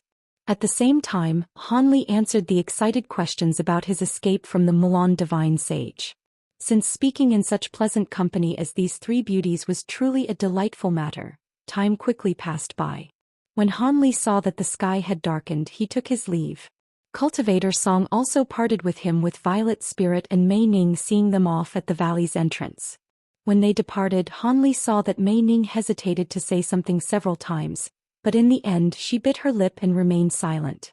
Han Li felt his heart throb at seeing her blush, and he turned his gaze to Violet Spirit, who looked at him with a mysterious smile. Unconsciously feeling a trace of embarrassment, he didn't dare to say any longer. With a parting word, Han Li flew off as a streak of azure light, bringing Cultivator Song with him back to Skyfirst City.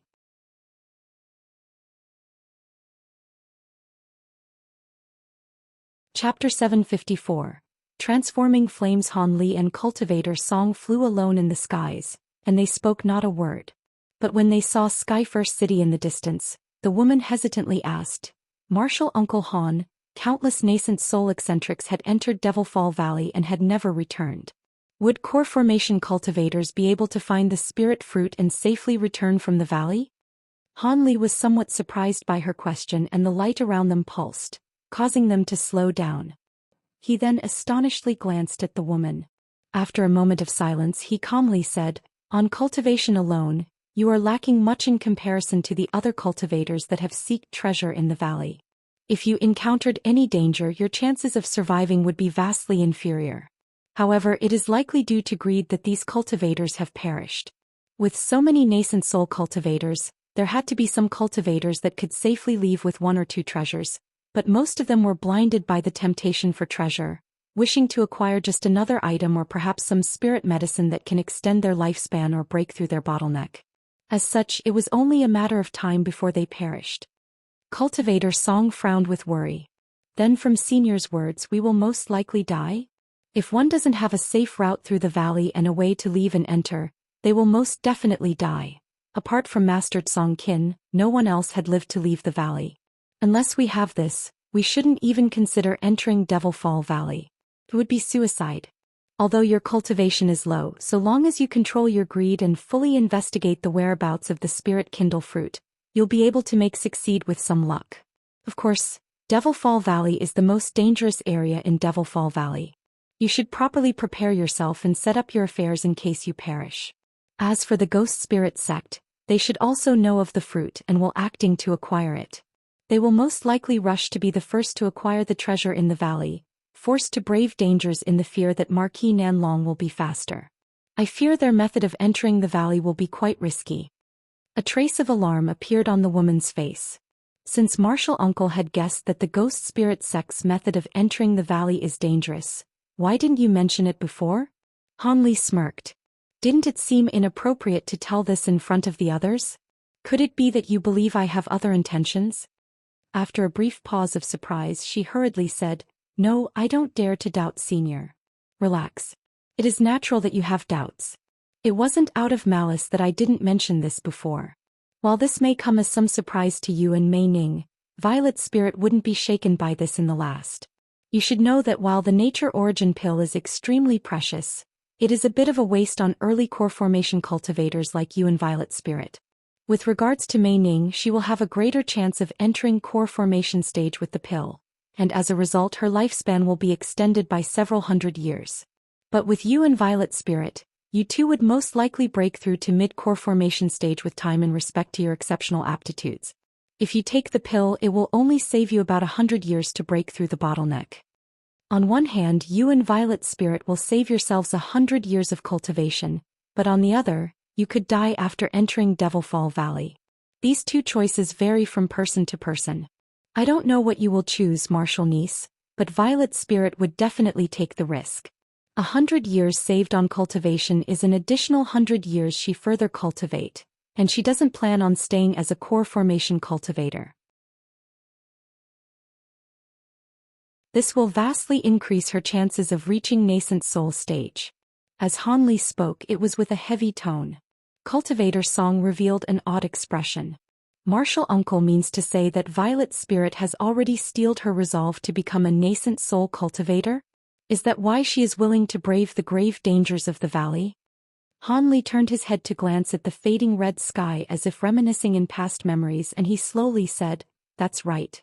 Violet Spirit's experiences are quite different from you and Mei Ning. She had been pressured by powerful cultivators several times, and even had her own mother's sect taken away from her. Although she hadn't mentioned this to anyone else after she had fled, I can faintly feel that her ambition has far surpassed that of an ordinary cultivator." Then under Cultivator Song's amazed gaze, Han Li paused for a moment as if deliberating what to say. "If the spirit kindle fruit is truly within the valley, I will most likely make an attempt for it. After all, it is incredibly difficult to progress one's cultivation in nascent soul stage. If I do not seize this opportunity, I may find myself forever stuck at early nascent soul stage.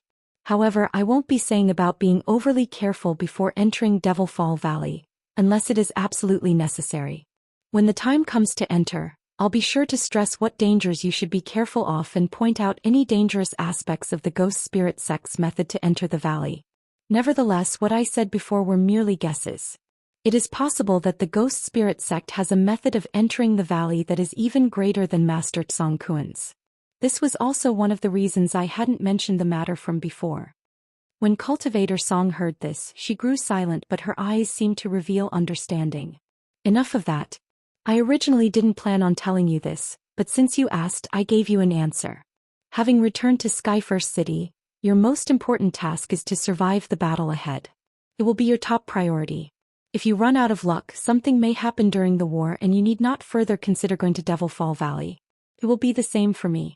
When I return to Skyfirst City, I will be setting the matter aside for more pressing affairs." With that said, Han Li wore a self-mocking smirk. Cultivator Song felt her heart trembled at his words and curtsied. "Many thanks for Martial Uncle's advice." Han Li waved his arm. "It is hardly advice. Just needlessly said things that you would have come to understand after some thought. Let's enter the city, the sky is nearly dark." "Yes, Martial Uncle." The azure streak of light shot forth at full speed once more and entered through the gates of the city. Several days later in the Drifting Cloud sect's encampment, Han Li was sitting cross-legged in a hidden room surrounded by layers of restrictions. He was holding up a 15-meter-long sword in his hands and was thinking of something with a frown. Strange azure and purple flames were currently burning on top of them, the purple apex flames and the azure flames of the azure lantern. After he came back from his meeting with Violet Spirit, Han Li had Lu Luo introduce him to many nascent soul cultivators with good relations to the Drifting Cloud sect. During that time he asked this various cultivators to take a look at this difficult problem. However, they were at a complete loss over the matter. These cultivators naturally knew of Han Li's great reputation, so they didn't dare to be negligent and wished to establish good relations with him instead. There were a few that even had a rather pleasant conversation with him, but nevertheless Han Li gained little from his discussions. Afterwards he immediately sought out a quiet room to deal with the lingering damage of the battle, the azure flames that had never ceased burning. The swords weren't harmed as the flames burned. They were in balanced competition with the purple apex flames. While it was unknown what kind of devil flame this azure flame was, its might was just as astonishing as his own purple apex flames. He could now rely on quantity to forcefully restrain the flames, but it was still a problem with how he could refine them. If these azure flames weren't eliminated, he wouldn't be able to use his bamboo cloudsworm swords, nor would he be able to easily draw on the celestial ice flames and purple apex flames to attack. At that moment, Han Li was staring at the sword with wandering eyes. After a long moment of consideration, he raised his hand above the huge sword and struck it with an azure spell seal. The huge sword revolved once in the air and split into several tens of small flying swords with a ring. Han Li's spiritual sense stirred and a majority of his flying swords shot back into his body as streaks of azure lights. Only one sword remained in the air, slowly floating in front of Han Li. Han Li glanced at the sword's azure and purple flames. He narrowed his eyes and he suddenly opened his mouth, spitting out a streak of purple flames directly onto the surface of the flying sword. It flourished with purple flames, restraining the azure flames. Then, under the control of an incantation seal, roiling purple flames slowly pressured the azure flames to the tip of the swords before turning into a possessed ball of azure light. Having seen this, Han Li wore a grave expression. With a deep breath, he began to form incantation gestures in a flurry, sending streak after streak of various colored spell seals onto the sword. In an instant, the sword's purple flames grew turbulent and more powerful as they formed wave after wave of flames towards the tip of the azure sword. The azure flame began to sway and grow unsteady on the sword tip as if it were about to be extinguished. However, the azure light simply grew brighter as the purple flames exert more pressure. No matter what the purple flames did, the azure light remained at the sword tip without being extinguished. A trace of dread appeared from his eyes as the hand incantations he formed grew more hurried. A short moment later, Han Li's face grew unsightly. There wasn't any change in the slightest. Then, with another moment of thought, an icy glint appeared in his eye and he waved his hand, covering it in a layer of brilliant purple flames. Then, without the slightest hesitation, he pinched off the azure flames from the flying swords.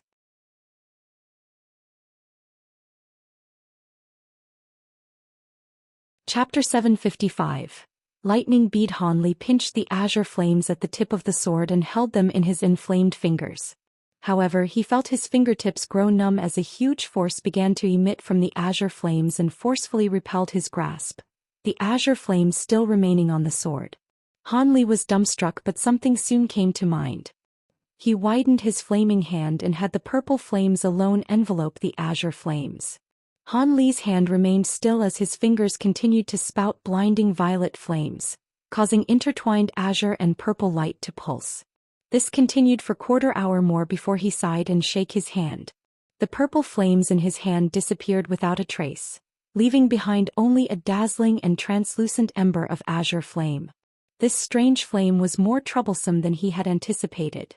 The violet apex flames may be able to contend against them, but it found it difficult to refine them. After some further deliberation, Han Li raised his hand and pointed to the flying sword in front of him. With muffled claps of thunder, the flying sword burst forth with arcs of golden lightning. As soon as the lightning appeared, it shot towards the azure ember in countless tendrils and completely enveloped it. The possessed ember glowed and cleanly absorbed the golden lightning as if it were a bottomless pit. Its brilliance grew vastly bright and the flame swelled to the size of an egg. As this occurred, Han Li's eyes shined with a bright blue light as he stared at the azure ember absorbing the golden lightning. His expression wavered as he stood still for an unknown amount of time before sighing. The blue light within his eyes faded away, but his face now appeared hesitant. A short moment later he came to a decision and nodded. He opened his mouth and breathed in the bit of purple flame that still remained on the flying sword. Without the suppression of the purple apex flames, the azure flames on the sword flourished and enveloped the entire sword in a mere moment.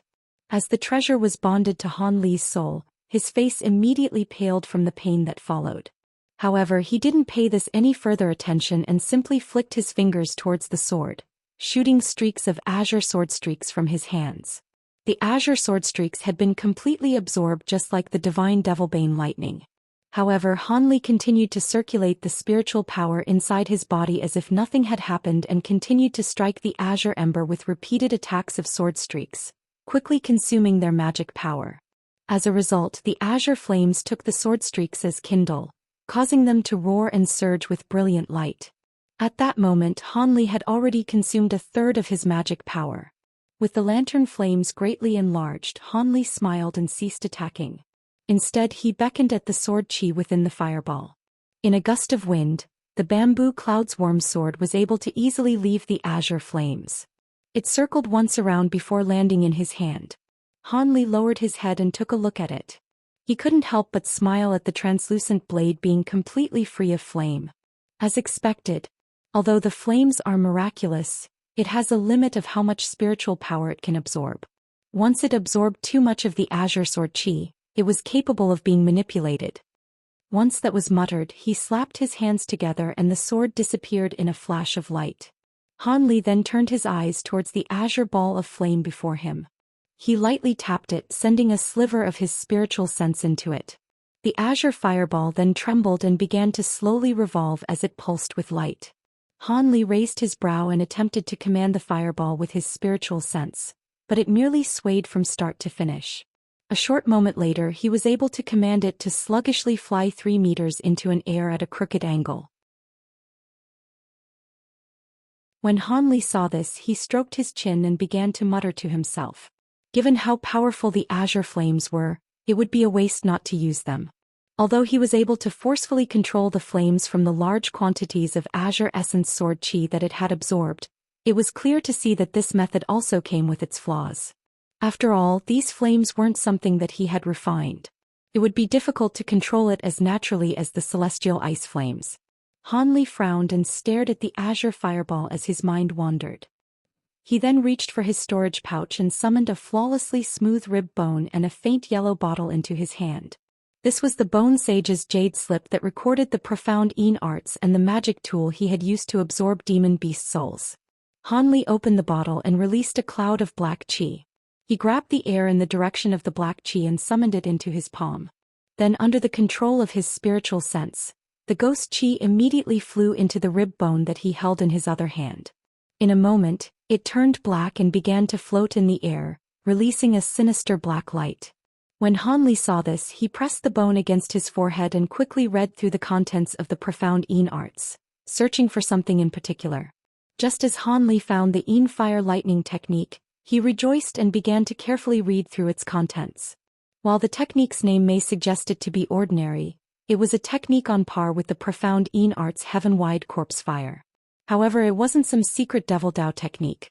Rather, it was a secret technique to refine lightning beads like the heavenly lightning seed that Hanli had used in the past. According to its description, the Yin fire lightning possessed astonishing might when successfully created, displaying a destructive might even greater than the heaven-wide corpse fire. 1. First introduced in Chapter 163 while Hanli was still in Qi condensation stage.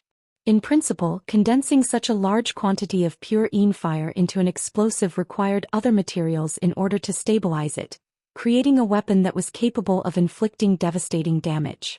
But it was a pity that these mines were only single-use items. Not only were there many restrictions that must be followed when refining them, it was also troublesome as well. It was only refinable by cultivators who could control lightning attribute spirit power. As a result, Zenith Yin and the Bone Sage had never been able to refine these items. When Hanli first saw the Yin fire lightning refinement method, he didn't pay much attention to it. He was able to control divine Devilbane lightning, but he swept past it since he only wished for secret techniques that were easy to learn, such as the Yin Devil execution. But now that this troubling azure flame had appeared before him, he recalled the refinement technique for the Yin fire lightnings. Originally, refining the Yin fire lightnings required a large quantity of spiritual power, and the rate of success wouldn't be large either. Also, there were sparsely few cultivators capable of controlling lightning, and these weapons were short-lived as they were consumables. Although Hanli couldn't use the profound Yin arts, he no longer needed to strictly follow the Yin fire lightning refinement technique with his current knowledge and cultivation.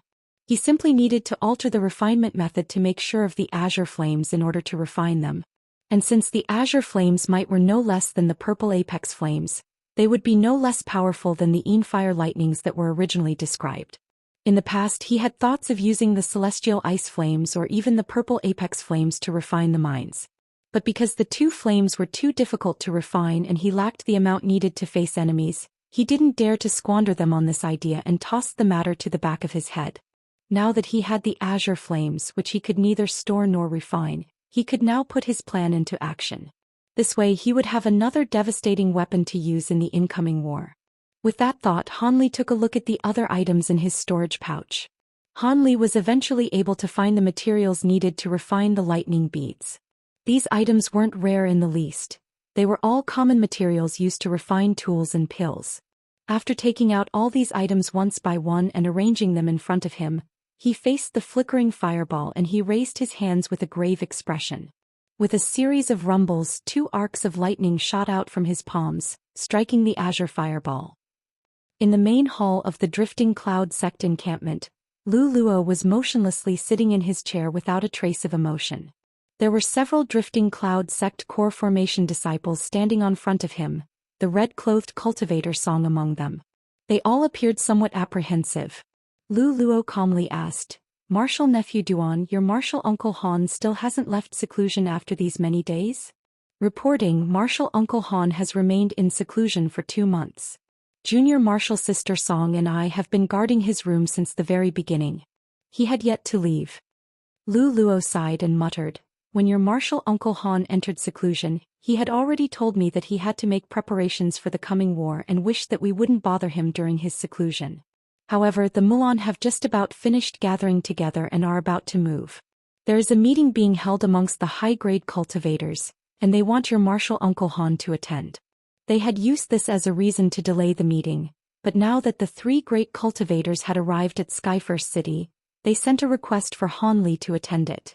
Since this is a meeting that only mid-nascent soul cultivators can attend, this clearly illustrates your martial uncle Han's importance to them. We can't push this off any longer.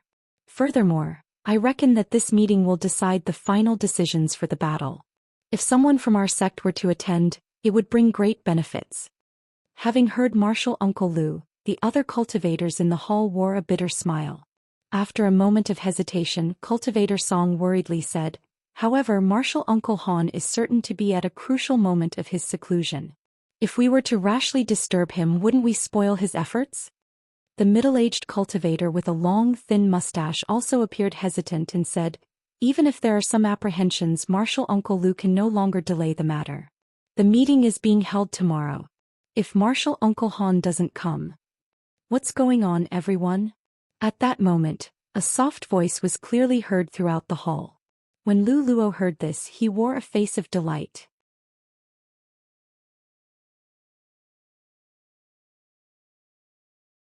Chapter 756.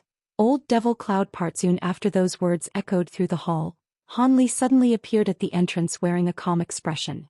Just as the core formation cultivators bowed towards Han Li, Lu Luo stood up with a smile. "Junior martial brother Han, you've finally left seclusion. This is great." Han Li smiled and said, "I wasn't completely finished. I planned on continuing my seclusion, but I felt worried about the matter of the Mulan and thought I'd take a look. It seems I've arrived at just the right time." Hee. It seems junior martial brother Han has also heard our martial nephews. There had been many people that had wished to see you recently. There isn't much to say about the others, but the 3 great cultivators personally invited you to attend a high-echelon meeting. Junior martial brother Han, you must participate in it. Our Drifting Cloud sect had mustered a majority of its power, and I don't wish for our sect's disciples to die in the masses. Junior martial brother Han must go and listen to how they've made arrangements in the war, and put my worries to ease." Once Lu Luo finished speaking, he wore a solemn expression. "Yes, since I now know of this matter, I will be certain to pay them a visit tomorrow. I've long wished to speak with the 3 great cultivators. I'm looking forward to seeing them tomorrow." Han Li's reply was much to Lu Luo's satisfaction, and they chatted about what had happened in the past 2 months. Han Li frowned upon hearing Lu Luo's words. "The spell warriors have begun to attack the border fortresses?" Lu Luo's smile faded away and he said with a deep tone, "That's right. To tell the truth, this had only started in the past 4 days. Although this hadn't caused many deaths, it is a sign that the Mulan had already finished their preparations." Han Li blinked and slowly said, "The Mulan had prepared themselves so quickly. How well have our forces made arrangements? Surely they must have made much progress." Lu Luo explained, our circumstances greatly differ from the Mulan. Although the Mulan spell warriors had joined together their tribes and are not wholly united, their tribes aren't as varied or numerous as the sects in the Heavenly South. It has proven difficult to have these various sects to join together in spite of the differences in technique, power and wealth, much more difficult in comparison to the Mulan. Not to mention that the Mulan had spent nearly a century preparing for this invasion. Our current preparations are simply lacking. But fortunately, the four superpowers have wholeheartedly committed themselves to the war. There is a chance at winning this war. Han Li stroked his nose and sullenly said, "According to what you've said, the war could start at any moment." Lu Luo sighed and helplessly said, "That's right. Why else would the three great cultivators quickly meet together and convene to hold a meeting of mid-nascent soul cultivators the next day? After all, mid-nascent soul cultivators are amongst the peak existences in the Heavenly South." As the other cultivators in the hall listened to Han Li and Lu Luo chat, their expressions unconsciously grew solemn. However, Han Li soon turned to ask about the recent plans of the Drifting Cloud sect. The Drifting Cloud sect disciples all spoke in a flurry, each informing him of the several squads they formed and how they were holding day-long drops for group combat. Han Li simply nodded in silence. These types of arrangements were to be expected. Wars weren't something fought alone. Even immensely powerful couldn't withstand a barrage of attacks of thousands of trained cultivators. Of course, ordinarily high-grade cultivators wouldn't find themselves in such dangerous positions. So long as they aren't surrounded by a squad of cultivators, these high-grade cultivators are able to use large-scale abilities to eliminate lower-grade cultivators in droves. As such, it was extremely crucial for enemy high-grade cultivators to be placed in check. This was true for both cultivators and spell warriors. In a battle between high-grade cultivators, whichever side lacked the forces to check the other was already bound to lose. As a result, Han Li asked about the Drifting Cloud sect's affairs, wondering what was the true reason the three great cultivators of the Heavenly South was holding a meeting between mid-nascent soul sage cultivators. He reckoned that in addition to the arrangement of the cultivator armies, the upcoming meeting would most likely include arrangements of how to deal with the Mulan sages.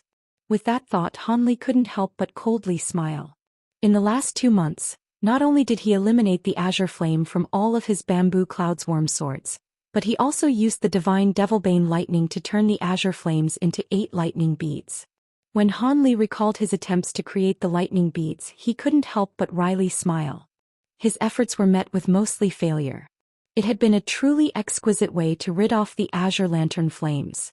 After a moment more of chatting, Han Li left the hall and returned to his assigned residence to hone his spirit. In the 2 months he spent unceasingly purging his swords of the azure flame and refining them into lightning beads, he had exhausted himself quite heavily. On the next morning, Han Li left the Drifting Cloud sect encampment and walked towards the heart of the city. He soon found himself looking at a huge stone palace hall in the distance. Because the entirety of Skyfirst City had been built as a rushed construction, even the main hall used to host meetings between the higher echelon of the four superpowers appeared quite ordinary and coarse. Apart from being larger than the Heavenly Dao Union's meeting hall, it had little else of note, apart from the several core formation cultivators standing guard in front of it. When they saw Han Li approach, they swept their spiritual sense past him and they immediately welcomed him. One of the core formation cultivators saluted him first and respectfully said, "Senior, only mid-nascent soul stage cultivators are allowed to participate in the meeting today. May I ask, here?" Without waiting for him to finish, Han Li waved his arm and flung a white jade slip over to him. It was the invitation that Han Li had received the day before. After the guard swept his spiritual sense into the jade slip, he apologetically said, "So it was Senior Han. This junior has been lacking in manners. Please go in." He then stood to the side and opened the door. Han Li smiled and thought to enter when his expression suddenly changed. His steps grew sluggish as he turned his head to look in the direction of a small street. There were 2 people slowly walking through it, a man and a woman. The man appeared to be only about 20 years of age and he wore a rich embroidered robe. His skin was flawless, his face handsome and every one of his movements smooth and elegant. However, this youth's gaze often glanced around, occasionally revealing vast changes in expression. and the wrinkles at the corner of his eyes suggested that his age was actually quite a bit older than his appearance suggested. But what was most strange of all was the soft and feminine aura that emitted from his body, as if he was actually a woman dressed as a man. It was rather strange. When Han Li saw this man, he felt his heart tremble and his face grew stern. This person was a mid-nascent soul cultivator, someone who should be participating in this meeting. From his demonic appearance, he should most likely be a Devil Dao cultivator, but just what sect did he belong to? As these thoughts raced through Han Li's mind, his gaze turned to the woman that was closely following after him. He couldn't help but yelp in astonishment at the sight of her. The woman was young and beautiful, and she wore magnificent bright red robes. She carried a lithe grace as she walked forward. She had an indescribable allure to her that possessed endless beauty. But when Han Li saw her face, he wore an odd expression, but he soon replaced it with a wry smile. It was her Zhou Xian. There was no doubt about it. That youthful old eccentric was certain to be from the Harmonious Bond sect, the top sect in the Devil Dao. In the long years he hadn't seen her, Zhou Xian had risen to mid-core formation stage. It was rather surprising she had cultivated this far, given her poor aptitude. Han Li stood motionlessly at the hall's gate and examined their every action. Naturally, the core formation cultivators standing guard also saw the two. As a result, a majority of the cultivators' faces grew pale. One of them spoke with an uneasy tone. I didn't expect that the Harmonious Bond sect's old devil Gu would actually come. Old devil Gu? When Han Li heard this, he suddenly recalled someone. It seemed in addition to their late nascent soul stage cultivator, they had one other famous eccentric. This person was endowed with a strange constitution.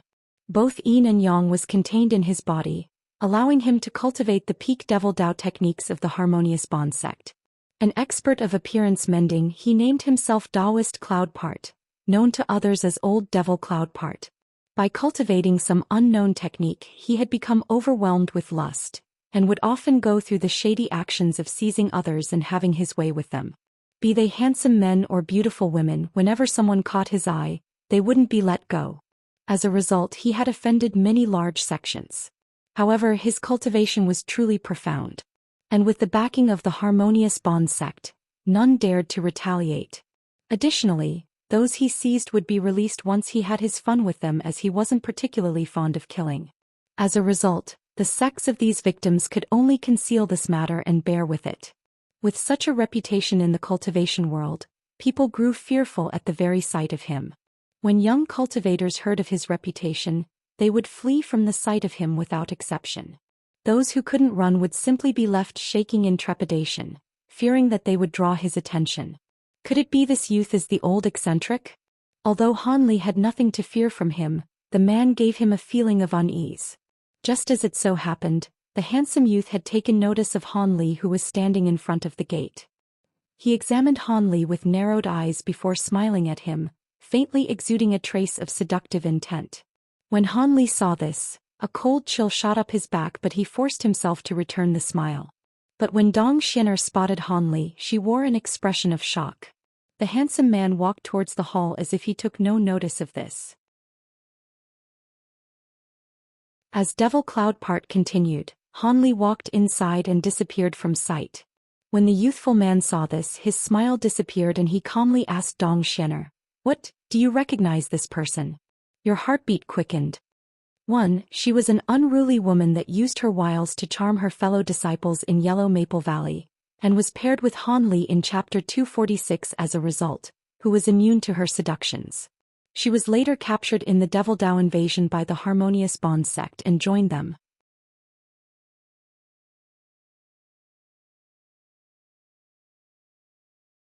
Chapter 757. A meeting of eccentrics. Zhou Xian's expression remained somewhat baffled at the sight of Han Li, but she calmly replied, "That person was an old acquaintance of mine. Since I hadn't seen him for many years, his sudden appearance had surprised me." Old acquaintance? That early nascent soul cultivator is allowed to enter today's meeting. And going from his youthful appearance, he should be the recently famous Drifting Cloud sect elder. It is said he is surnamed Han, the same as the person you had mentioned before. Are they the same person? Old Devil Cloud Part wasn't angered by her stiff reply. Rather, he spoke calmly as if he had an unordinary relationship with the woman. Dong Xianer's complexion turned somewhat pale at his words, but she remained silent. A cold glint flashed from old Devil Cloudpart's eyes.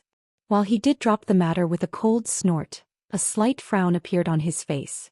Cloudpart led her to the front of the palace hall and was promptly allowed in by the fearful core formation cultivators standing guard.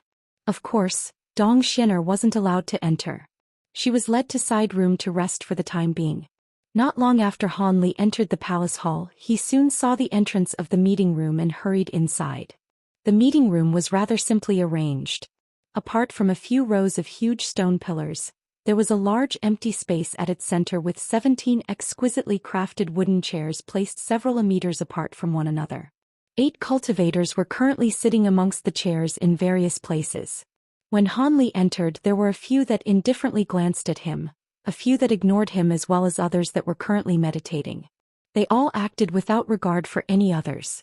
However, there was one person who kindly smiled at him when he entered. He beckoned to Han Li and said, "Fellow Taoist Han, you've emerged from seclusion. If you don't find it distasteful, how about you sit next to me?" This man was the leader of the Heavenly Tao Alliance, the Phoenix Cry Sect's Long Han. "Many thanks, Brother Long." Han Li sat down at his side and began to silently examine the other cultivators in the room. A short moment later, old Devil Cloudpart entered the room. He glanced at the others within and chuckled before boldly taking a seat in an empty chair. He sat down in the seat next to a blue-robed old man who was holding a white jade wine cup and a small emerald green pot, drinking by himself. When old Devil Cloudpart sat near him, his fragrant scent drifted towards old man, causing the him to glare at Devil Cloudpart and curse his own luck. He paid no attention to the old man's dissatisfaction, instead glancing around him and examining Han Li with much interest, much to Han Li's unease. With a frown, he bluntly closed his eyes and remained expressionless. However, he was still pondering what relationship this old devil had with Dong Xianer in the past. Dong Xianer had been stolen away by the Harmonious Bond sect's young master and joined the sect. Although this old devil's reputation was awful, he wouldn't prey on his own sect's disciples. The two must have some other relationship, else he wouldn't have brought Dong Xianer along to the meeting. Just as Han Li mulled over this, a number of people entered the hall in succession. They were all mid-nascent soul cultivators, many of which were recognized by those already sitting in the hall. With a few hateful grudges between them, there were quite a few mocking statements said in passing amongst the greetings that were uttered. At that moment, old Devil Cloudpart's gaze finally left Han Li, but Han Li remained still regardless. As he recognized none of the other cultivators in the room, he didn't need to greet them. "Fellow Taoist Shattered Soul, I didn't think that you would come. I heard that you had already cultivated your 9 souls technique to transformation stage. Congratulations." Shattered Soul. Han Li's heart stirred at the mention of this name and he unconsciously opened his eyes. He saw an exceptionally shriveled gray-robed old man being called by a black-robed cultivator in the hall in a familiar manner. When the gray-robed old man heard him, he walked over to the black-robed cultivator with a smile. Taking note of Han Li's action, Long Han smiled and asked, "What is it? Fellow Taoist Han has seen Taoist Shattered Soul before?" Having recalled slaughtering Shattered Soul's disciples on his recent trip to the State of Yu, Han Li calmly replied, "No. I simply heard Senior Marshal Brother Qing mention him once before. I heard his abilities are quite vast." With another smile, Long Han said, "Hee, this comes as no surprise. I recall that Elder Qing had fought him once before and he had suffered quite the loss. It is natural that a deep impression had been left behind. But with fellow Taoist Han's current reputation, there is no need to fear him. However, there is one person amongst the mid-nascent soul cultivators that you had best avoid offending.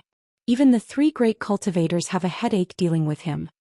Han Li frowned and revealed shock. Someone that is able to cause a headache for even the 3 great cultivators? Such a person exists? Long Han carefully explained, "Of course there is. This person had fought fellow Taoist Sunreach of the 3 great cultivators and inflicted heavy injuries onto fellow Taoist Sunreach in order to escape. As such, he was known to be in existence on par to the 3 great cultivators. However, this cultivator often keeps to himself. Even with the invasion of the Milan, it's hard to say whether or not he will come. It would be of great help if he did." Han Li pursed his lips and curiously asked, A cultivator able to injure a late nascent soul cultivator?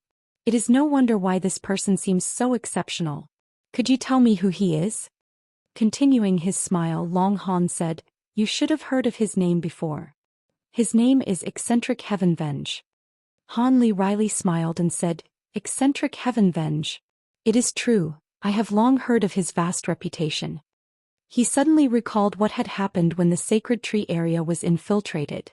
At the time, the righteous and Devil Dao spies had been afraid to kill the low-grade cultivators out of fear that one of them may have been a descendant of Eccentric Heavenvenge. Han Li blinked and chuckled. However, it stands to mention that Brother Long and his wife are in existence equal to the 3 great cultivators as well. When Long Han heard this, he shook his head and flatly said, Feng Bing and I may hold some power, but we wouldn't be able to stand against them alone. Of course, when we are together, it is a completely different matter altogether.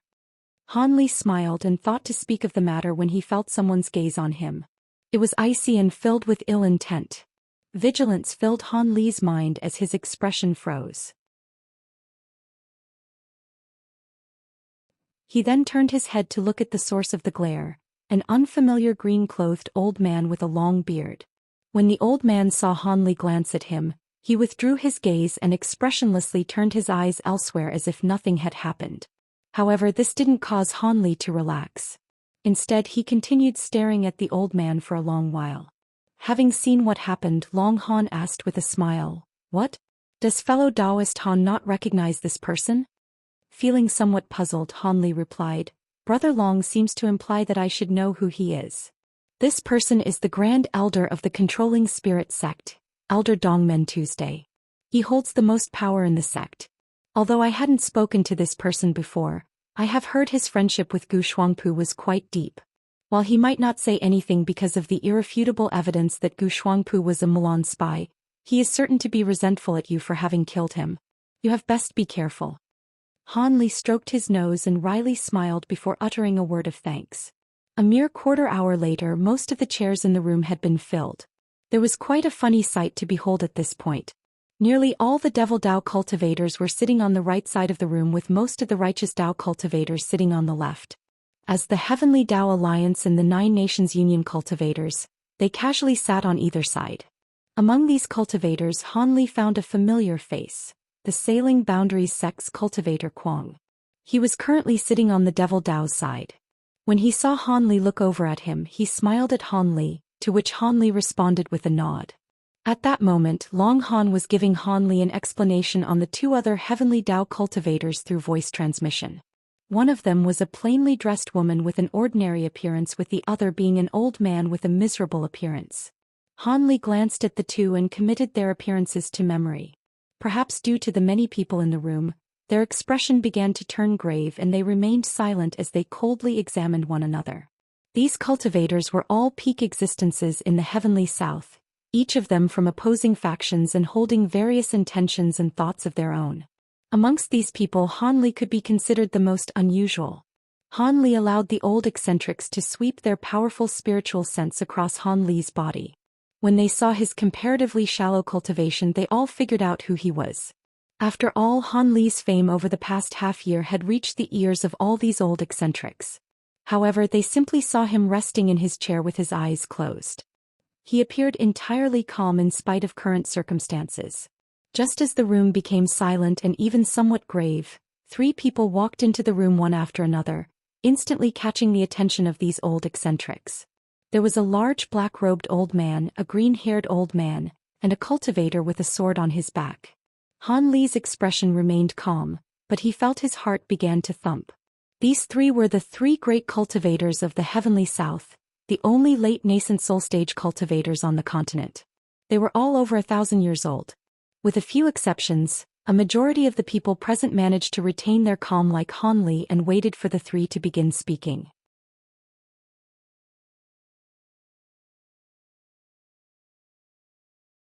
Chapter 758. A Fatal Wager. The 3 slowly walked towards the center of the hall and stood side by side. The large black-robed man with a sinister appearance spoke with a frigid tone. You should all know who we are. There should be no need for introductions. This meeting will be presided by us 3.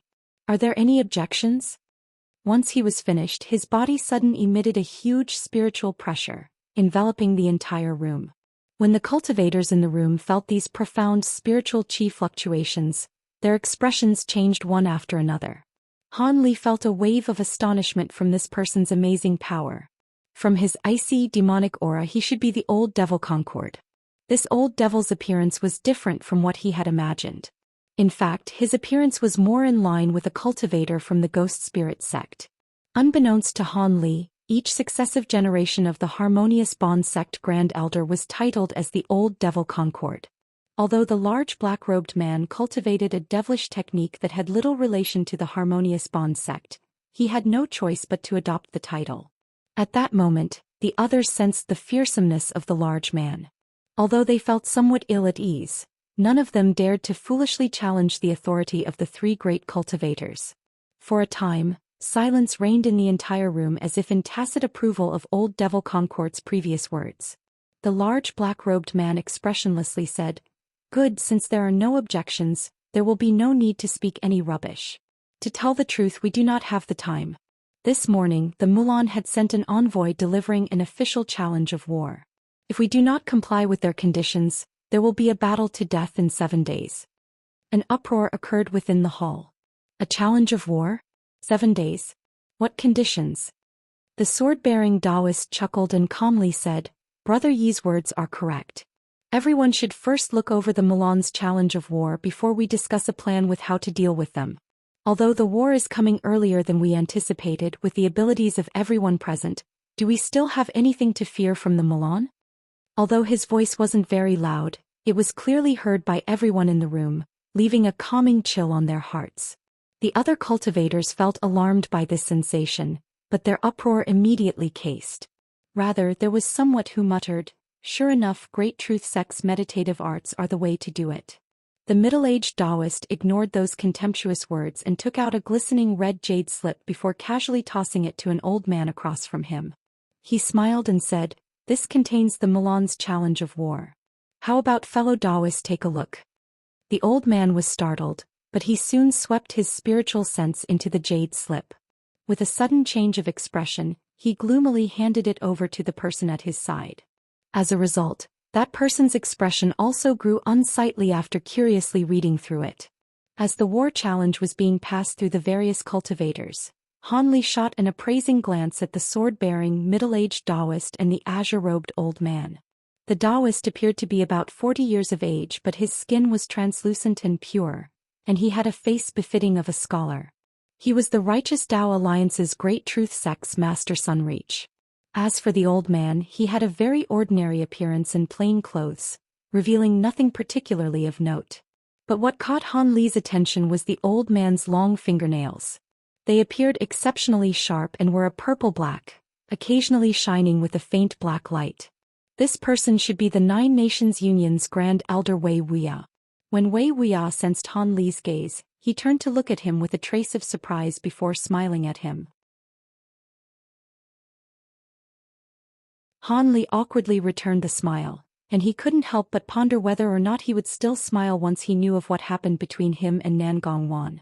Just as he pondered this, Long Han had already finished looking through the jade slip and he passed it to Han Li with an unsightly expression. He grew quite curious, having seen many people react the same way, and promptly delved his spiritual sense into the jade slip. A short moment later, Han Li withdrew his spiritual sense with a frown and silently handed it over to another cultivator. Not long after, everyone in the room read through the jade slip, each of them wearing an unsightly expression. Some of them even followed with a cold snort once they were done reading.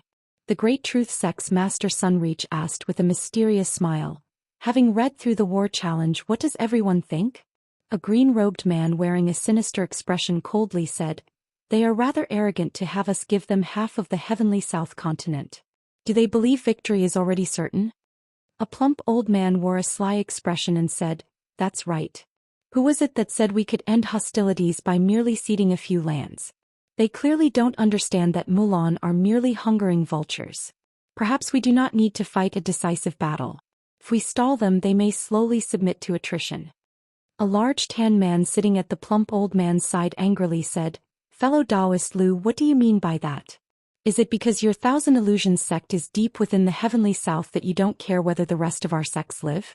A war of attrition might mean little to your sect, but how about ours? Without any fear of the large tan man, the plump old man indifferently said, I was considering others when I said it. Any fallen sects can re-establish themselves, but lives can't be easily replaced. Anther person coldly said, Humph.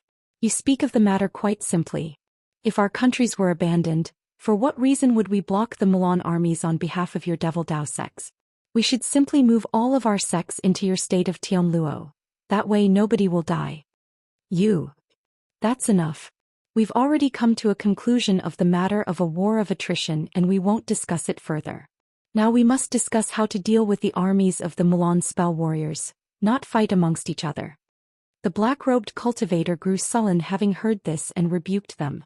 When the three heard Devil Concord, they all wanted object, but they obediently obeyed and kept silent. In the cultivation world, strength spoke the loudest.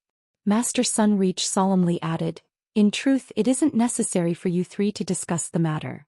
We've already come to a decision. With the momentum of the Milan armies and interference from outsiders, a war of attrition is impossible. If we do not gather together a majority of the Heavenly South's power, we will be incapable of defending against the Milan's attack. If only a single country's forces were to meet them, it would result in immediate defeat. Then when they are finished they will most likely move on to the next of us. As a result we must scatter the ranks of the Milan in battle. We cannot rely on chance. A quick series of whispers interrupted the silence, only for it to quickly return. Soon the controlling spirit sect's Dongmen too shifted his gaze and asked, Why not have the Milan to reveal whatever tricks are first up their sleeve? Why must we first risk having a wagered battle and with such a heavy stake as well? There are materials that even we cannot put up on wager. Isn't there even more to be said about the destitute Milan? Another cultivator then explained, We know of this well. The Milan plains may be truly impoverished, but what they lack in common resources such as spirit stone mines, they are compensated by the rare materials located there. There are even a few rare materials that they possess in greater quantities than we do. Wearing a pensive expression, Dongmen too slowly said, So it was like that. However, why is it that they are so confident of victory in this wagered battle? In addition to the late nascent soul cultivators, there are other cultivators that may join in this wagered as well. Up to 10 wagered battles, all to the death. Could it be that they believe that we will simply abide by these terms? Given the cunning of the characters in the room, they all knew the Milan put forward this risky battle with some scheme or trick in mind. They couldn't help but ponder with unease. Hanli was also puzzled by this. The war challenge clearly stated that the proposed battle will have both sides send their own forces and make no use of any dirty-handed methods. Instead, the cultivators that battle will be able to directly wager their rare materials in battle, and the winner could directly seize the loser's storage pouch. What was particularly suspicious was that the war challenge also stated that these 10 wagered matches must be held simultaneously, and any cultivators that are defeated will be incapable of running. They will die on stage. For this reason, the wagered battles will be held in a sealed spatial barrier. This barrier will be guarded by people on both sides, preventing either side from tampering with the battle. However, regardless of any tricks the Milan may hold, this will prove to be a great opportunity for us. If we are able to kill a few high-grade spell warriors before our armies fight, it will be of great benefit to us.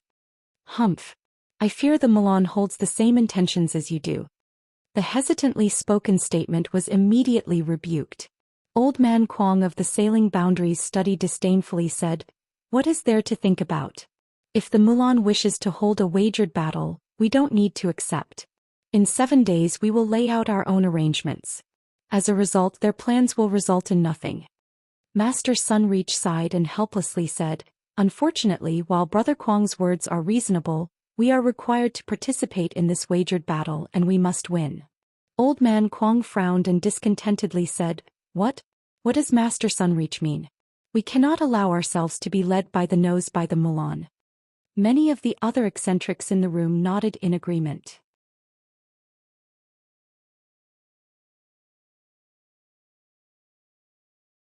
Chapter 759. Allure Master Sunreach sullenly said, We are well aware that there is something suspicious about this, but the Mulan had captured many cultivators on their warpath, a majority of them being 9 Nations Union cultivators. And in the process of providing assistance, many of sect disciples have also been captured. The envoy stated that they have about 1,000 captives in total. In his alarm, Old Man Kuang immediately asked, "What did they say? Are they going to execute the captives if we do not agree to their conditions? Are the Mulan not afraid of our retaliation?" Master Sunreach quickly replied, "The envoy didn't state as such. However, he did speak of a chance to rescue these cultivators. In addition to the materials that were wagered for each of the 10 wagered battles, each battle will wager the freedom of 100 captive cultivators." The eccentrics in the hall looked at each other in dismay. 1,000 cultivators aren't particularly many, and they will most likely be low-grade cultivators. There wasn't a need to save them, but if someone were to propose to abandon them, they would become the butt of criticism. While these cultivators didn't personally care about these captives, they were the representatives of various sects and clans of all sizes. There were particularly many cultivators that were captured in an attempt to slow down the Mulan armies. If they didn't rescue them, the morale of their forces would plummet, and the low-grade cultivators would feel particularly disappointed, and few of them would fight with all of their strength. The other cultivators inwardly swore at the Mulan for their cunning. Long Han agreed with a sigh. Who would thought these grassland savages would be able to act so cleverly? They hardly used any strategy in their previous invasions, but now they act with complete guile.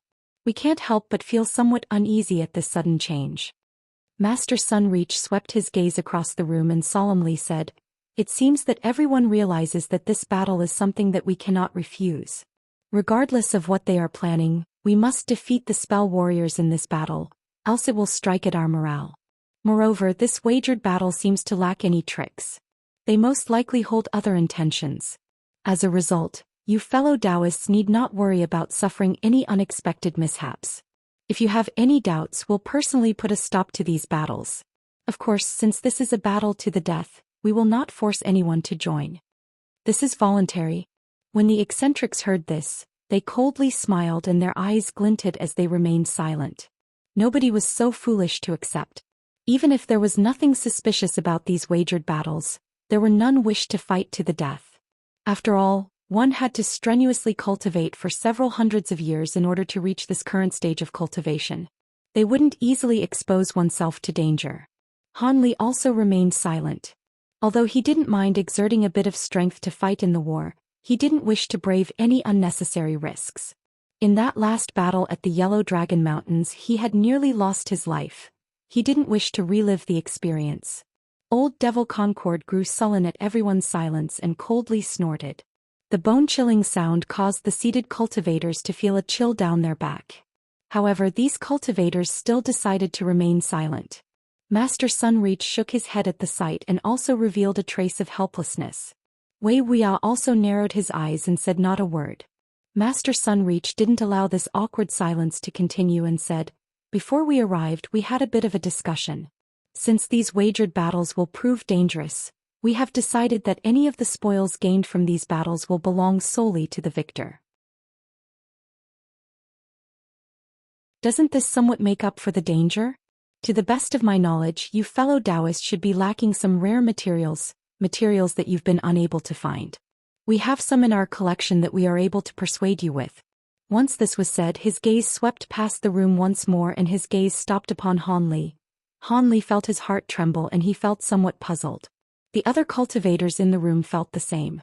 Although the sword-bearing Taoist had mentioned some alluring conditions, much to the temptations to those present, none took the initiative to step forward and participate in the wagered battle. But at that moment, Wei Wuya suddenly turned his head towards Taoist Shattered Soul and began to send him a voice transmission. The despondent Taoist Shattered Soul suddenly sat straight and wore an expression of delight. He then began to silently move his lips and converse with Wei Wuya through voice transmission. A short moment later, Taoist Shattered Soul's expression wavered with hesitation. At that same moment, Devil Concord began to send a voice transmission. Devil Cloudpart appeared completely aloof since he had entered the hall, but when he heard his sect's Grand Elder's voice transmission, he immediately frowned with a gloomy expression. It was unknown what was said to him. After a moment of thought, Taoist Shattered Soul eventually said, "Fine. So long as you uphold what was agreed. I don't mind braving danger just this once." When the others heard this, they were absolutely stunned. Then Devil Cloudpart said, "Since fellow Taoist Shattered Soul is participating, I will go as well. It would be truly unfortunate if these rare materials were lost to me." The old devil coldly smiled, but a trace of anger could faintly be seen from his face. The other cultivators glanced at each other. Although they didn't say anything, they were deeply startled. Regardless of what had convinced the two, it caused all the others to feel ill at ease. As expected, the three great cultivators each began to send voice transmissions to cultivators in the hall one after another. Most of these cultivators would happily or worriedly agree to fight in the wagered in the battle. There were only two that coldly shook their head and refused. When Han Li saw this, various thoughts began to swirl through his mind. But at that moment, Master Sunreach's voice had reached his ear. "Fellow Taoist Han, I heard that you were currently searching for a large quantity of auric essence. Is this true?" When Han Li heard this, he felt his heart pound. It was no surprise that he knew of this. His request of the Heavenly Tao Alliance's search for auric essence wasn't a secret affair. After calming his heart, Han Li said, "That's right. I require some auric essence in order to refine my magic treasure. Could it be that fellow Taoist Sunreach has a large amount of it?"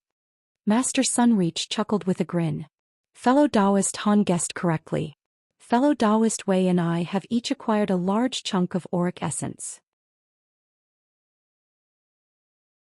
Its quantity should be enough for fellow Taoist to use. Are you interested?" After pondering to himself for a moment, he non-committedly replied, "I would like to first see if the auric essence is to my satisfaction before I consider fighting." Master Sunreach agreed with a smile. In such a brief amount of time, 5 cultivators had agreed to fight. They were all like Han Li. It was only after some thought that they readily agreed. But even as hesitant as they were, their responses were to Master Sunreach's satisfaction. He then promptly ceased his voice transmissions and began to make arrangements with how the Mulan armies should be dealt with. In spite of the clamor of the eccentrics speaking of how to make use of spell formation tools and deal with the troublesome spirit technique formations of the Mulan, Han Li's mind had already wandered off as he pondered about the auric essence. To tell the truth, Han Li had been dissatisfied with the might of the bamboo cloudswarm swords. It wasn't that his flying swords were inferior to the might of his fellow cultivators, but rather they were too weak in the face of the enemies that he had encountered. If he faced weak opponents, he wouldn't have to use them. He would use the Azure Essence swordstreaks to deal with them. But against towering opponents, his flying swords would prove quite meager. But with the Azure Essence Sword Art's last recorded divine ability, the Aureate Sword formation, Han Li's bamboo cloudsword swords would be able to contend against a late nascent soul cultivator for some time, even if he could only muster a small portion of its complete power. As for the Heaven Void Cauldron, he hadn't personally witnessed any of its actual power. As he only heard endless praise of it from Silvermoon, he started to grow doubtful of it. Because the Aureate Sword formation was a great divine ability that would allow him to establish himself in the cultivation world, he needed to acquire a large quantity of it in order to make use of the formation. However, Han Li felt uncertain about participating in the wagered match for it. With some thought, he decided to first see how much auric essence was being offered before de-icing. If it was enough auric essence for him to refine the Aureate formation, he may find himself agreeing. So long as his opponent wasn't one of the Mulan divine sages, he felt he had nothing to fear. Even if the Mulan were to engage in any trickery during the wagered battles, he would be able to escape the trifling barrier with his thunderstorm wings and his purple apex flames. With this thought over, Han Li felt calm once more and began to listen to what was being planned. This meeting was held for nearly 2 hours under the guidance of Master Sunreach. While Old Devil Concord occasionally added a few words in, Wei Wuya remained completely silent on the matter. Something worthy of note was how both Master Sunreach and Devil Concord had highly valued Long Han. Whenever a matter related to the Heavenly Tao Alliance came up, they had always asked for his opinion. It appeared to be true that Long Han was able to contend against the 3 great cultivators together with his wife. Just as the discussion was about to come to a close, the cultivators who weren't participating in the wagered battle were given a few specific duties. Afterwards, Master Sunreach called the end of the meeting and bid everyone farewell, wishing them to properly prepare for what was to come. However, there were still 3 cultivators that hadn't left, one of them being Han Li. As for the other 2, they were Devil Cloud Part and a gorgeous woman with a bloodless complexion. The woman had remained silent in the previous discussion as Han Li did.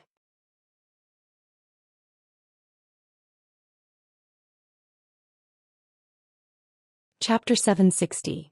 The Ice Frost Silkworms and Auric Essence. Once most of the others left, Devil Concord expressionlessly said, "Junior Marshal brother, follow me. There is something I must say to you alone." He then walked out of the hall without turning back. Devil Cloud Part's gaze wandered for a moment and silently followed him after some hesitation. It seemed he greatly feared the large black-robed man. Master Sunreach waited until the Devil Concord and Devil Cloud Part departed before facing Han Li and the pale woman. "Fellow Taoists Han and Bai, let's have a proper chat. How about you first take a look at the items you want and then decide whether or not you'll be participating in the wagered battles. This humble Taoist understands your reasoning. After all, this matter will be extremely dangerous. If there isn't a proper reward, no one would take the risk. But regardless if these items are to your satisfaction, I hope you 2 fellow Taoists will be participating in the wagered battles." Wei Wuya simply stood to the side and held his hands behind his back. He was calmly examining the 2. When they heard Master Sunreach, Han Li didn't reply. Rather, the gorgeous pale woman frowned and said, "I am a woman who treads the solitary path. I do not care whether the Mulan invades the heavenly south or the other way around. Were it not for your message speaking of this item, I wouldn't have emerged from seclusion. Let's get the ugly matters out of the way first. If what you have is not to my satisfaction, I will leave without reservations." Master Sunreach wasn't angered at her cold words and instead replied with a warm tone, "Fellow Taoist Bai, there is no need for this. Although I was somewhat mistaken for what happened in the past, in truth I was doing what was best for you."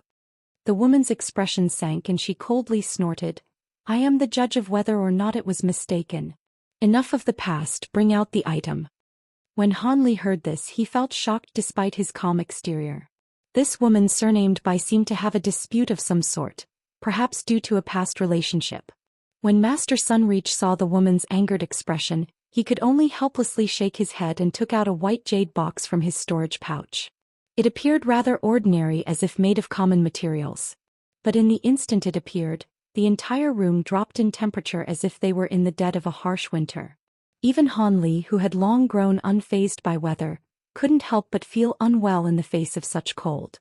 The woman surnamed Bai revealed excitement upon sensing the icy cold that the box emitted. At that moment, Master Sunreach wordlessly offered the jade box to the woman. After she took it into her hands, she opened it, revealing it clearly to Han Li. They were a pair of transparent crystalline cocoons. They emitted a trace of cold chi that caused Han Li to frown. They seemed to be cocoons of the ice frost silkworms, who were ranked last on the list of exotic insects.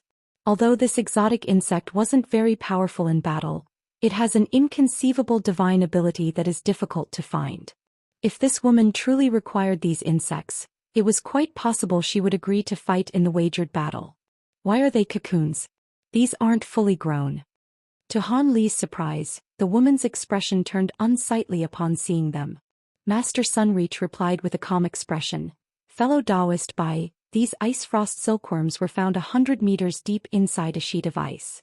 They aren't common, they are top-grade monarch silkworms.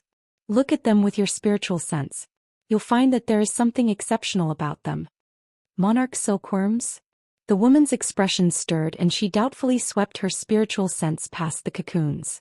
A short moment later, her expression relaxed. "How about it? While these monarch silkworms are still in their cocoons, they should be more than enough for your uses." After a moment of hesitation, the woman put away the box and said, "With this, I will be able to fight in the wagered battle."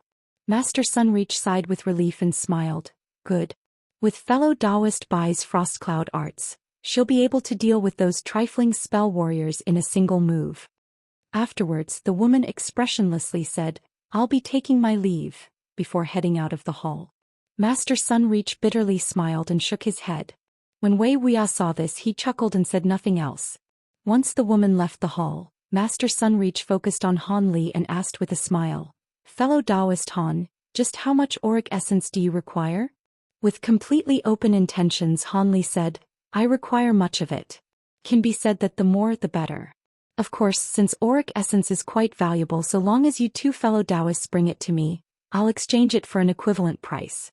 I definitely won't have you suffer a loss. Master Sunreach chuckled. From fellow Taoist Han's tone, it seems he possesses quite a bit of wealth. However, fellow Taoist Han should know that at our realm, there are few items that are able to tempt fellow Taoist Wei and I. Otherwise we wouldn't have relinquished so many of our worldly possessions for this war. Han Li smiled and said nothing else. Instead, Wei Wuya sighed and suddenly spoke. Fellow Taoist Sunreach, your tone may be bold, but fellow Taoist Han was able to escape from a Mulan divine sage with only early nascent soul stage cultivation. He is no ordinary cultivator. Master Sunreach casually said, I've been rude. But regardless of what fellow Taoist Han plans on using to trade for the auric essence, how about he first takes a look at it? The fellow Taoist truly has an item that can tempt us, we'll have no objections trading it for the entirety of the auric essence. He then reached for his storage pouch and a white light flew into his palm, revealing 3 various-sized chunks of golden rock that magnificently glowed. The middle-aged Taoist handed them over to Han Li in one move. Han Li's heart pounded as he directly received the rocks, and he examined them with covetous desire. The 3 chunks, 1 large and 2 small, were truly auric essence. The larger of the pieces was about the same size as the chunk that was auctioned off at the trade meet, about the size of a walnut. As for the smaller pieces, they were about half that size. This amount of auric essence should be enough for him to infuse 10 flying swords. However, it was somewhat lacking in quantity compared to what Han Li desired. Despite his calm expression, his eyes betrayed a trace of disappointment. Master Sunreach was somewhat amazed to see this. Just how much auric essence did this man want? It was rather baffling. With that thought, he shot a glance at Wei Wuya. Having seen Han Li's expression, he also glanced at Master Sunreach and calmly took out a fist-sized chunk of auric essence from his sleeve. When Han Li saw such a large chunk of auric essence in Wei Wuya's hand, he grew delighted. Although this chunk of auric essence wasn't enough for all 72 flying swords, with luck, this along with 3 smaller pieces should be enough for at least half of them. With 36 flying swords supported with the sword light reflection technique, it would be just enough for a small-scale aurite sword formation. With excitement in his heart, Han Li caught the chunk of auric essence that Wei Wuya tossed to him. After examining it with a deep breath, he said, although this may be all of your auric essence, it is still somewhat lacking. But it will be enough for me to participate in the wagered battle. Please take a look at these items and see if they are to your satisfaction. After putting away the auric essence, he took out 2 differently colored jade boxes and handed them separately to Wei Wuya and Master Sunreach. They each took the jade boxes and indifferently opened them. Wei Wuya weighted the box in his hand before opening it first. One of the boxes had numerous scarlet fingernail-sized scales. The other box had a fist-sized jet-black tortoise shell. The 2 late nascent soul stage cultivators were amazed by what they saw. What's this? Demon beast materials. Han Li explained, that's correct. Fellow Taoist Wei has the scales of a grade 8 venomous flood dragon. As for fellow Taoist Sunreach, he possesses the shell of a grade 8 demon tortoise. Although I don't dare to say these items are heaven-defying existences, these metamorphosed demon materials are rarely seen in the heavenly south. They should be more than enough to trade for auric essence. Although Han Li's tone was calm, he held much confidence. Grade 8 demon beast materials were extremely hard to come by even in the scattered star seas. Although many cultivators head out to the outer star seas, very few were able to see demon beasts of that grade, let alone kill one. And in the heavenly south, grade 7 and 6 demon beasts were killed as quickly as they appeared. None are left to ascend to grade 8 stage. And apart from a few areas that large sects control, all other areas are devoid of any high-grade demon beasts. Although Master Sunreach was able to quickly recover from his shock, Wei Wuya couldn't help but shout in delight. The scales of a grade 8 venomous flood dragon. Han Li was stunned for a moment before soon recalling that Wei Wuya cultivated a venomous cultivation art. As the body of a venomous flood dragon is particularly deadly, these scales might prove to have other miraculous uses for him. Just as Han Li hesitated as to what to say, Wei Wuya hastily extended his fingers and fiddled with one of the crimson scales. After carefully examining them, he began to ponder what there was to gain. Master Sunreach felt somewhat amazed by Wei Wuya's loss of demeanor. But after a strange expression appeared on his face, he smiled at Han Li and said, "Hee hee. It seems fellow Taoist Han's item is much to Brother Wei's liking. I am also rather interested in the tortoise shell. If these are true grade 8 demon beast materials, they will be a fair trade for the auric essence as they are optimal materials for refining defensive magic tools."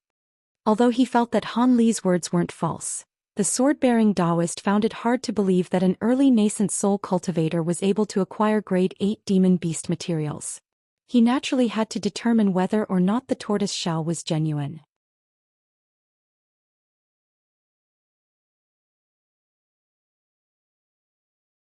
Chapter 761. The profound goddess palm. Just as Han Li pondered, he heard a long sigh from Wei Wuya. Wei Wuya put away the jade box in a flash of light and happily said, "Not bad. It is truly the scales of a metamorphosed venomous flood dragon. This is very suitable for me. There is hope that my magic treasure will ascend to a whole new level." Afterwards he raised his head to shot Han Li an appraising look. "To tell the truth, it is truly surprising to me that fellow Taoist was able to produce such rare treasures. These venomous flood dragon scales are particularly important to me. Although all we've done is trade for what we've needed, fellow Taoist Han still must participate in the wagered battle on behalf of the Heavenly South. How about this? I still have one last piece of auric essence. I originally planned to give it to my descendants, but since fellow Taoist Han requires it, I will give it to you. This way I won't be accused of taking advantage of you." With a flip of his hand he summoned an egg-sized piece of auric essence and tossed it to Han Li. With the addition of this piece of auric essence, he would have more than enough to temper the 36 flying swords.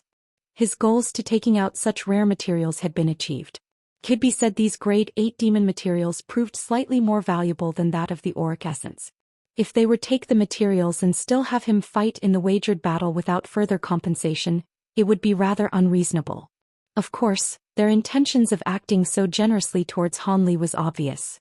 As a nascent soul cultivator he could simply pretend to agree and flee after taking the auric essence. If this were only a common trade that didn't involve the wagered battle, they wouldn't be able to do much else apart from complain. At that moment, Master Sunreach finished appraising the item and he wore a slight smile on his face. It seemed he was quite satisfied with the tortoise shell.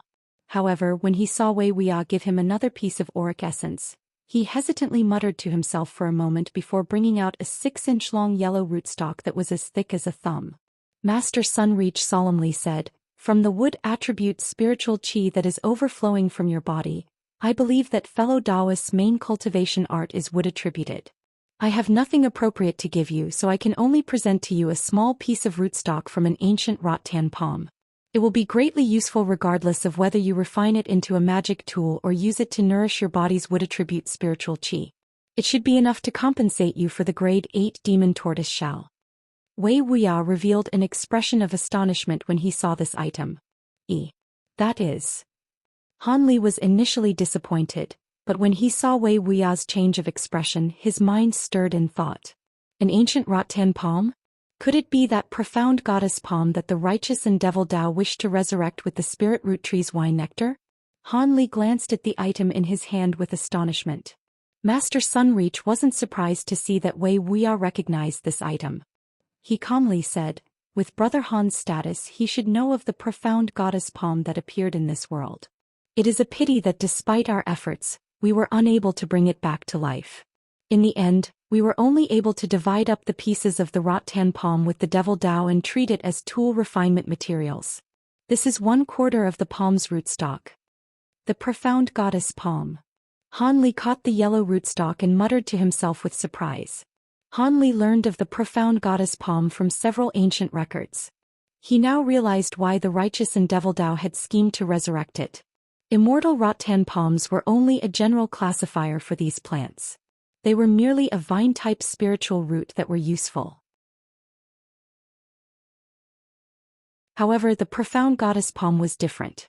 Only a few such ancient rattan palms had the qualifications to be named as profound.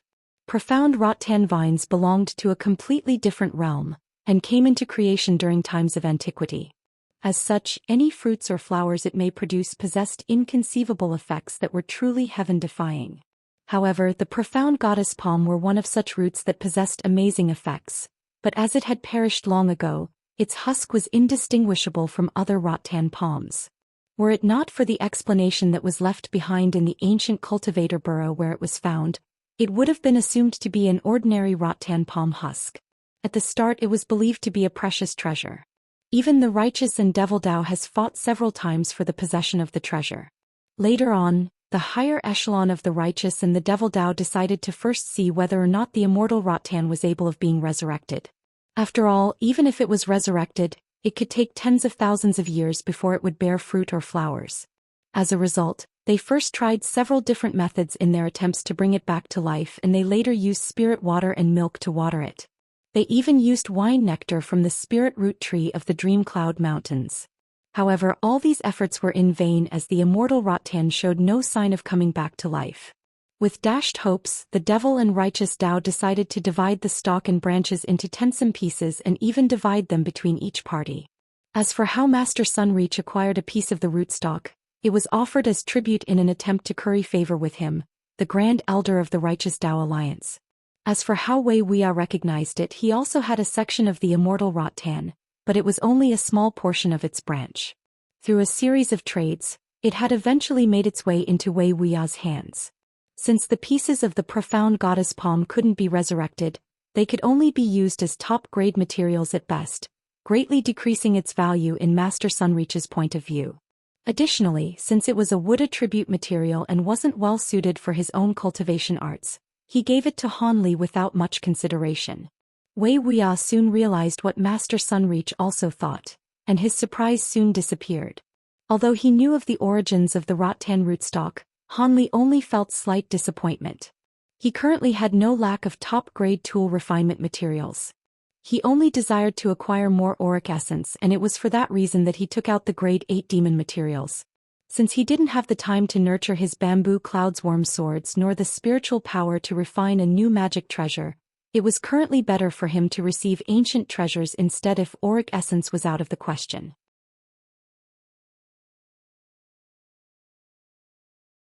But since Master Sunreach truly didn't possess any auric essence, he offered the rootstock of the profound goddess palm, something that was also quite precious. As a result, Han Li simply took the box without another word and peered inside of it. His current plan for it was to make use of the small green bottle when he returned to his cave residence and attempt to mature the rattan palm. The green liquid born from the small mysterious bottle was unfathomable, and was even able to mature the 3 divine trees.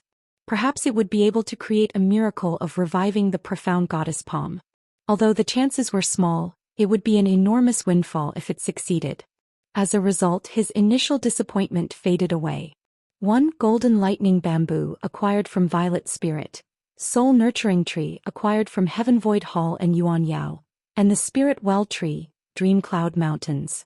Before Wei Wuya and Master Sunreach further spoke, Han Li sighed and tactfully said, "Since I've acquired the auric essence, I will naturally participate in the wagered battles in 7 days. Since the hour is late, I will be returning first. I must make preparations for the coming war." Master Sunreach smiled and politely said, "I didn't think that fellow Taoist Han would be such an impatient character. The war is important, so it is only natural to want to prepare yourself. We won't keep you here any longer." Han Li promptly nodded and saluted them before quickly heading to the hall's exit. But before Han Li could make his way outside, Wei Wuya stared at him with a strange expression and moved his lips, sending a series of voice transmissions towards him. "Fellow Taoist Han, on behalf of these venomous flood dragon scales, I will overlook the matter of you stealing away fellow Taoist Nangong. As it wasn't meant to be between Fairy Nangong and my nephew, there was nothing that could be done." When Han Li heard this, he couldn't help but stop in his tracks. He then felt a wave of delight and quickly walked out the hall without turning around. Once Han Li could no longer be seen, Master Sunreach and Wei Wuya glanced at each other in silence. A short moment later, Master Sunreach slowly said, "What do you think? I found it truly inconceivable Han Li would actually bring out grade 8 demon beast materials. Could it be in the time he disappeared through the ancient transportation formation he acquired the complete legacy of an ancient cultivator? How else was he able to reach early nascent soul stage in such a short amount of time? Not to mention the many treasures he possesses. Wei Wuya wryly smiled. It is possible. But this has little to do with us. He is not the only person that has inherited ancient cultivation arts and ancient treasures. Having such a rare chance is a truly envious matter. Don't tell me you're thinking about killing him to take his treasures? Master Sunreach chuckled and shook his head. Kill him? Brother Wei can sure tell a joke. Let alone during a time of war, this can't be done during peacetime either. Based solely on his ability to escape a Mulan divine sage, I'd be stirring up trouble without reaping any gains. Besides, his treasures may be precious, but would they allow me to break through to deity transformation stage?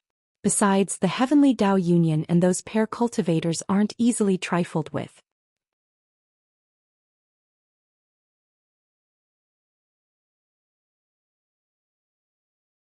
Chapter 762. Spirit Talisman. As Wei Wuya and Master Sunreach remained behind and had a casual discussion about Han Li, the person in question had already arrived outside. To his surprise, Han Li caught sight of Zhou Xian. The woman was standing outside the hall with a lowered head as if she were thinking about something. The cultivator's standing guard had ignored her since she had arrived with Devil Cloud Part. When she saw Han Li arrive, it stirred a reaction from Zhou Xian. She wore an odd expression on her face and appeared to be at a loss. A trace of resentment could also be faintly made out. Han Li felt somewhat bewildered and couldn't make much sense of the matter. Regardless, Han Li promptly walked past her as if he hadn't seen her and slowly walked towards the distant street. She simply stood in place, biting her lips, and watched Han Li in silence as he left. After making a turn, he sensed her gaze had left him and he shook his head with a frown. Silver Moon's puzzled voice echoed from the back of his mind. Master, you recognize that female cultivator? Han Li casually replied. She was an old acquaintance. But our relationship couldn't be considered good. Is that so? From her expression, it appeared your relationship with her was unordinary. Could it be Master once? Silver Moon smiled and deliberately trailed off. Enough nonsense. I have a poor impression of the woman and we were even once enemies. Han Li grew annoyed and coldly snorted. Silver Moon wryly smiled in response and tactfully kept silent. Ever since Han Li saved Silver Moon and remained silent on the matter of the purple cloud lace and the ancient flower basket being seized, Silver Moon grew far more intimate with Han Li. Although she didn't dare to be too imprudent with him, she spoke far more openly with Han Li. Of course, he also sensed this and felt more trustful with her in turn, resulting in a much closer relationship between the two. After returning back to the Drifting Cloud Sect encampment, Han Li had a quick discussion with Lu Luo about the meeting. Lu Luo wore a worried expression. There is no need for Junior Martial Brother to risk participating in the wagered battle. It is true that auric essence is rare, but you only has one life to lose. This is far from good. Han Li smiled and carelessly said, Senior Martial Brother Lu, please relax. I am confident that I'll make it through the battle in one piece. Why else would I have agreed so quickly? However, I won't be able to pay much mind to the safety of our sect disciples before the battle. Senior Martial Brother Lu will have to look after them alone. Having heard Han Li, Lu Luo wore a relaxed expression. In the battle next week, I will naturally look after the sect disciples. Please don't worry about them. Since Junior Martial Brother is confident in the wagered battle, I won't speak further of it. However, I must ask if there is anything that you would like any sect disciples to perform. Han Li smiled. After a moment of thought, Han Li slowly said, For the coming battle, I will need to perform a few preparations. There are a few particular materials that I'll need my junior martial nephews to gather for me.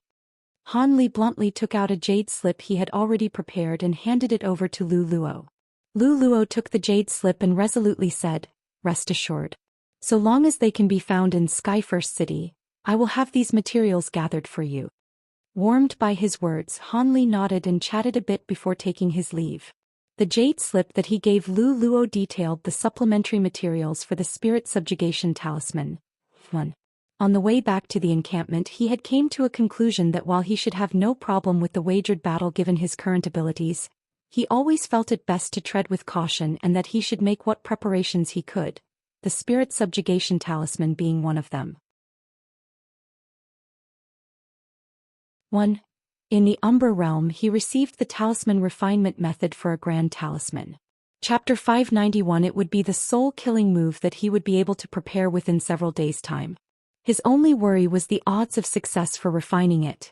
As for tempering his flying swords with auric essence and cultivating the aureate sword formation, that wasn't something that could be accomplished in a sparse few days.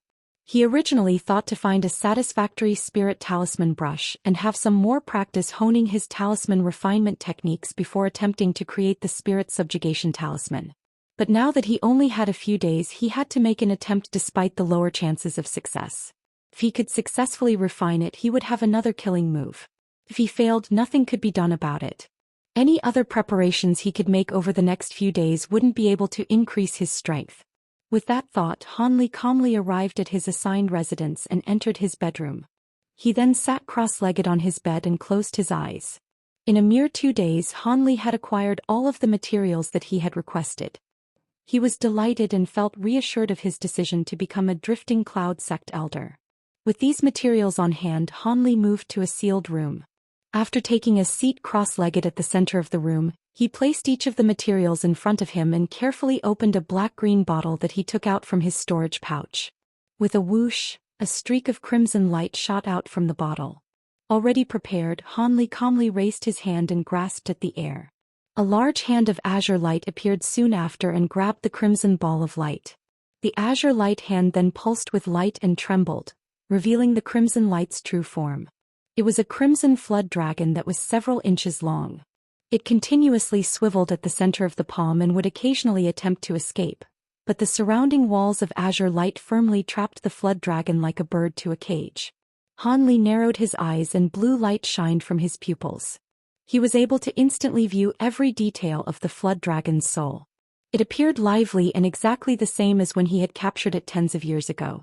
But with his bright-side spirit eyes he was able to see something exceptional.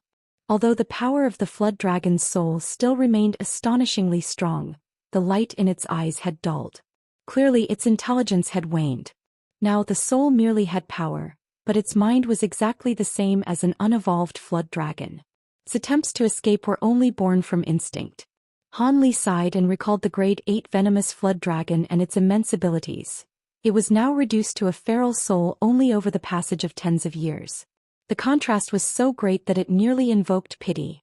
This led Han Li to be particularly mindful of immense challenges on the path of cultivation. If he were to one day lose his flesh body and his primal soul fell into the hands of an enemy, he may find himself in the same situation as this venomous flood dragon. Han Li sat down in silence for a moment longer and sighed.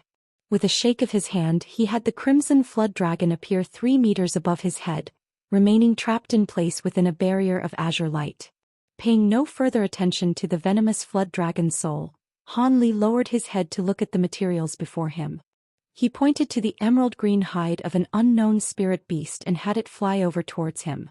With a bright glint from his eyes, he opened his mouth and spat out a sliver of azure nascent flame onto the spirit beast hide. Oddly enough, the flames didn't burn the spirit beast hide but enveloped it. Han Li clutched both of his hands in an incantation gesture and began to continuously flick his fingers, striking the spirit beast hide with a barrage of spell seals. The nascent flame continuously flickered and pulsed with light. Han Li then ceased his casting incantation gestures and pointed his finger at a white jade box. The box flew over to him and opened to reveal a pile of sparkling silver powder.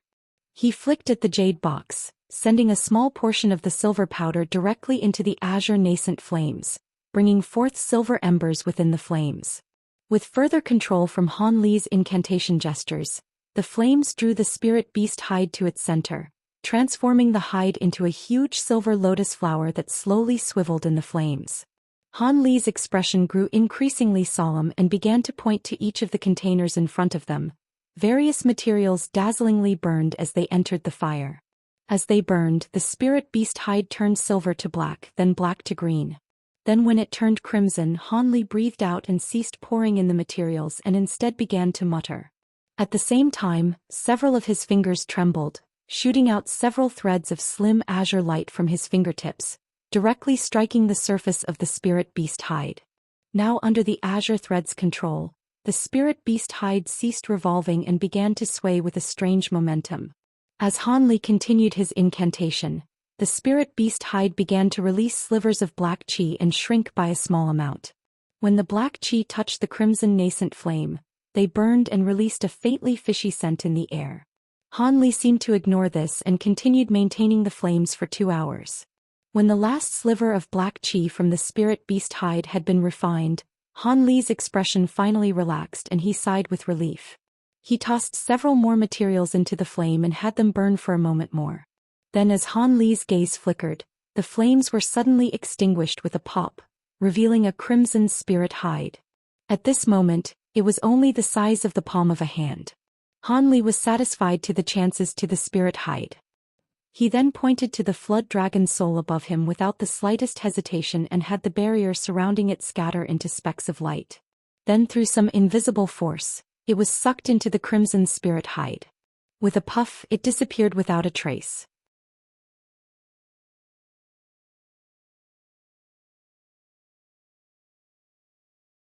Chapter 763. The arrival of battle with the flood dragon's soul absorbed by the spirit hide.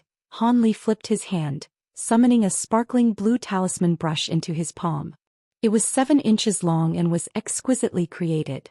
With his other hand he beckoned to a blue jade box and summoned a ball of golden liquid from the case. Han Li quickly dipped the brush in the floating liquid and his expression froze as he concentrated on the spirit hide. He then began to sweep his brush through the air with great familiarity. Series of cryptic golden talisman characters began to flow from the tip of the brush and directly bore into the spirit hide. Soon after, various talisman characters began to emerge above the spirit hide in orderly lines, each glistening with golden light. Just as these talisman characters began to appear, the spirit hide began to fiercely shake, emitting dragon roars from within. Protrusions then began to appear on the surface of it. Soon after, the crimson flood dragon emerged from the spirit hide and attempted to escape with all its might. But in that instant the golden talisman characters on top of it brightly shined and contorted, tightly constricting the flood dragon's soul and dragging it back. Although the flood dragon's soul has lost its intelligence, it was still the soul of a worldly spirit beast. Its instincts detected danger and continuously attempted to break free of the golden talisman characters. At that moment Han Li began to draw talisman characters with increased speed and more golden talisman characters directly enveloped the flood dragon, quickly overpowering it and pushing it back into the spirit hide. Taking advantage of this opportunity, Han Li took out a bottle of purple liquid and dipped his brush in it. He then calmly began to write an odd symbol. Following that, Han Li exchanged the cinnabar he used to write with his brush as he continued to write talisman characters. Not long after, the spirit hide talisman paper flashed with dense bursts of various colored light as it soared with spiritual qi. Han Li's expression grew increasingly solemn and his brush strokes started to slow, his eyes shining with blue light as he utilized the bright side spirit eyes to their greatest extent. Just after a single crimson talisman character was drawn onto the spirit hide, a wave of increasingly frantic spiritual qi fluctuations suddenly emerged from the half-finished spirit talisman. Han Li's expression greatly changed as he began to inwardly curse.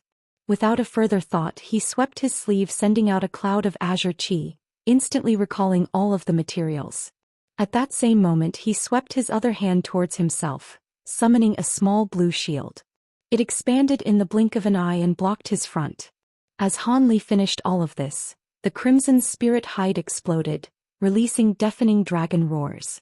Rainbow light dazzlingly shined as a huge wave of astonishing spiritual qi struck the blue shield. Glowing with light, the large shield unwaveringly blocked the attack, somewhat to Han Li's surprise. He reckoned that due to the spirit talisman's immense power, the explosion that resulted from its failure would contain equivalently destructive force. It had been beyond his expectations for the attack to be so easily blocked. During Han Li's bewilderment, a streak of crimson light shot towards the ceiling of the sealed room in an attempt to escape. But just as the red streak touched the ceiling, a layer of white light blocked its way, causing it to rebound. Han Li was overjoyed at the sight of the flood dragon's soul and raised his hand without any further thought. He grabbed at the air, summoning a hand of azure light to emerge above the flood dragon's soul and grab it. He then pointed to the shield and had it quickly shrink with blue ripples of light before returning into his sleeve. Afterwards, Han Li again examined the recaptured flood dragon soul with the bright sight spirit eyes. Han Li yelped with astonishment. Although it still appeared to have the original soul, its strength was far weaker. The crimson flood dragon soul also appeared listless. Han Li glanced at the flood dragon soul and stroked his chin with a pensive expression. The failure to refine the spirit subjugation talisman hadn't resulted in the immediate destruction of the soul. It merely caused it to suffer a slight loss in strength. But in this case he could make several attempts to create the talisman despite how difficult it may be to refine it.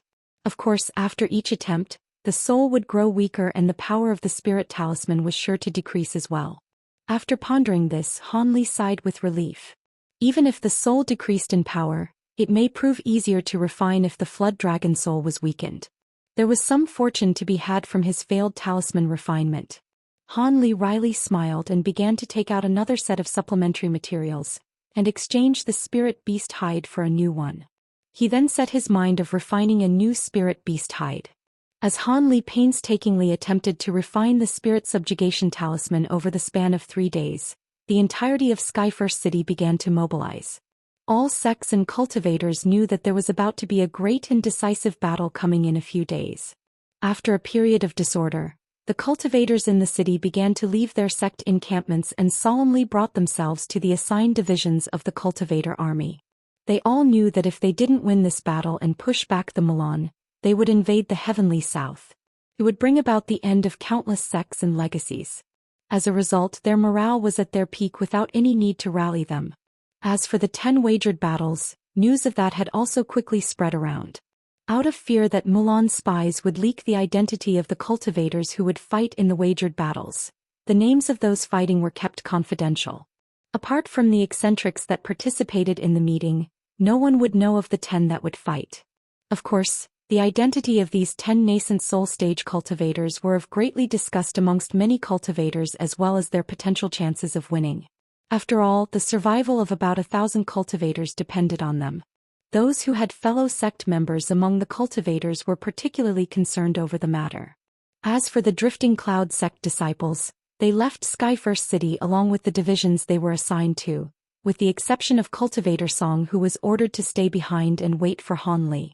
As for Lu Luo, he followed after the rest of the Drifting Cloud sect with lack of a better choice.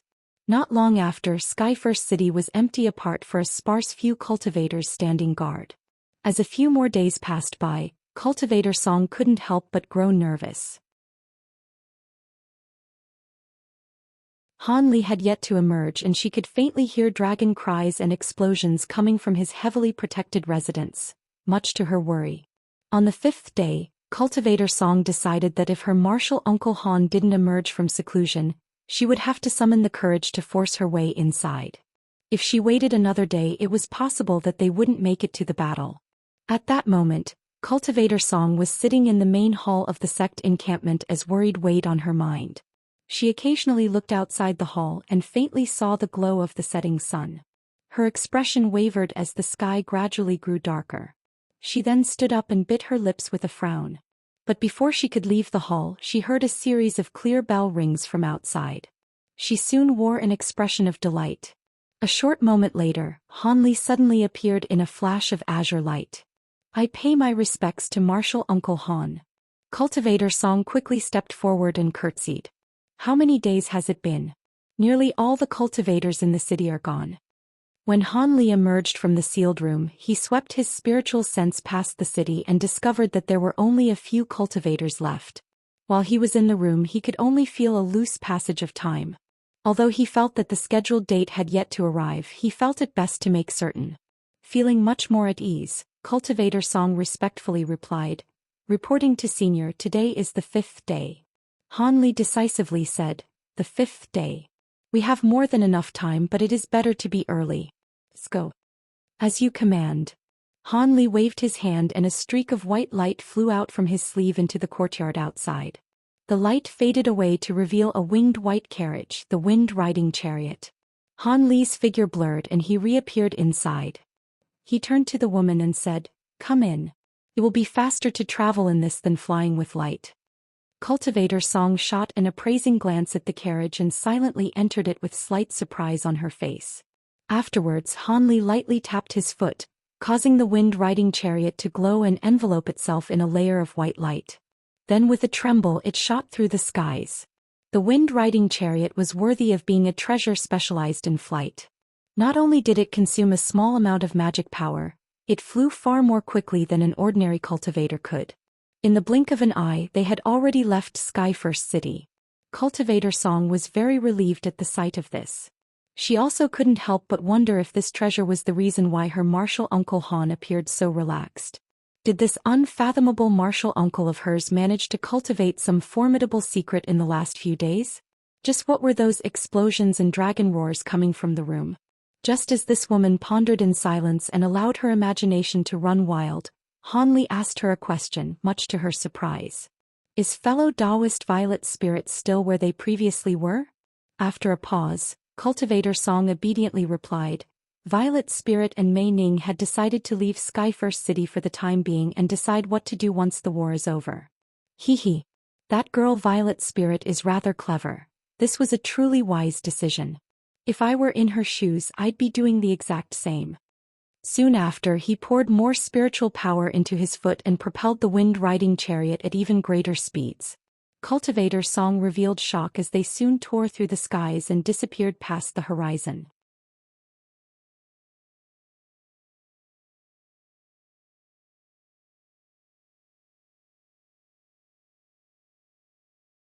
Chapter 764.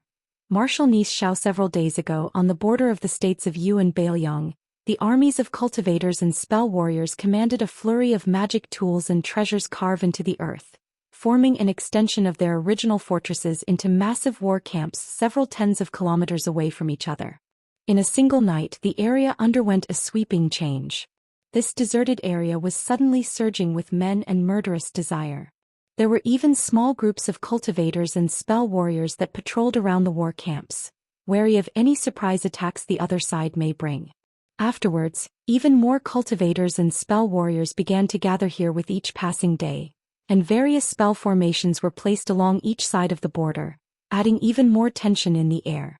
But at the center of the border, there would occasionally be spell warrior and cultivator patrols that encountered each other. Although they coldly glared at each other, they were able to restrain themselves from fighting. After all, fighting now wouldn't accomplish anything. As such, they begrudgingly stifled their bloodthirst and waited for the decisive day.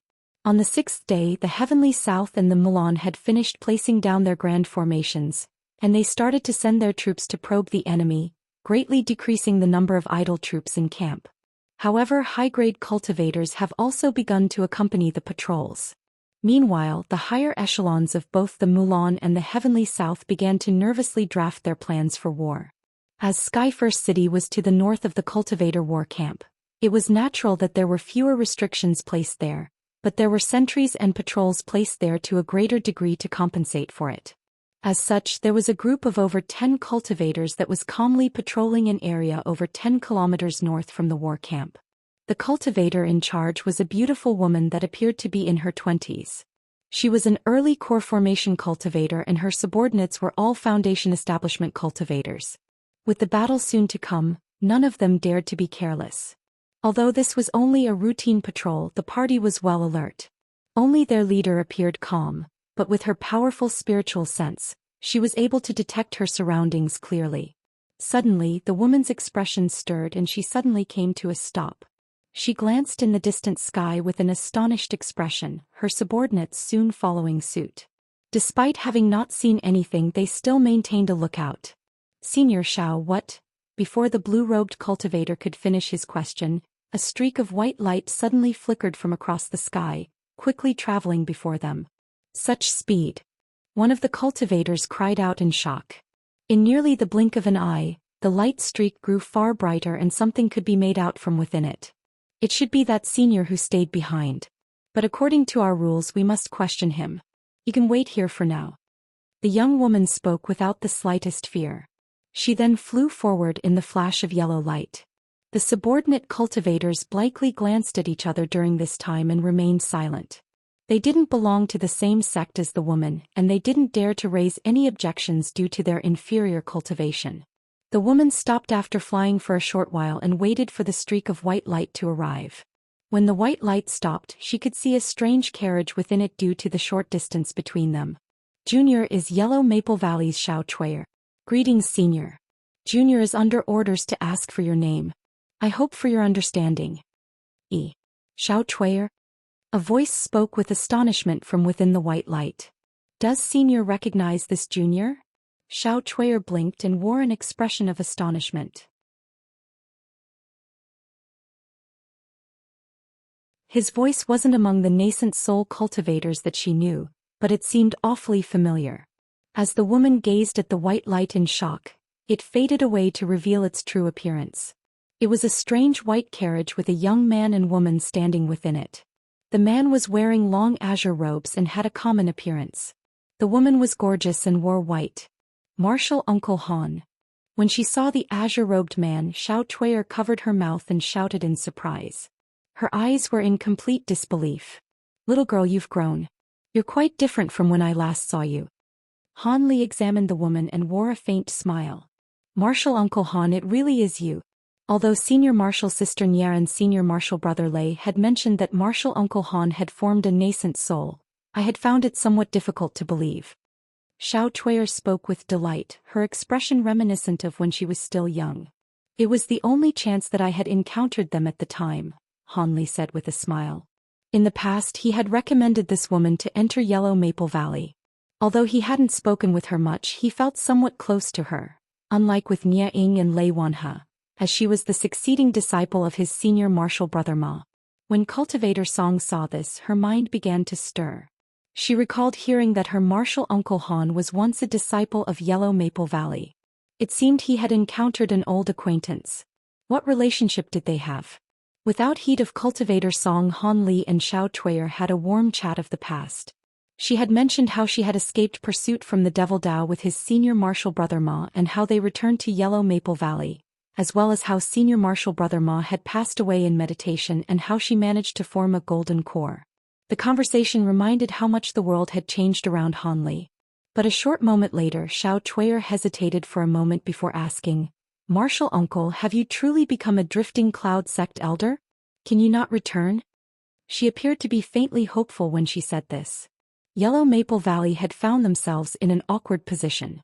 Although they still had ancestor Ling Hu watching over the sect, there were no other nascent soul cultivators to succeed him. When he reached the end of his lifespan, Yellow Maple Valley's position among the 6 sects of you will surely fall. This is much to the worry of the Yellow Maple Valley core formation cultivators, Xiao Chuier not excluded. Knowing that she had the best relationship with Han Li, the sect decided for Xiao Chuier to raise the matter the next time she saw him, hoping that their old relationship would stir him. She couldn't help but raise the matter again despite Han Li's previous refusal with Lei Wanhe.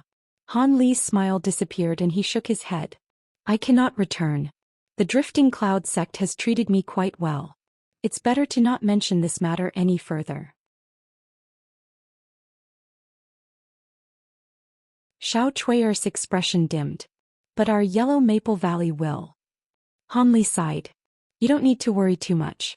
I've already made an agreement with Ancestor Ling Hu. If Yellow Maple Valley encounters any danger, I will be able to help you if it's within my abilities. Xiao Chuier's spirits quickly returned after hearing him. So it was like that. Many thanks, Martial Uncle. After some thought, Han Li took out an emerald ring and a bottle of medicine pills. You're thanking me too early. Since you were senior martial brother Ma's sole disciple and I haven't seen you for so long, I can't just leave you be. Take this. It's a magic treasure that I acquired after killing a core formation cultivator. Although you cannot use it as your bonded magic treasure, it will be effective in battle after you refine it. And here are some medicine pills for your cultivation. It is effective in breaking through bottlenecks. Many thanks for Senior Martial Uncle's gift. Xiao Chuier deeply bowed to him before happily receiving the 2 items. Alright, I will be heading to the war camp now. It's best that I don't keep those old eccentrics waiting. If chance will have it, I'll see you again. Once he gave her the items, he bid his leave and streaked through the skies before Xiao Chuier had another opportunity to speak. Farewell, Martial Uncle Han. With the carriage having already left, Xiao Chui'er could only curtsy in a hurry. Afterwards she remained in the air as she watched the streak of light drift off into the horizon. At that moment her subordinates finally approached her. "Senior Xiao, who was that senior? Was he a nascent soul cultivator?" However, he appeared to be quite young. The cultivators gathered around and began to curiously talk among themselves. Xiao Chui'er recalled her spiritual sense and her expression grew sullen. She icily swept her gaze past her subordinates and said, "Don't speak further of it. He is a nascent soul senior and he had treated me with great kindness in the past. He isn't someone to be gossiped about. Let's continue our patrol." Her subordinates immediately ceased speaking. With the wind riding chariot's great speed, they arrived near the war camp border after a short moment. Disliking how eye-catching the chariot was, Han Li put it away and decided to enter the war camp using personal flight. During this time, cultivator Song tactfully kept silent about the previous event, to Han Li's approval. The two soon arrived before a huge light barrier. It was dense and brightly shined with various colored light. It covered the entire war camp. Before he released cultivator Song from his flight light, a cultivator standing guard hastily welcomed him. Once Han Li's identity was confirmed, he promptly opened a passage for them. Han Li parted ways with cultivator Song once they entered. She went to report to Lu Luo before later joining the division of cultivators she was assigned to. As for Han Li, he went to the heart of the war camp where Master Sunreach and the others were waiting for him. They were pleased to see that Han Li had arrived. After a few polite greetings, they informed him of a few of the arrangements in the coming battle. But since he wasn't particularly interested, he soon took his leave. He then headed to a temporarily stone room and sat cross-legged, honing his spirit and strength.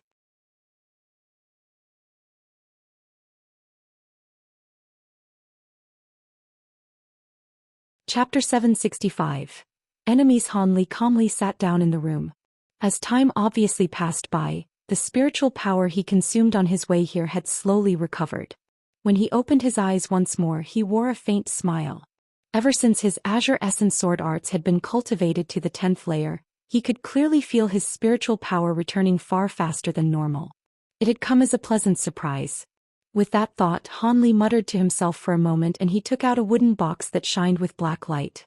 The box had several restriction talismans sealing it as they sparkled with azure light. With a sweep of his hand, the talismans flew off the box and into his sleeve. He then tapped the box and had it opened to reveal what was inside. It was a palm-sized talisman that was covered in characters. There was also a small crimson flood dragon that could be faintly seen, roaming across its surface. Han Li extended his hand and beckoned to the talisman, having it fly into his hand. In the last few days he had failed 3 times before finally refining the talisman. Although he didn't know how powerful it was certainly weaker than what was described of the past spirit subjugation talismans.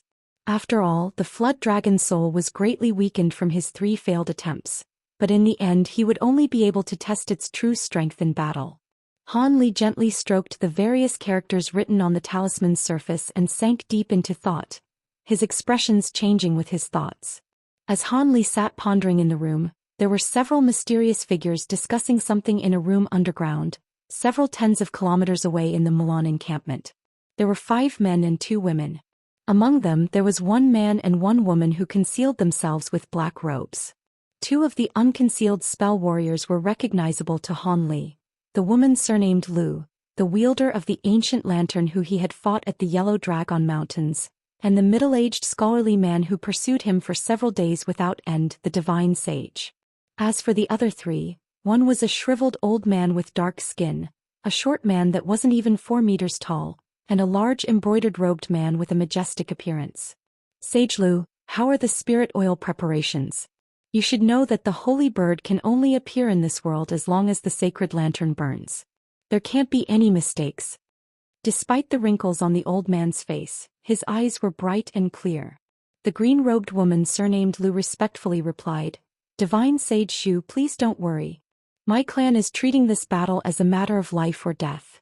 We've brought out all the spirit oil that my clan has produced for over 1,000 years. It should be enough to employ the holy bird for the battle." The old man then turned his questions to the middle-aged scholarly man. "Brother Zhong, Were there any problems with organizing the grand spirit technique formations? As our magic tools are inferior in number to the cultivators of the heavenly south, we must rely on the spirit technique formations to suppress them. The scholarly man calmly replied, "There is no problem. The hundreds of years I've spent researching spell technique formations weren't in vain. I've already organized several new grand formations for the assault. If the heavenly south cultivators are expecting the spirit technique formations of the past, they will certainly suffer. This will do. Brother Bai, once the melee starts, have the high-grade spell warriors summon the void spirit beasts to charge. Have them absorb the cultivators' attacks and waste as much of their magic power as possible." The old man gave a quick word to the short man before turning towards the black-robed man and politely saying, "Sect Master Fong, we will need your huge beasts' cooperation. Before the battle starts, I will give these huge beasts to you. However, I hope you will not back out of what we agreed on." The black-robed man's final words were laced with a deeper meaning. The shriveled old man's expression stirred and he callously said, "Back out? Brother Fong must be joking. How could we be so foolish as to offend your esteemed sect before the battle with the cultivators? In any case, your sifting Een sect is one of the 10 great devilish sects of the Jin Empire. When our Mulan tribe sees the heavenly south, we will pay back the debt as greatly as we can, as it isn't such a big matter to allow you to manage a few mortal countries. As for the mortals of the Yen clan, we don't care about their lives in the slightest." The black-robed man nodded and emotionlessly said, "That is good. Or if not for those righteous Dao fellows destroying our sect protecting treasure, we wouldn't need a large number of living souls to restore it. As such, we wouldn't have felt the need to participate in your war with the heavenly south cultivators. Collecting a vast quantity of living souls in the Jin Empire will certainly attract trouble from the righteous Dao. Although we have no fear of them, it would delay the treasure's restoration." The black-robed woman added on, "Additionally, all the cultivators' souls who die in this battle will belong to my sect. Surely Divine Sage Zhu won't have any objections to this?" She spoke with a hoarse and raspy voice much in contrast to her petite figure, much to the shock of those who heard her. When the old man heard him, his expression slightly stirred. "Of course we have little concerns with what will happen to the souls of cultivators, but will you be able to identify them differently from our spell warriors? While we have turned a blind eye to your unrestrained collection of souls lost in previous battles, we wish for this one to turn out differently. We'll compensate you in other ways instead." "This is impossible. The souls of cultivators and spell warriors don't have any differences between them. Even if there was a method, there will be tens of thousands of lives lost tomorrow, yet you want us to differentiate each one. Do you 3 divine sages plan on breaking our agreement?" The black-robed man narrowed his eyes and his eyes instantly glowed with green light. A sinister and cold chi rose from his body. When the scholarly man surnamed Zhong and the short man surnamed Bai saw this, they were inwardly furious. Although they didn't take any action, their bodies faintly shined with silver and red light respectively as they stared at the black-robed man. As for the large embroidered-robed man and the woman surnamed Lu, they both stared daggers at the black-robed man as they wore displeased expressions on their faces. They have long been resentful of the fact at having the soul of spell warriors being collected. It was perhaps inevitable that there would be a falling out with these devil Dao cultivators from the Jin Empire. The old man sighed and his face grew solemn. "Cease. What are you doing? Sect Master Fong is a guest that I had personally invited. Could it be that you do not hold me in any regard?" The black-robed woman to the side sent a voice transmission to the black-robed man. When he heard this, the green light in his eyes withdrew and his strange aura faded away. The others sighed upon seeing this and released the spiritual power in their bodies. They clearly understood that while these devilish cultivators were displeasing to the eye, they were a necessity, not to mention that it wasn't a good time for any internal strife. With some further deliberation he gritted his teeth and said, "How about this? You can gather together the souls, but you must do so stealthily after the battle. You cannot allow this to be seen no matter what. Otherwise we can't guarantee what will happen afterwards." The black-robed man's eyes flickered and he nodded. "Alright, so be it. Our sect agrees." The Mulan spell warriors were still displeased by this arrangement, but they had no choice.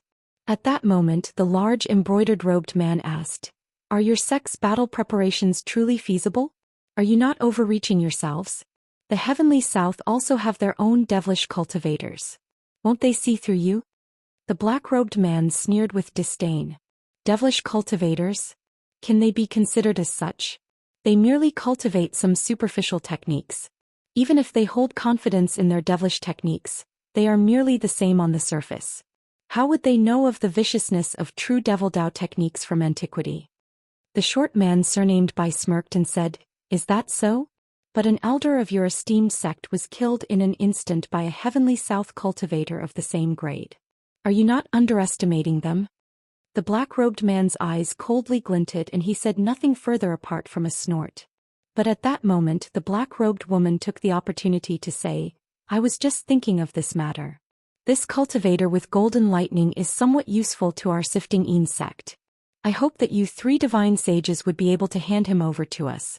How about it?" The shriveled old man wore a puzzled expression. "Hand him over to you? What? Are you 3 unwilling to agree to a minor request?" As if dissatisfied, the woman's voice only grew more hoarse. The shriveled old man stared at the black-robed woman with an odd smile on his face. If it was only an ordinary early nascent soul cultivator, it would be no problem to hand him over to you. But if involves the magic treasure with the golden lightning bamboo, it is a different story. The black-robed woman's mood grew sullen. "Fellow Taoist Jew has already guessed it." The old man replied, "Although our Mulan plains have been somewhat destitute, I do know a bit about the 3 divine woods in the cultivation world. While there aren't many people that know of the divine devilbane lightning, they do not include us." Seeing through his intentions, the black-robed man icily said, "Since you know of the divine devilbane lightning, you must know that our devilish sects cannot allow this treasure to fall into the hands of others. Speak your conditions." The old man's wrinkly face trembled to form a mysterious smile. "It is quite simple. I heard that in addition to these huge beasts, your sect also refined many copper-armored corpses. I hope that in the crux of the battle tomorrow Brother Fong will command them to offer us some help. After all, we don't know how the cultivators will respond despite all our preparations. We will naturally wish to be more careful." After some deliberation, the black-robed man replied, "I didn't expect for fellow Taoist Jew to know so much about our sect's secret techniques. The copper-armored corpses may be easily refined, but it will be troublesome for our sect if we lost too many at once. With these conditions we will need you to bring back this cultivator alive."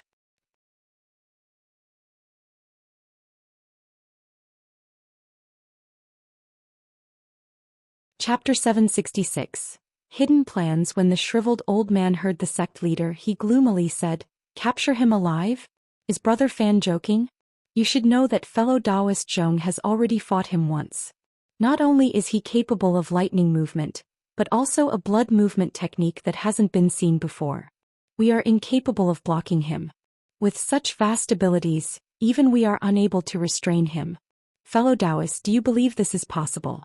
If the request is to kill this person and seize his golden lightning bamboo magic treasure, it will be much more possible. Since it is so difficult to capture him, then it is acceptable to kill him." To the old man's surprise, the black-robed man had quickly amended his condition. The shriveled old man exchanged a glance with the other spell warriors and had a quick exchange with them through voice transmission before agreeing to the matter. Afterwards they began to discuss the specific details of the incoming battle. Master Sunreach, Wei Wuya, and a few others were having a discussion about the war in a large hall. In addition to the 3 great cultivators and Long Han, there were also a beautiful red-clothed woman and a bald, eagle-eyed old man. The old man's eyes were narrowed, and he wore a glistening jade ring that was engraved with faint talisman characters. It appeared quite rare. "Fellow Taoist Heavenvenge, this war will depend on all of us. We will draw the main forces of the spell warrior army here. In the meantime, you and your men will steal into Soaring Heaven City and take everything from the city's resource depot.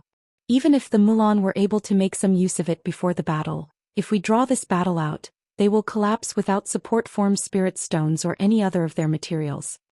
Master Sunreach smiled at the old man before him, the renowned eccentric Heavenvenge, as if nothing unpleasant had occurred between the two of them in the past. "So long as you are able to drag the Mulan divine sages to the border, it will naturally be no problem to infiltrate Soaring Heaven City. And with the transportation formation that fellow Taoist Wei has given me, directly entering the city will prove even easier. However, my sole worry is why the Mulan would leave their resource behind in the city. Is this not a trap that was set behind for us? The eagle-eyed old man spoke with a voice reminiscent of clacking stones. It was rather uncomfortable to hear. Devil Concord calmly said, "Fellow Taoist Heavenvenge, please relax. According to our spies amongst the Mulan, although the Mulan tribes have occupied the states of Feng Yuan and Yi, they have no other supply of resources. Before we evacuated from those countries, we destroyed all the spirit stone mines and other material sources. In spite of the great efforts of the Mulan mortals to repair them, they weren't able to accomplish much in such a short amount of time. As of current, they are consuming a joint reserve of spirit stones that were pooled together from each of their tribes. These spirit stones are all distributed from a secret storehouse that is guarded by a formidable grand restriction. Additionally, there are several sages guarding it for safe measure. With these measures in place, there will be enough time to transport those materials out of the storehouse before it is breached by a potential attack. It is reasonable to say that these resources are as safe as can be." Wei Wuya coldly smiled and said, "However, they hadn't expected that after the many years we spent at war, we were able to place spies in their ranks as they did with ours. One of the sages guarding the safe house is precisely one of our own. When the time comes, he will deactivate the grand formation. Fellow Taoist Heavenvenge, so long as you and your people act with discretion, we will catch them entirely unprepared. You fellow Taoists seem so certain, but I can't help but ask what I will receive afterwards."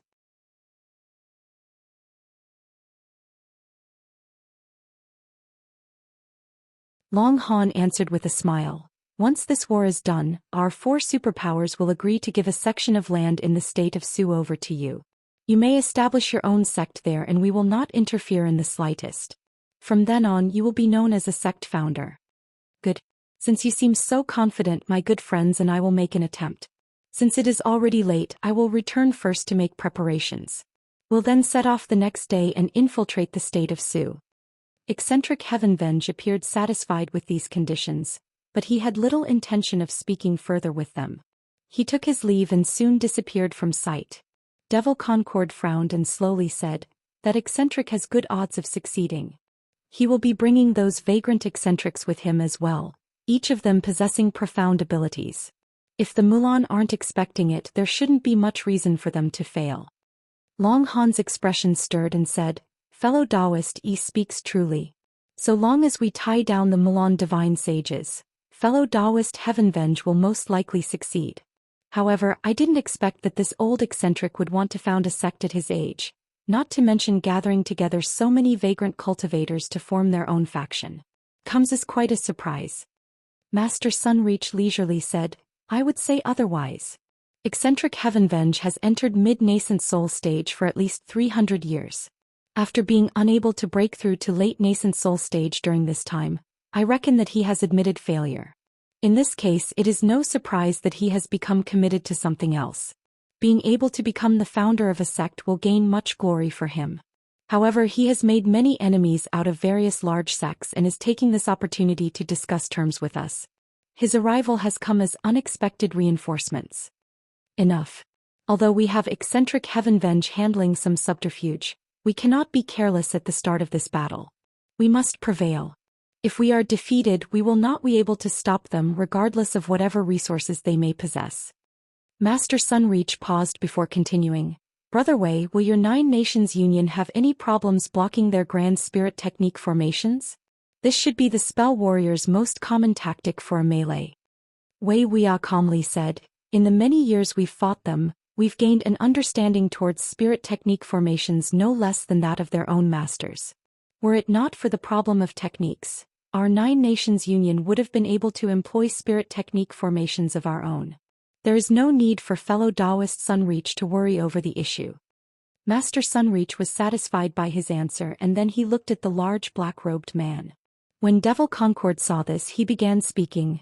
"Our 6 Devil Dao sects have already made preparations. Not only do we have the controlling spirit sect's 3 sect protecting beasts, our harmonious bond sect has also made preparations to release the dual yin-yang devils from their restrictions. The Ghost Spirit sect's myriad souls formation is also ready for us. As for the other sects, they each have made various preparations of their own as well. Fellow Taoist Sunreach, have your Righteous Tao Alliance prepared killing maneuvers as well? Our Righteous Tao Alliance had already started. Each sect has opened the halls of their founding ancestors, acquiring many ancient treasures of great power. They definitely won't leave fellow Taoists disappointed. Master Sunreach spoke curtly, but Devil Concord nodded with a less tense expression as if already knowing of the existence of these ancient treasures. Long Han revealed a trace of regret. Our Heavenly Tao Union is rather lax in this regard. Our various sects have begun preparation, but there isn't much that I specifically know about. As for our Phoenix Cry sect, they have taken several ancient jade talismans out of storage. Their might will be quite eye-opening for the Milan. But given all the time that has passed, their power has waned. After the battle they will be completely exhausted. Ancient jade talismans? I didn't think that the Phoenix Cry sect possessed such treasures. I believe the other Heavenly Tao Alliance sects won't be disappointing us either. With that address, our sole worries are the black-robed men and the wagered battle. Master Sunreach pondered for a moment before hesitantly asking, Brother E, those black-robed men used Devil Tao techniques. Are you able to recognize what they were? Devil Concord unhappily snorted. Their techniques may be Devil Tao, but this is the first time I've heard techniques of this type. I cannot make an accurate judgment. But there is no doubt that their Devil Tao techniques are far more pure and ingenious than the 6 Devil Tao sects of the Heavenly South. Additionally, they appeared to resemble the Ghost Spirit sect's techniques. The Ghost Spirit sect? Master Sunreach pondered for a moment before continuing with a solemn expression. We don't know how many those black-robed men there are, but during the siege of Soaring Heaven's City, 8 of them appeared, all at nascent soul stage. There are clearly cultivators of the same sect. As for where this devilish sect has come from, could it be the Grand Empire of Jin? When the others heard Master Sunreach, they didn't appear surprised. Seemed they had assumed the same. At that moment the red-clothed woman finally spoke, her voice cold and clear. Humph. So what if they're Jin Empire cultivators? From how secretive they've been acting as if afraid of being seen, it is certain that they are only a single devilish sect, or perhaps only a single branch of one. What is there to be afraid of? We merely have to treat them as spell warriors and feign ignorance otherwise. Master Sunreach agreed. Lady Feng's words are reasonable.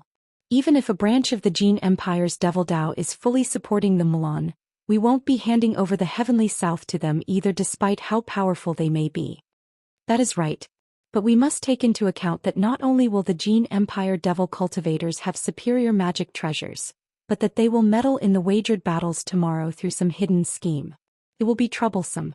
The Jin Empire possesses countless secret techniques, many of which are impossible to defend against. It doesn't matter. I've already considered this.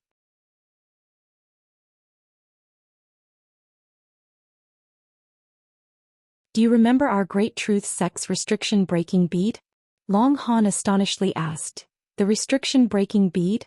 The single-used magic tool that can destroy restrictions? Isn't it only useful against low-grade restrictions? The barrier used during the wagered battles, capable of resisting strikes from a nascent soul cultivator, are capable of being dissolved with this magic tool?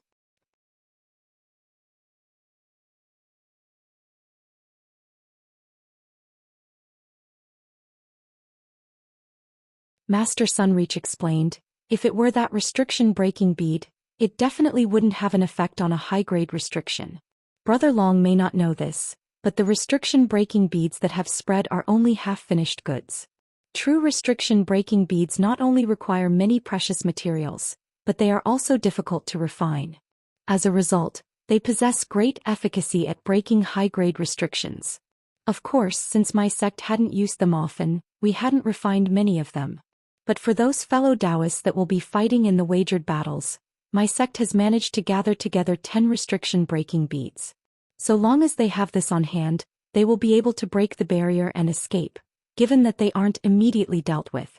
As such, there is no need to worry about the future. Devil Concord glanced at Master Sunreach and added on, I did wonder why Master Sunreach was so calm about the wagered battles tomorrow. So it turned out he had a trick up his sleeve.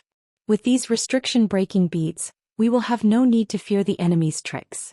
But to be safe, our Devil Dao's Heaven Fiend sect has refined a medicine pill for the occasion, the Death Return Pill. The pill will stimulate one's true essence, having most of their magic power to instantly replenish and increasing their cultivation slightly as well. However, once the effects ended, their vitality will be diminished. I will be able to give these fellow Taoists a pill each. If they reach a critical moment of danger, they will be able to take the pill and use it to great effect. That is great. With these two fallbacks, I feel much more relieved about the wagered battles. Long Han smiled and then he changed the subject. These people cultivate Devil Dao techniques. Why not have some fellow Taoists from the Righteous Dao deal with them? After all, the Great Truth sect as well as several other sects have many techniques that specialize in restraining devilish arts. They should be quite suitable in dealing with these black-robed men.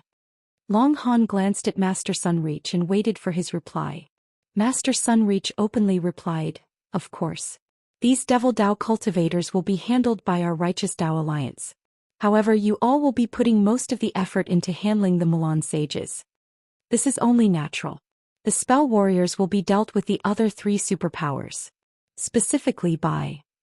The others had been quite happy to see that Master Sunreach has agreed to deal with the devil cultivators of the Jin Empire. They began discussing the matter thoroughly until sunset before feeling at ease. With negotiations coming to an end, each party began to make their own preparations. At early dawn the next day, the patrolling cultivators caught sight with shining light and heard earth-shaking trembles from the Mulan war camp. Squads among squads of spell warriors calmly flew out from the war camp on their magic tools that they flew towards the center of the sky. At that moment, the patrolling cultivators hastily sent back word through voice transmission talismans. A short moment later, the Heavenly South war camp began to sound with drawn-out bell rings, sending countless streaks of light to fill the sky from the opposite direction.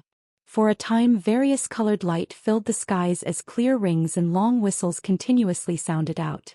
And with the overbearing advance of the spell warrior army from the other side, it appeared as if two huge waves were about to clash against each other in the sky.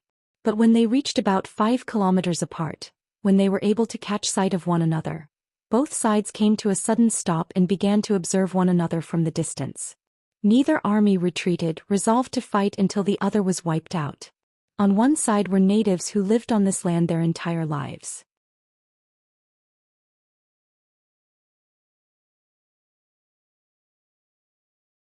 Their morale was soaring, unwilling to allow the enemies to invade their homelands. However, neither side moved despite the pervasive killing intent filling the air.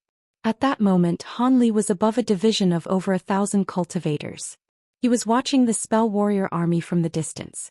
There were bright lights reaching out as far as the eye could see. Each light was a concentration of several hundreds of spell warriors, a continuous glow spanning over 5 kilometers. It was clear that both sides have brought out their main forces. Although one couldn't precisely count their numbers, there were at least 70,000 cultivators present. Additionally, rarely seen high-grade cultivators were now a common sight. Although their numbers were vast, the differences between each army were clear to see. While the Mulan spell warriors were all differently dressed, their low-grade cultivators all possessed simple magic tools. They either used bowls and fist-sized beads, or even various colored flags. Blade-type magic tools were extremely sparse in number. As for the Heavenly South cultivators, their low-grade cultivators possessed a myriad of magic tools, with blade magic tools being in a majority. However, these magic tools were each sparkling with light, possessing astonishing spiritual qi. It was obvious their magic tools were superior to those of the Mulan. Although the Heavenly South cultivators were better equipped, the spell warriors were better disciplined. As they flew in the air, they continued to maintain a mysterious formation.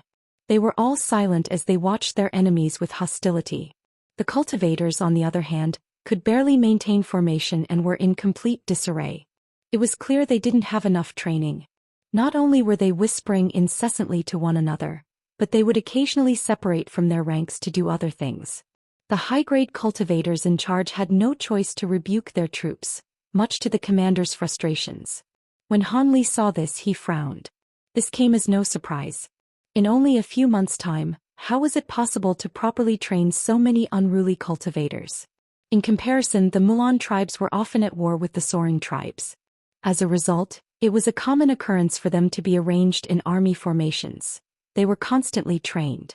This matter was obvious to the higher echelon of cultivators, but there was little they could do.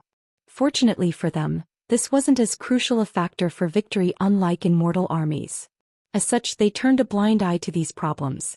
As Han Li thought about this, he examined the Mulan army. What was most eye-catching about them weren't the spell warriors, but the dozen of enormous huge beasts that laid amongst their ranks. They appeared almost like small mountains amongst them. Many Nine Nations Union cultivators had personally witnessed the ferocity of these huge beasts, and look at them with a trace of fear as a result. Han Li raised his head upwards to see clear skies completely clear of black clouds. He then looked down at the chaotically organized cultivators and shook his head with a sigh. He soon flipped his head and glanced at the two items in his palm, a thumb-sized black bead and an almond-sized medicine pill with a pungent and colorful scent. These two items were sent to him by Master Sunreach on the day before. Han Li was given an explanation of them, and it was said that every cultivator participating in the wagered battles were given them. He accepted them with surprise. It seemed in order to win this war, the three great cultivators were sparing no expense, taking out the treasures that they were keeping hidden. However, the three great cultivators weren't the only ones taking out their reserves. Han Li couldn't help but glance at an adjacent division of cultivators below. They numbered about 1,000 and had 16 cultivators that wore red and green clothes. They were carrying two huge coffins together, one black and one white, side by side. Several tens of various colored talismans were covering it. Han Li easily recognized these cultivators. They were disciples of the Harmonious Bond sect, the top Devil Dao sect. This had aroused much of Han Li's interest in these coffins. It was only a pity that the formidable restrictions on the coffin blocked his spiritual sense to looking deeper inside. Apart from the two coffins, there were also a few other eye-catching objects amongst the rank of cultivators. There was a righteous Dao sect that was carrying a 20-meter-tall copper platform with a huge 3-meter-wide gong on top. The surface of the gong shined with sparkling golden light and would occasionally reveal white talisman characters floating above it. There was a large bare-chested man that was sitting cross-legged at its side with his eyes closed. Amongst a division of cultivators farther away, there were many black sculptures that were nearly 10 meters tall and were being pulled by a few flying carriages. They appeared to be modeled vicious beasts from antiquity and were carved with vivid, lifelike details. It was unknown what they were used for. Every division of cultivators seemed to have a strange item within it. When Han Li saw this, he felt more at ease. The various sects knew that this battle was extremely important, and they brought out their own sect protecting treasures. As a result, the odds of victory were far greater. And in addition to these treasures, there were also countless other formidable items hidden inside storage pouches. As for the spell warrior armies, they didn't have anything obvious to see apart from the huge beasts. However, Han Li still felt uneasy. The spell warriors were certain to have hidden schemes, certain to be deadly as they lay hidden. It was truly difficult to say who would win the battle. At that moment, an unending stream of cultivators and spell warrior armies had finally all gathered together. Then, apart from a select few, both armies dropped to the ground and silence filled the air. An uproar was raised amongst the spell warrior armies as three people flew out from its ranks, the three divine sages. A shriveled old man, a very short man, and a scholarly man. Three streaks of light also emerged from the cultivator's side, revealing Master Sunreach, Wei Wuya, and Devil Concord. They were each stopped tens of kilometers apart. The scholarly man surnamed Zhong glanced at the cultivators and coldly said, "There is still time for you to come to an agreement. So long as the Heavenly South hands over half of their land over to our Mulan tribes, we will cease hostilities and become friends. Otherwise, your Heavenly South cultivation world will be certain to suffer a great loss of strength, regardless of the outcome." Wei Wuya raised his chin and said, "What a joke. We may suffer a great loss in strength, but if you lose this war, you will face extermination. I should be cautioning you spell warriors instead."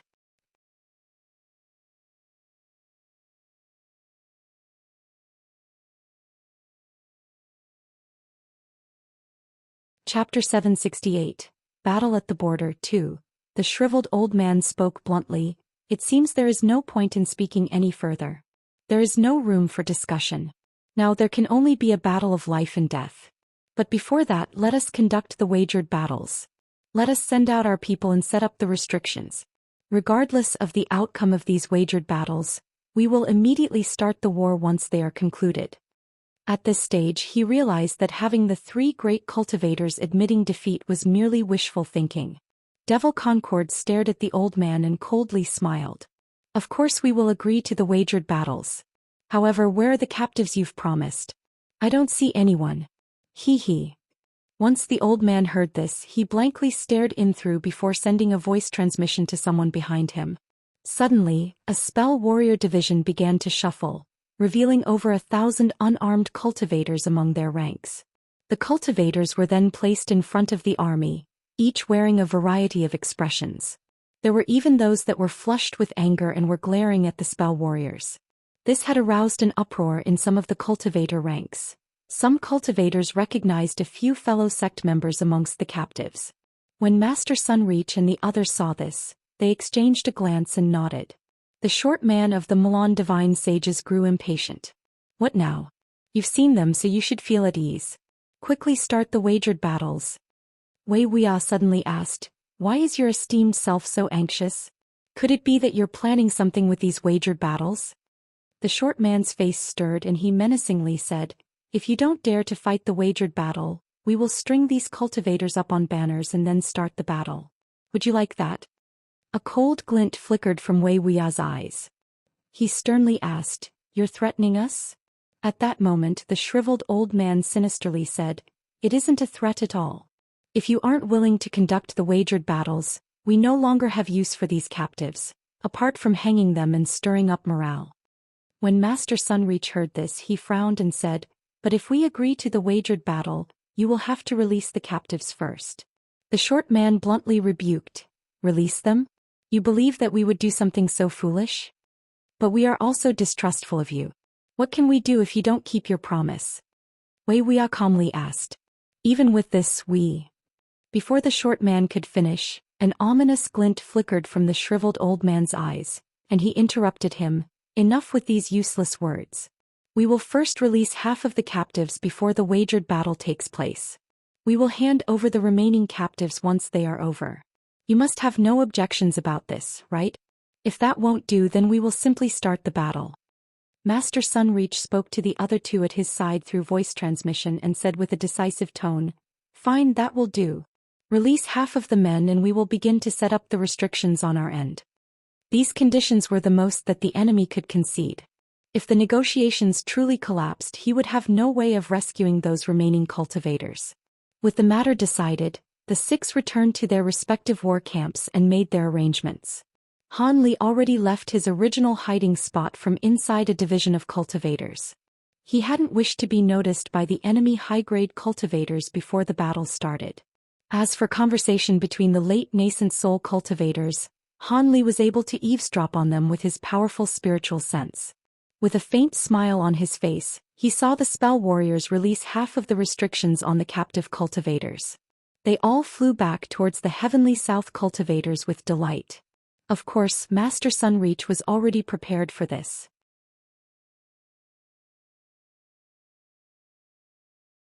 Before the cultivators flew back to the heavenly south armies, a party of several hundred cultivators flew to meet them halfway. After inspecting the cultivators that were released and confirming that there were no spies among them nor any tricks placed on their bodies, they were released to join the cultivator ranks. The short man surnamed Bai watched this from a distance and resentfully snorted. Those heavenly south fellows are quite careful.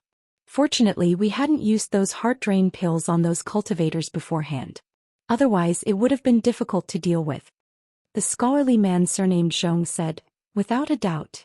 The three great cultivators of the heavenly south aren't easily dealt with. These small tricks won't work. To kill a serpent, we must strike at its heart. If we try to be clever dealing with these cultivators, we will only end up overreaching ourselves. When the old man heard this, he didn't reveal the slightest chance in expression. He merely curled his sparsely haired beard and watched the vast army of cultivators across from him.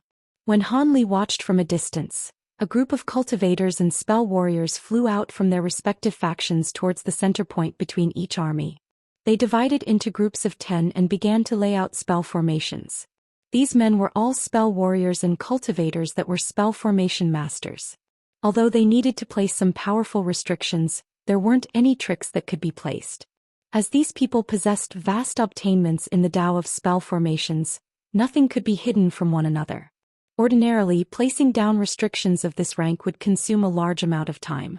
But with so many spell formation masters simultaneously working together, making liberal use of precious materials and prepared formation flags and plates, it took only a quarter hour of time to complete 10 small spell formations that shined with white light.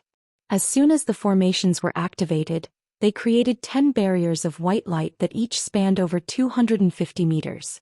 After these spell formation masters re-examined the restrictions, they saw no problems and each departed. They were then exchanged for 10 core formation stage spell warrior and cultivators. They flew over to the barriers, each one guarded by both a single cultivator and spell warrior to prevent any tampering. One of the Heavenly South cultivators happened to be Cultivator Song from the Drifting Cloud sect. She appeared to be assigned to watch over the second spell formation barrier. Han Li didn't appear surprised by her appearance in the least. Since Han Li was going to participate in the wagered battles, it was only suitable that a disciple from his own sect was to guard him. If he were being guarded by the disciple of a hostile sect, they may hesitate to act or even choose to remain still as danger approached. As a result, Han Li took the initiative to raise this matter with Cultivator Song. She was most familiar Drifting Cloud sect cultivator to him. With the spell formations finished, it was time for the fighters to appear. At that moment 10 black-robed cultivators flew out from the Mulan warriors, each of them brimming with a pervasive devilish aura. Devil cultivators. Han Li's pupils shrank back and he shot into the air towards the spell formations at the center along with 9 other nascent soul eccentrics. Taoist Shattered Soul, Devil Cloud Part, and the woman surnamed Bai were amongst them, but there were 3 among them that he didn't recognize. When they arrived in front of the spell formations they came to a stop. When Han Li arrived above the spell formations, he nodded to Cultivator Song down below and calmly faced the black-robed man across from him. How strange. Why is the devilish chi from their body so frantic? Could it be that they've taken an overbearing pill like the death return pill? Han Li retained an indifferent appearance as he pondered. The black-robed man appeared ordinary, but his eyes flickered with cold green light as he stared at Han Li. Although Han Li couldn't make out his face, it was undoubtedly a cultivator at the peak of early nascent soul stage, just a step away from entering mid-nascent soul stage. Han Li then turned his attention to the other black-robed devil cultivators. They appeared to be nearly the same as his own opponent and had very few differences between them. Han Li's heart stirred with vigilance. There was definitely something wrong with the wagered battle. There wasn't a single mid-nascent soul cultivator among their opponents. But this would prove no matter to him. So long as his opponent used Devil Dao techniques, he will be able to use the Divine Devilbane Lightning to instantly exterminate them. None of their tricks would be of any use against him. In the blink of an eye Han Li resolved himself, and killing intent surged through his heart. At that moment the black-robed cultivator took out a storage pouch from his waist and emotionlessly glanced at Han Li. Han Li smiled and took out a storage pouch filled with materials, the wager for the match. The materials in the storage pouch were something that the 4 powers of the Heavenly South had gathered together. They were extremely valuable and caused even Han Li to feel covetous. With a wave of his arm the black-robed man tossed the storage pouch over to him. Han Li narrowed his eyes and did the same, exchanging their storage pouches. The black-robed man's storage pouch didn't possess a large variety of materials, but its value was easily greater than his own. From what he learned from ancient records, none of the materials appeared amiss. Han Li nodded and simply placed the storage pouch at his waist. The black-robed man mirrored him. When Cultivator Song and the spell warrior saw this, they both began to mutter an incantation and form hand seals. Various spell seals struck the formation and began to activate it. Han Li and the black-robed cultivator both acted quickly and their bodies blurred, simultaneously appearing in front of the spell formation below. This caused the both of them to glance at each other with slight surprise. At that moment, a milky white barrier appeared around them and isolated them from the outside. The other cultivators and the black-robed men had also entered in the light barriers. For a time, There was complete silence amongst both armies. They held their breaths with anxiousness as they stared at the 20 vague silhouettes through the barrier of light. Having entered the barrier, Han Li didn't pay further attention to any of the others. He simply watched the black-robed cultivator across from him and remained still. However, blue light began to swirl around him, and flying swords began to tremble as if they were about to launch themselves. Of course, the most vicious weapon he had against devil cultivators was the fist-sized mass of golden light that was condensed in his dantian. Han Li saluted his opponent with a chuckle before launching an earth-shattering strike.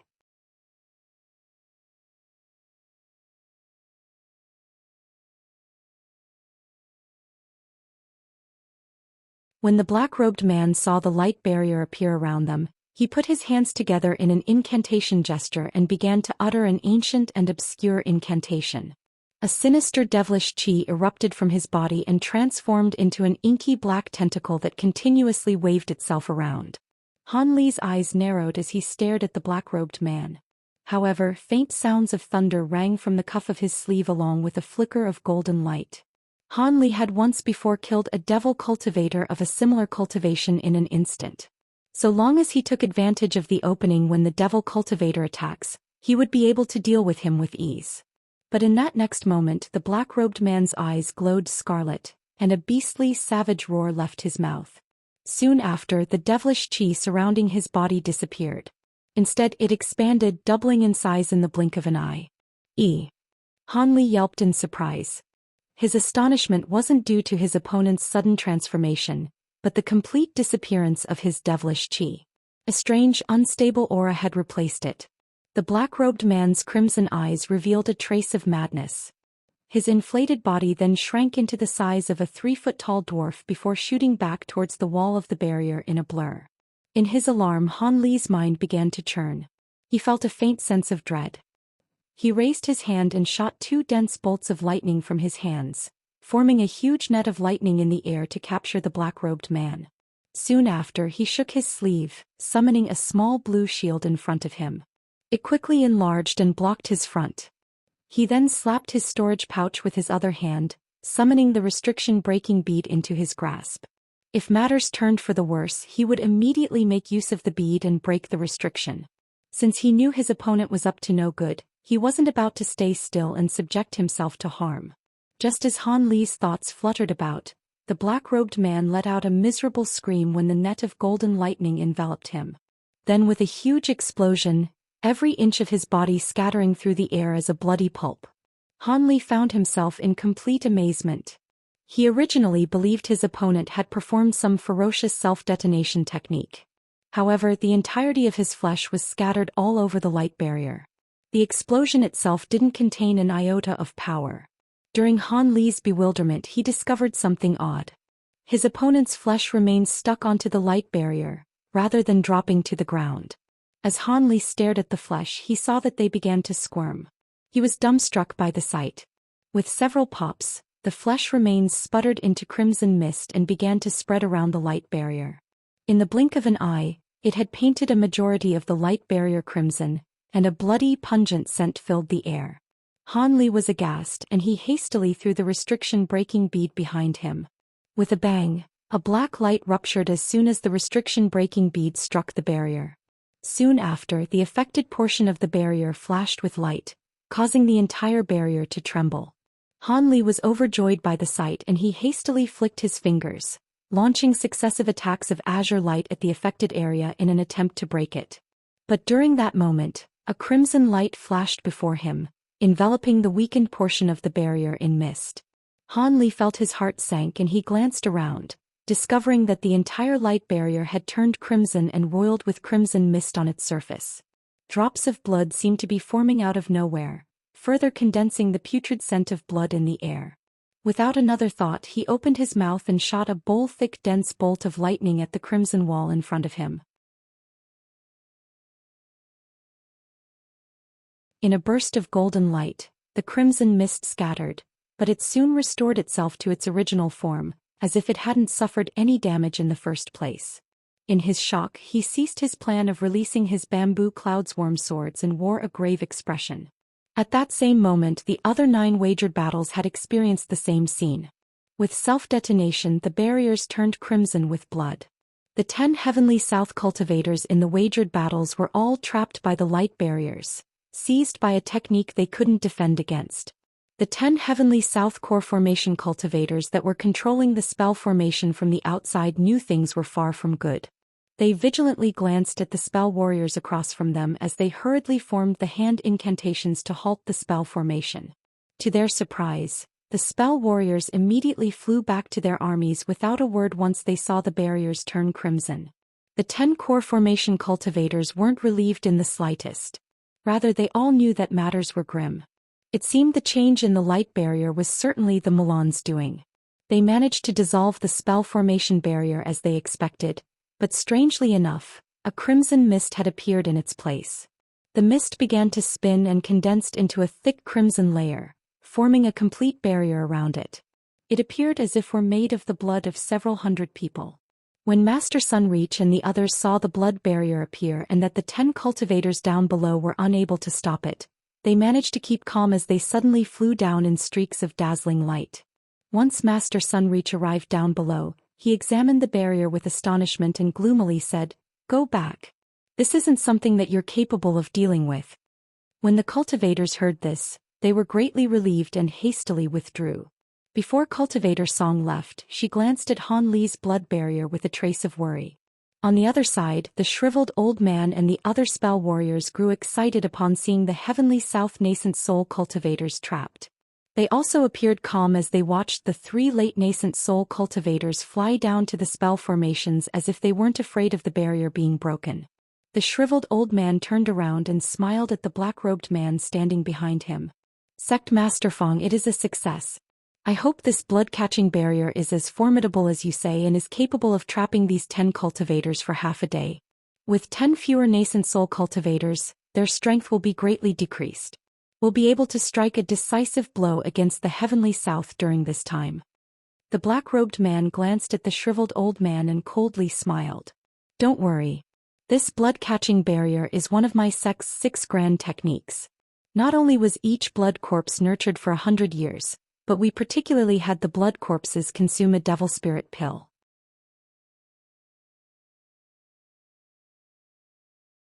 I also personally controlled the blood corpses with a thread of my spiritual sense in order to conceal their true identity. With such care taken, I was completely confident of its success. Even if those late nascent soul cultivators wished to eliminate the barrier, they wouldn't be able to accomplish it in a short amount of time without consuming a large amount of magic power. Will you be giving them the opportunity to do so? As if proving the black-robed man's words, Master Sunreach had arrived before the blood barrier and swiped at it with a blinding cut of sword chi. With a series of fierce echoes, the blood barrier merely shook for a second before turning to normal.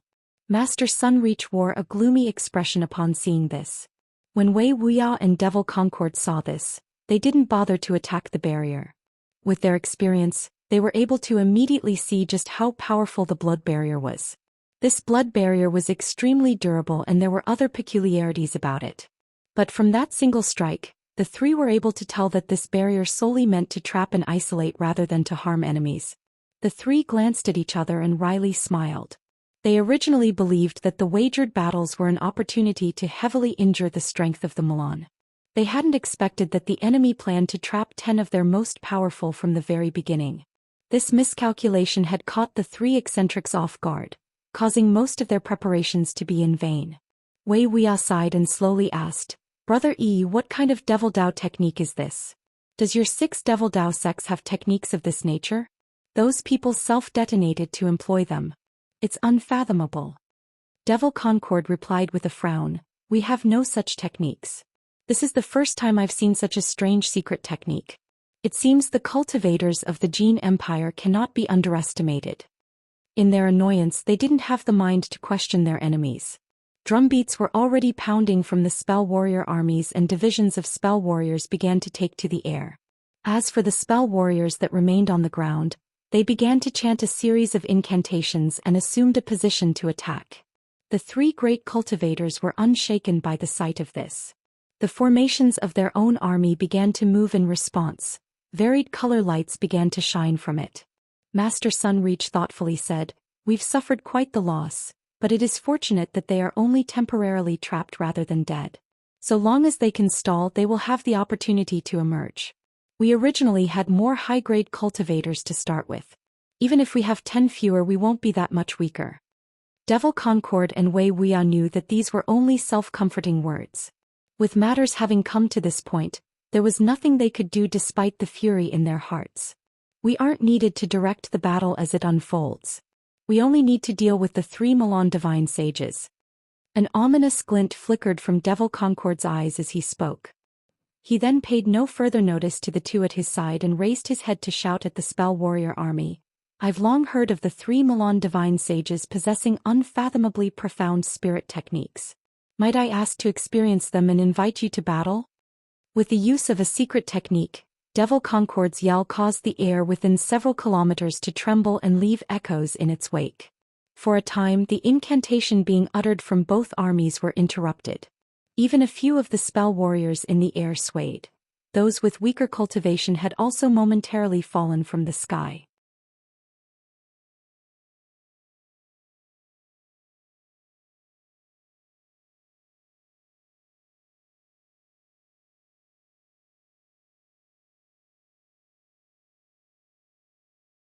With Devil Concord's challenge ringing through the air, the shriveled old man frowned, but he soon spoke with a tranquil tone.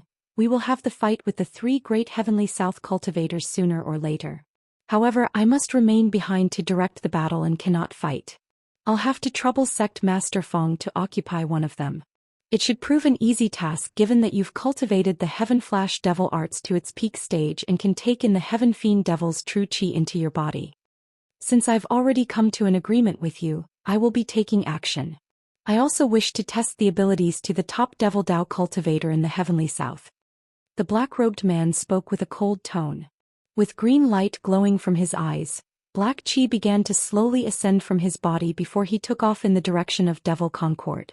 As for the scholarly man surnamed Zhong and the short man surnamed Bu, they wordlessly flew after him in streaks of silver and red light. When the 3 great heavenly south cultivators saw this, they hastily pursued them. The 6 of them then disappeared into the clouds without further trace of them. Not long after, the color of the nearby sky began to change in color. It turned from fire red one moment to pitch black, another with thunderous explosions echoing across the skies. Flashes of light would occasionally flash and illuminate the clouds. As 6 late nascent soul cultivators began to fight, the battle between the cultivator and spell warrior armies on the ground and lower sky unfolded. However, it was vastly different from a battle between a small number of cultivators, when they would approach and strike one another when they were in range. Instead, both armies chanted various incantations and first activate various defensive formations around themselves, slowly raising a huge light barrier at the center of 2 armies, shrouding their main forces. It was clear to see that the cultivators had finished setting up their defenses first. However, that doesn't mean that the cultivators' elemental Taoist techniques are superior to the spell warriors' spirit techniques. This display of speed was only because the majority of defensive spell formations were made from formation tools. With the initiative seized, Long Han, the commander of the Heavenly South Army, resolutely gave the order to begin the attack. The first wave of attacks were to be launched by over 10 rare far-range treasures, the huge gong Han Li saw earlier being one of them. At that moment, the platform supporting the gong was already placed at the very front of the army division. It floated off the ground as if weighing nothing and stopped about 100 meters in the air with 8 large yellow-clothed men standing guard around it. As for the large man that had been sitting at its side, he was now stood at the gong's side with a 3-meter-tall iron hammer in his hand, his eyes still closed. A short distance away, there were 2 men that were raising a 20-meter-tall triangular banner that shined with black light. There was a vivid and lifelike black flood dragon embroidered on top of it. Farther away, there were 9 red-clothed young women that were holding up a tray covered in red cloth that seemed to conceal something underneath. They were arranged in a strange formation as they gently floated in the air. Among them were 3 embroidered-robed old men were each carrying a gourd half their height on their backs. They walked at the very front of their troop. These 3 groups were amongst the first to hear the order to attack. The large man standing next to the copper gong suddenly opened his eyes. An aura of yellow light suddenly emitted from his body, and he swung the large hammer at the center of the gong as fiercely as he could. A blinding golden light glared for just a moment before disappearing. In the instant the golden light appeared, it had dissolved into specks of starlight before launching themselves towards the enemy. But just as soon as it flew about 40 meters, the golden specks had turned into clouds of golden mist with a series of pops. The large man struck the bronze gong repeatedly, launching barrage after barrage of golden specks from the gong. The golden mist soon turned into a wave as it rushed towards the spell warriors. The triangular black banner was wildly shaken by the two cultivators underneath it, releasing a black flood dragon out of seemingly nowhere. The flood dragon flew through the air, leaving behind threads of azure and black smoke from its mouth. Then with a fierce gust of wind, a black windstorm formed, blowing rock and sand all around it and preventing nearby cultivators from watching it. The young red-clothed women simultaneously rested their hands on top of the large tray they were carrying and uttered pleasant incantations. In a flash of red light, 9 brilliant red copper plates flew out from the tray and began to twirl around each other in the air. They were all meter-long fire-red mirrors that shined with spirit light. Countless fist-sized firebirds emerged from them, their bodies and mouths all burning with flame. With a series of clear cries, they shot towards the spell warrior army like arrows. The 3 embroidered-robed old men stood in a triangle formation before taking out the giant gourds on their back.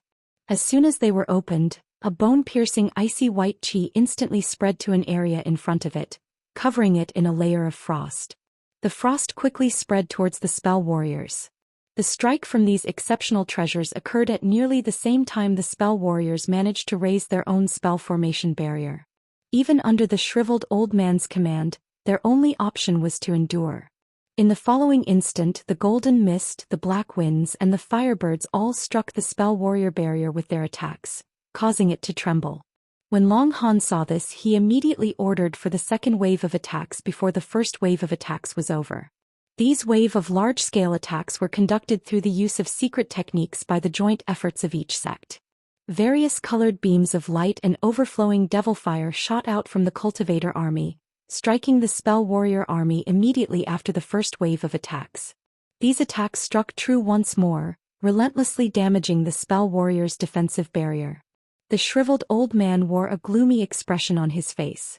He completely didn't expect that the spell techniques would activate so slowly and leave the spell warrior army vulnerable. Under such vicious attacks, his spell warriors were suppressed, without the opportunity to withdraw or launch a counterattack.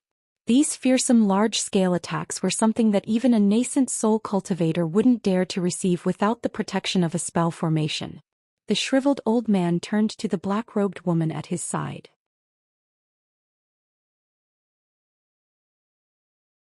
Madame Lu, it seems we will need you to use your huge beasts, else we won't be able to hold our ground.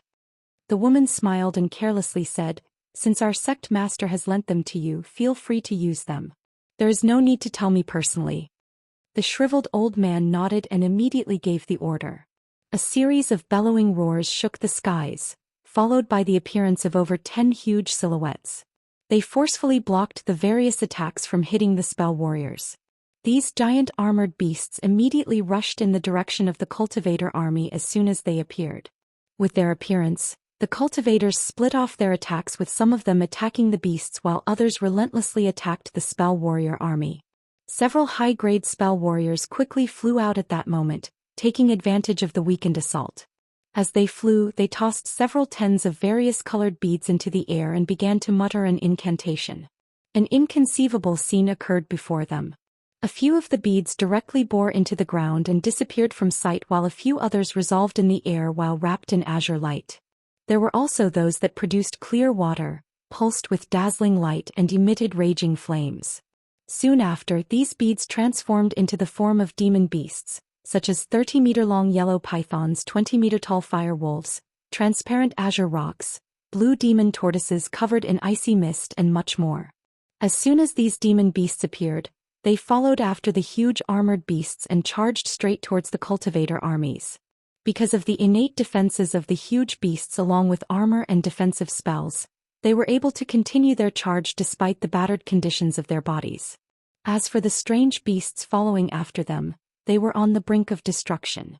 Although they possessed a fearsome aura, most of their bodies scattered after a single attack, turning them into specks of spirit light.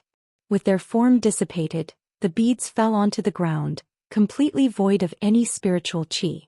The high-grade spell warriors didn't seem to mind this in the slightest. They raised their arms once more and tossed out another batch of pellets. With another incantation, the strange beasts came to life and fearlessly charged forward. When this occurred, many cultivators appeared alarmed and drew more attention towards these beasts, reducing the number of attacks on the spell warrior barrier. Long Han's expression sank. He hastily thought to give orders, but he hesitated. With this difficultly acquired opportunity, the shriveled old man gave the order to begin their spell technique assault. In an instant, various colored spirit lights glowed. As incantations were chanted, 3-meter-wide fireballs and icicles the size of trees began to form from thin air. Spirit technique spell formation. When Long Han saw this, he muttered to himself. Knowing that he was incapable of suppressing their attack, he hastily sent a voice transmission. Suddenly, the rare treasures ceased their attacks and their owners hastily withdrew back into the ranks of their troops before returning back into the barrier. At that same moment, over 1,000 cultivators flew out from the barrier, each holding a meter-tall formation flag. They quickly formed an astonishingly huge spell formation in a quick shuffle. The formation flags were then thrown in the air, forming a layer of rainbow light above the cultivator army, providing an additional barrier against the Milan attack. At that moment, several hundreds of huge fireballs and icicles struck down, enveloping their surroundings in waves of fire and mists of ice. As for the huge beasts and the hollow demon beasts, they were already halfway to the cultivator army. Only the 8 strongest of the huge beasts remained, and a majority of the second wave of hollow demon beasts had already been wiped out. However, the demon beasts were completely fearless in the face of the vast cultivator army and continued their overbearing charge.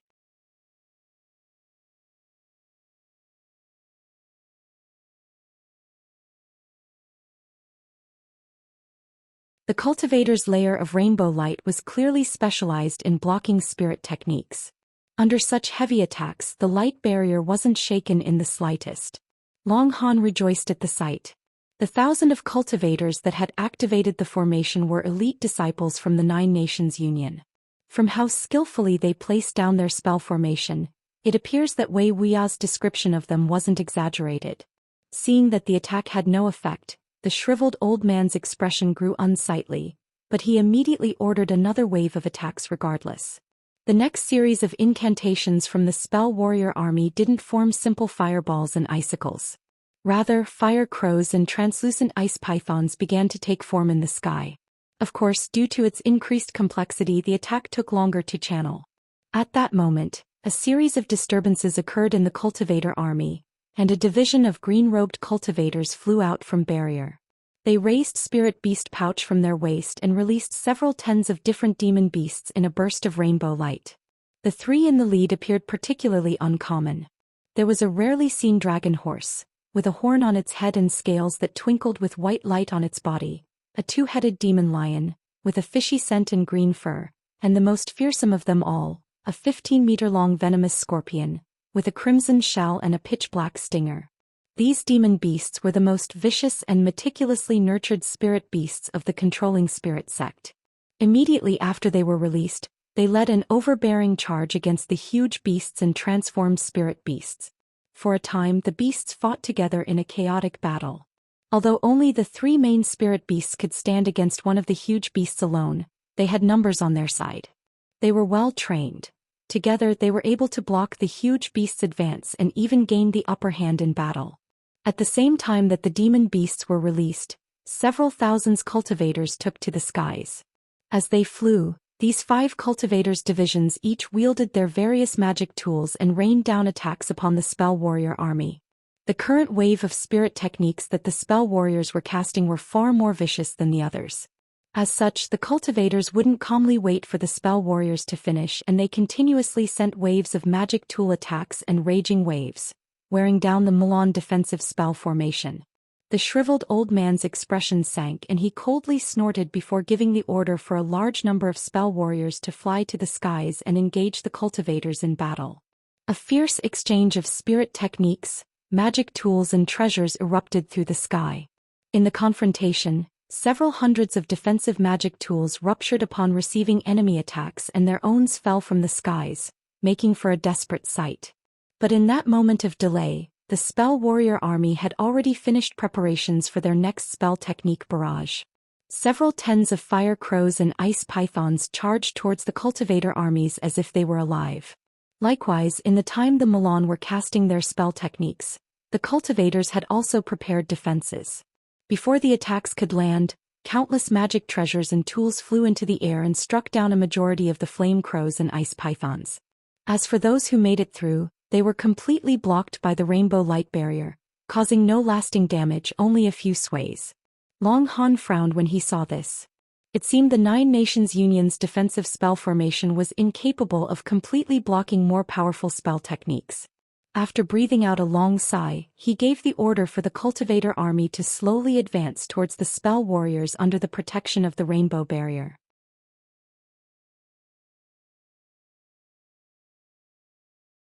At that same moment, many cultivators began taking out their magic tools and treasures, using them to protect themselves. Soon, various incantations followed, and the magic tools and treasure began to brightly shine as if being readied for an attack. The shriveled old man's eyes coldly glinted. He knew that the cultivators risked taking the initiative to approach to interrupt the casting for another spirit technique barrage, and they were successful. With these new developments, he gave the order for the spell warrior army to leave their defensive barrier and slowly march forward. The distance between both sides quickly drew closer. When the armies were only 300 meters away from each other, they could faintly see their enemies' faces. 7 white jade talismans took the initiative to leave the ranks of the cultivators, each talisman sent out by 7 solemn old men from the Phoenix Cry sect. Just as the jade talismans were released, they shot towards the ranks of the spell warriors in streaks of white light, and revolved about 100 meters above them before revealing their true form. They contracted and swelled before releasing sky-shaking claps of thunder. Each of the 7 talismans shattered and turned into balls of dazzling white lightning. As they floated in place, they suddenly grew in size, expanding to miniature suns the size of 30 meters in length in the blink of an eye. Many of the spell warriors couldn't help but look above, dumbstruck at the sight of them. Not good. It's an ancient talisman. The shriveled old man lost his composure at the sight of this and turned pale with fright. Before he could react, the 7 blazing suns exploded in succession. Scorching arcs of electricity surged instantly above the spell warriors, covering them in 7 huge arcs of electricity. The other seemed to have taken this as a sign for actions. Countless flashes of various colored light filled the sky as they tossed their own talismans into the fray. At that moment, a muffled thunder clapped from within the white light. It seems quite lively on the outside, Hanli muttered to himself.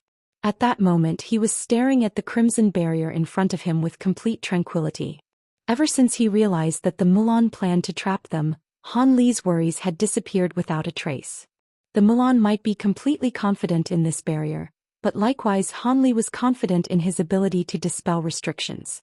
However, he had to be careful deciding when he would emerge. Although Hanli might be willing to lend his strength to resist the Mulan invasion, he also didn't wish to become cannon fodder and die a worthless death in the middle of a chaotic battle. After all, this was a war between armies of cultivators, not a battle against single cultivators. If he were spotted by several nascent soul stage cultivators as soon as he appeared or was met with the simultaneous attack of hundreds of spell warriors, it would prove very dangerous even with his lightning movement.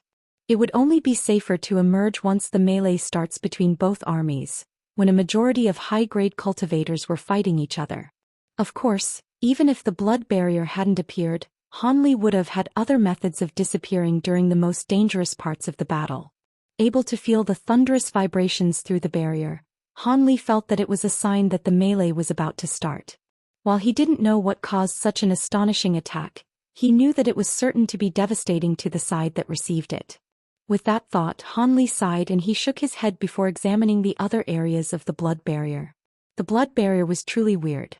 His spiritual sense wasn't able to penetrate it in the slightest. While it was clear this restriction was a Devil Dao technique, his divine Devilbane lightning had no effect on it, greatly arousing Han Li's interest. Previously, Han Li had examined various areas of the blood barrier using his bright sight spirit eyes, but he wasn't able to see anything apart from the layer of red. This hadn't flustered Han Li at all, and with the battle occurring on the outside, he still had quite a bit of time to study it. Han Li opened his mouth and spat out a small azure sword. Wielding it with his spiritual sense, he had it transform into a foot-long streak of light and fiercely strike at the barrier. With a muffled bang, the barrier remained unshaken, and his flying sword was flung back by 3 meters. Unsurprised, Han Li withdrew the flying sword and took out a pitch-black item in his hand. It was the magic treasure, the thousand-fold mountain. He tossed it into the air and formed an incantation gesture with his hands. Black light flashed, revealing a small mountain that was over 30 meters tall. With a point of his finger, the mountain trembled before fiercely striking at the distant wall. With a loud smash, the black and crimson light intertwined, but the mountain was repelled, resulting in only a few light trembles from the barrier. A trace of shock appeared on Han Li's face and he held his chin in hand as he pondered a bit more over the matter. Soon he pointed to the small mountain once more and had the treasure fly towards the center of the blood barrier. Then with a muttered incantation, the small mountain glowed with black light as it began to rapidly expand.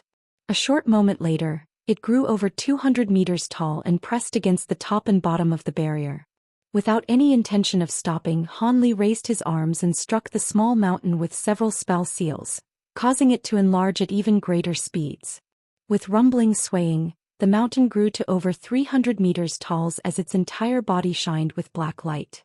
It appeared as if it were a huge pillar firmly propping up the crimson barrier. Soon, the mountain began to cause a slight protrusion from the barrier followed by violent swaying. Han Li rejoiced at the sight of this and hastily circulated the spiritual power in his body.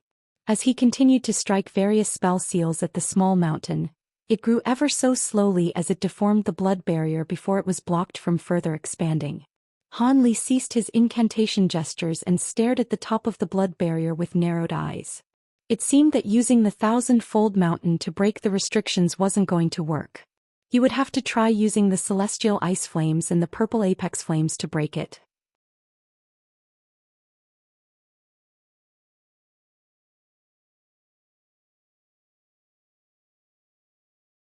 Han Li waved at the huge mountain and it shrunk back to several inches in size in a flash of light before flying back into his sleeve. And in a display of tenacity, the blood barrier shortly returned to its original shape. He turned around and extended his finger. With a crackle, a walnut-sized ball of faint blue flames appeared on his fingertip. Han Li then shouted, "Go!" sending the fireball to strike the distant wall. With a light bang, the blue flames ruptured and formed a blue icy layer that covered the inner layer of the barrier, turning its interior into a world of a severe winter. It had turned so cold that one's breath would turn to frost as soon as they breathed out. Sparkling blue covering the inner layer of the blood barrier, Han Li pressed his hand against it in a blur, striking at the dense layer of ice with azure sword chi. As a result, the ice around his hand shattered into translucent fragments of ice drifting through the air. Han Li's expression grew sullen. The area where he struck at the ice was unscathed and still as crimson as blood. The barrier wasn't truly frozen though. Its surface was merely covered in a layer of frost. Blood chi still roiled at the center of it. Han Li pondered for a moment before sweeping his hand, covering it in purple devil flames. He pressed it directly against the blood barrier. The difference in strength between the celestial ice flames and the purple apex flames were clear to see. As soon as the purple flames touched the wall, the blood mist protruding from the barrier instantly solidified and began to glow with a brilliant purple light. With a smile on his face, he carefully controlled the purple apex flames and concentrated their power on a small portion of the barrier. He then opened his mouth and spat out a bolt of golden lightning, thunder ringing from his mouth. Golden light flashed as the lightning struck the barrier, leaving behind fine cracks. But soon the barrier violently shook and instantly mended itself. Han Li was dumbstruck. The blood barrier greatly resembled ghost Dao techniques. It was even capable of restoring itself. It was no wonder why the Milan was so confident in this restriction. Even the purple apex flames was incapable of damaging it. Truly, the restriction was more than capable of trapping nascent soul cultivators. Although he felt somewhat alarmed, Hanli quickly slapped his storage pouch and took out an azure thumb-sized pearl into his hand. This was one of his newly refined lightning beads. Ever since he had refined it, he hadn't had a chance to test it yet. Having no other way of sensing how the battle was faring on the outside apart from the rolls of thunder, Hanli believed that there should be many obstructions waiting for him as the battle was still in its beginning phase. Additionally, if he were too slow in escaping the barrier, the cultivator army would have already been defeated, leaving him surrounded by the Milan forces. No matter how exceptional he may be, he wouldn't be able to escape from that. With that in mind, the lightning bead began to glow as he willed the lightning bead to spin in his hand before shooting towards the blood barrier. With a muffled roar of thunder, a head-sized ball of gold azure light struck the ceiling of the barrier, violently shaking the entire dome as a result. A trace of astonishment appeared from Han Li's expression. The might of these lightning beads were far beyond what he had expected. Just as the thought surfaced in his mind, his expression made a sudden change and azure light brightly shined from his body as he shot through the air. The strike from the lightning bead was able of easily ripping open a small hole in the blood barrier, causing Han Li to fly towards it without another thought. The hole rapidly shrunk, but Han Li was able to escape just in time. He was overjoyed. The lightning bead created from purple flames and azure lantern flames could easily break through such a durable barrier, much to his surprise. Had the lightning bead not worked, his only other options was to use the gold-devouring beetles or the blood devil sword. Although there was nothing the gold-devouring beetles couldn't consume, devouring the barrier would have taken time. As for the blood devil sword, the consequences of its use wasn't something that Han Li could accept lightly. The nameless lightning bead's ability to deal with the blood barrier came as a pleasant surprise. It seemed the purple apex flames was incapable of breaking the restriction because it was inherently an ice attribute flame, unlike the lantern flames which were a true fire attribute flame. But when Han Li flew out of the barrier, he heard many astonished cries of alarm before he could clearly see what was going on. Followed by that, there were various explosions, rumbles and furious roars from all around him. Han Li hastily looked at the scene in astonishment. At that moment he was surrounded by 10 spell warriors. Fortunately, he was able to quickly see that their cultivations wasn't very high. There were 2 core formation spell warriors with the rest of them being at foundation establishment stage. They were all holding onto formation flags and were about to prepare a spirit technique attack. But when Han Li emerged from the blood barrier, he appeared right in front of them. Han Li ignored them and examined the surroundings instead. He felt his breath turn cold. The area surrounding him, be it sky or ground, were all densely filled with spiritual light and treasure aura, not to mention a rapid succession of explosions far and near. The cultivators and spell warriors from both sides were engaged in a melee, with groups of varying numbers engaging one another. At that moment Han Li wasn't able to see which side was winning, and he turned his gaze to coldly examine the nearby spell warriors. When these spell warriors saw Han Li emerge from the blood barrier, they were dumbstruck. Not good. He's a nascent soul cultivator. Call for the great sages. One of the core formation cultivators was the first to recover. After he shouted, he slapped the back of his head and spat a green saber towards Han Li before flying away in a streak of green light. When the other spell warriors heard him, they also recovered from their shock. The other core formation cultivator released a fire-red trident and raised his hand, sending a voice transmission talisman through the sky. As for the foundation establishment stage spell warriors, they all raised the formation flags in their hands and began to utter an incantation. Over 10 streaks of light shot out from the tips of the flags and formed a sea of flames burning around Han Li. Han Li felt greatly surprised that the spell warriors actually took the initiative to tie him down rather than flee. However, a trace of killing intent appeared on his face and azure light twinkled to release several tens of azure bamboo clouds worm sword from his sleeve. He struck them with a spell seal in a casual wave of his hand and had each of these flying swords lightly tremble before immediately splitting into several copies of themselves, instantly surrounding Han Li in a dense screen of sword light. The sword QI surrounding him instantly soared with astonishing pressure. When the two core formation cultivators saw this, they were greatly alarmed, but they ordered their magic treasures to continue the attack regardless. Han Li coldly smiled and casually flicked two of his fingers, sending several streaks of sword light to block the incoming saber and trident. In a bright flash of azure light, the two magic treasures were utterly suppressed by the sword light and endlessly wailed as their spiritual light shrank. As for the sea of flame that roiled around him, the sword lights surrounding his body dispelled the flames whenever they grew near. Since he didn't have the time to further place with these spell warriors, Han Li had no intention of holding back. With a single command, the 100 streaks of sword light brightly shined and simultaneously launched towards each of the spell warriors nearby. Although the Foundation Establishment spell warriors raised the formation flags in attempt to block the attack, they were completely shredded without resistance. When the core formation spell warriors saw the sword light fly towards them, blood drained from their faces. They possessed neither the courage nor recklessness to receive such a powerful attack, and hastily fled in streaks of light. When Han Li saw this, a cold glint appeared in his eyes. He formed an incantation gesture with his hands and two masses of sword lights chased after them. With a series of rings they bonded together and increased in speed. Just as the two Milan spell warriors flew 50 meters away, sword light had already enveloped them. Despite their greatest efforts to protect themselves and the various techniques they released, the azure light instantly shattered everything that protected them. Without even scream, the sword light split their bodies into countless pieces, shattering apart even their primal souls. As Han Li killed them with ease, a violent roar came from up above him. A blinding yellow light soon followed, pouncing towards him at great speed. With a change of expression, Han Li instantly unfolded the thunderstorm wings and disappeared in a flash of silver light. When the silhouette in the yellow light saw this, he couldn't help but slow down and come to a stop, revealing a beardless old man who wore yellow clothes.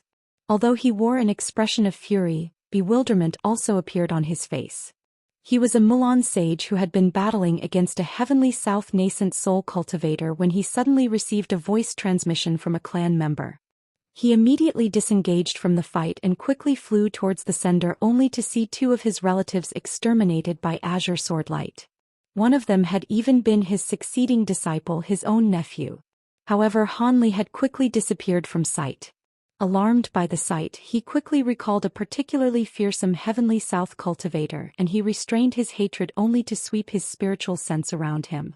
In the following moment, silver light flashed behind him and Han Li came into existence once more. Die! The old man quickly turned around as soon as he sensed him and raised his hand, releasing a cubic magic treasure towards Han Li.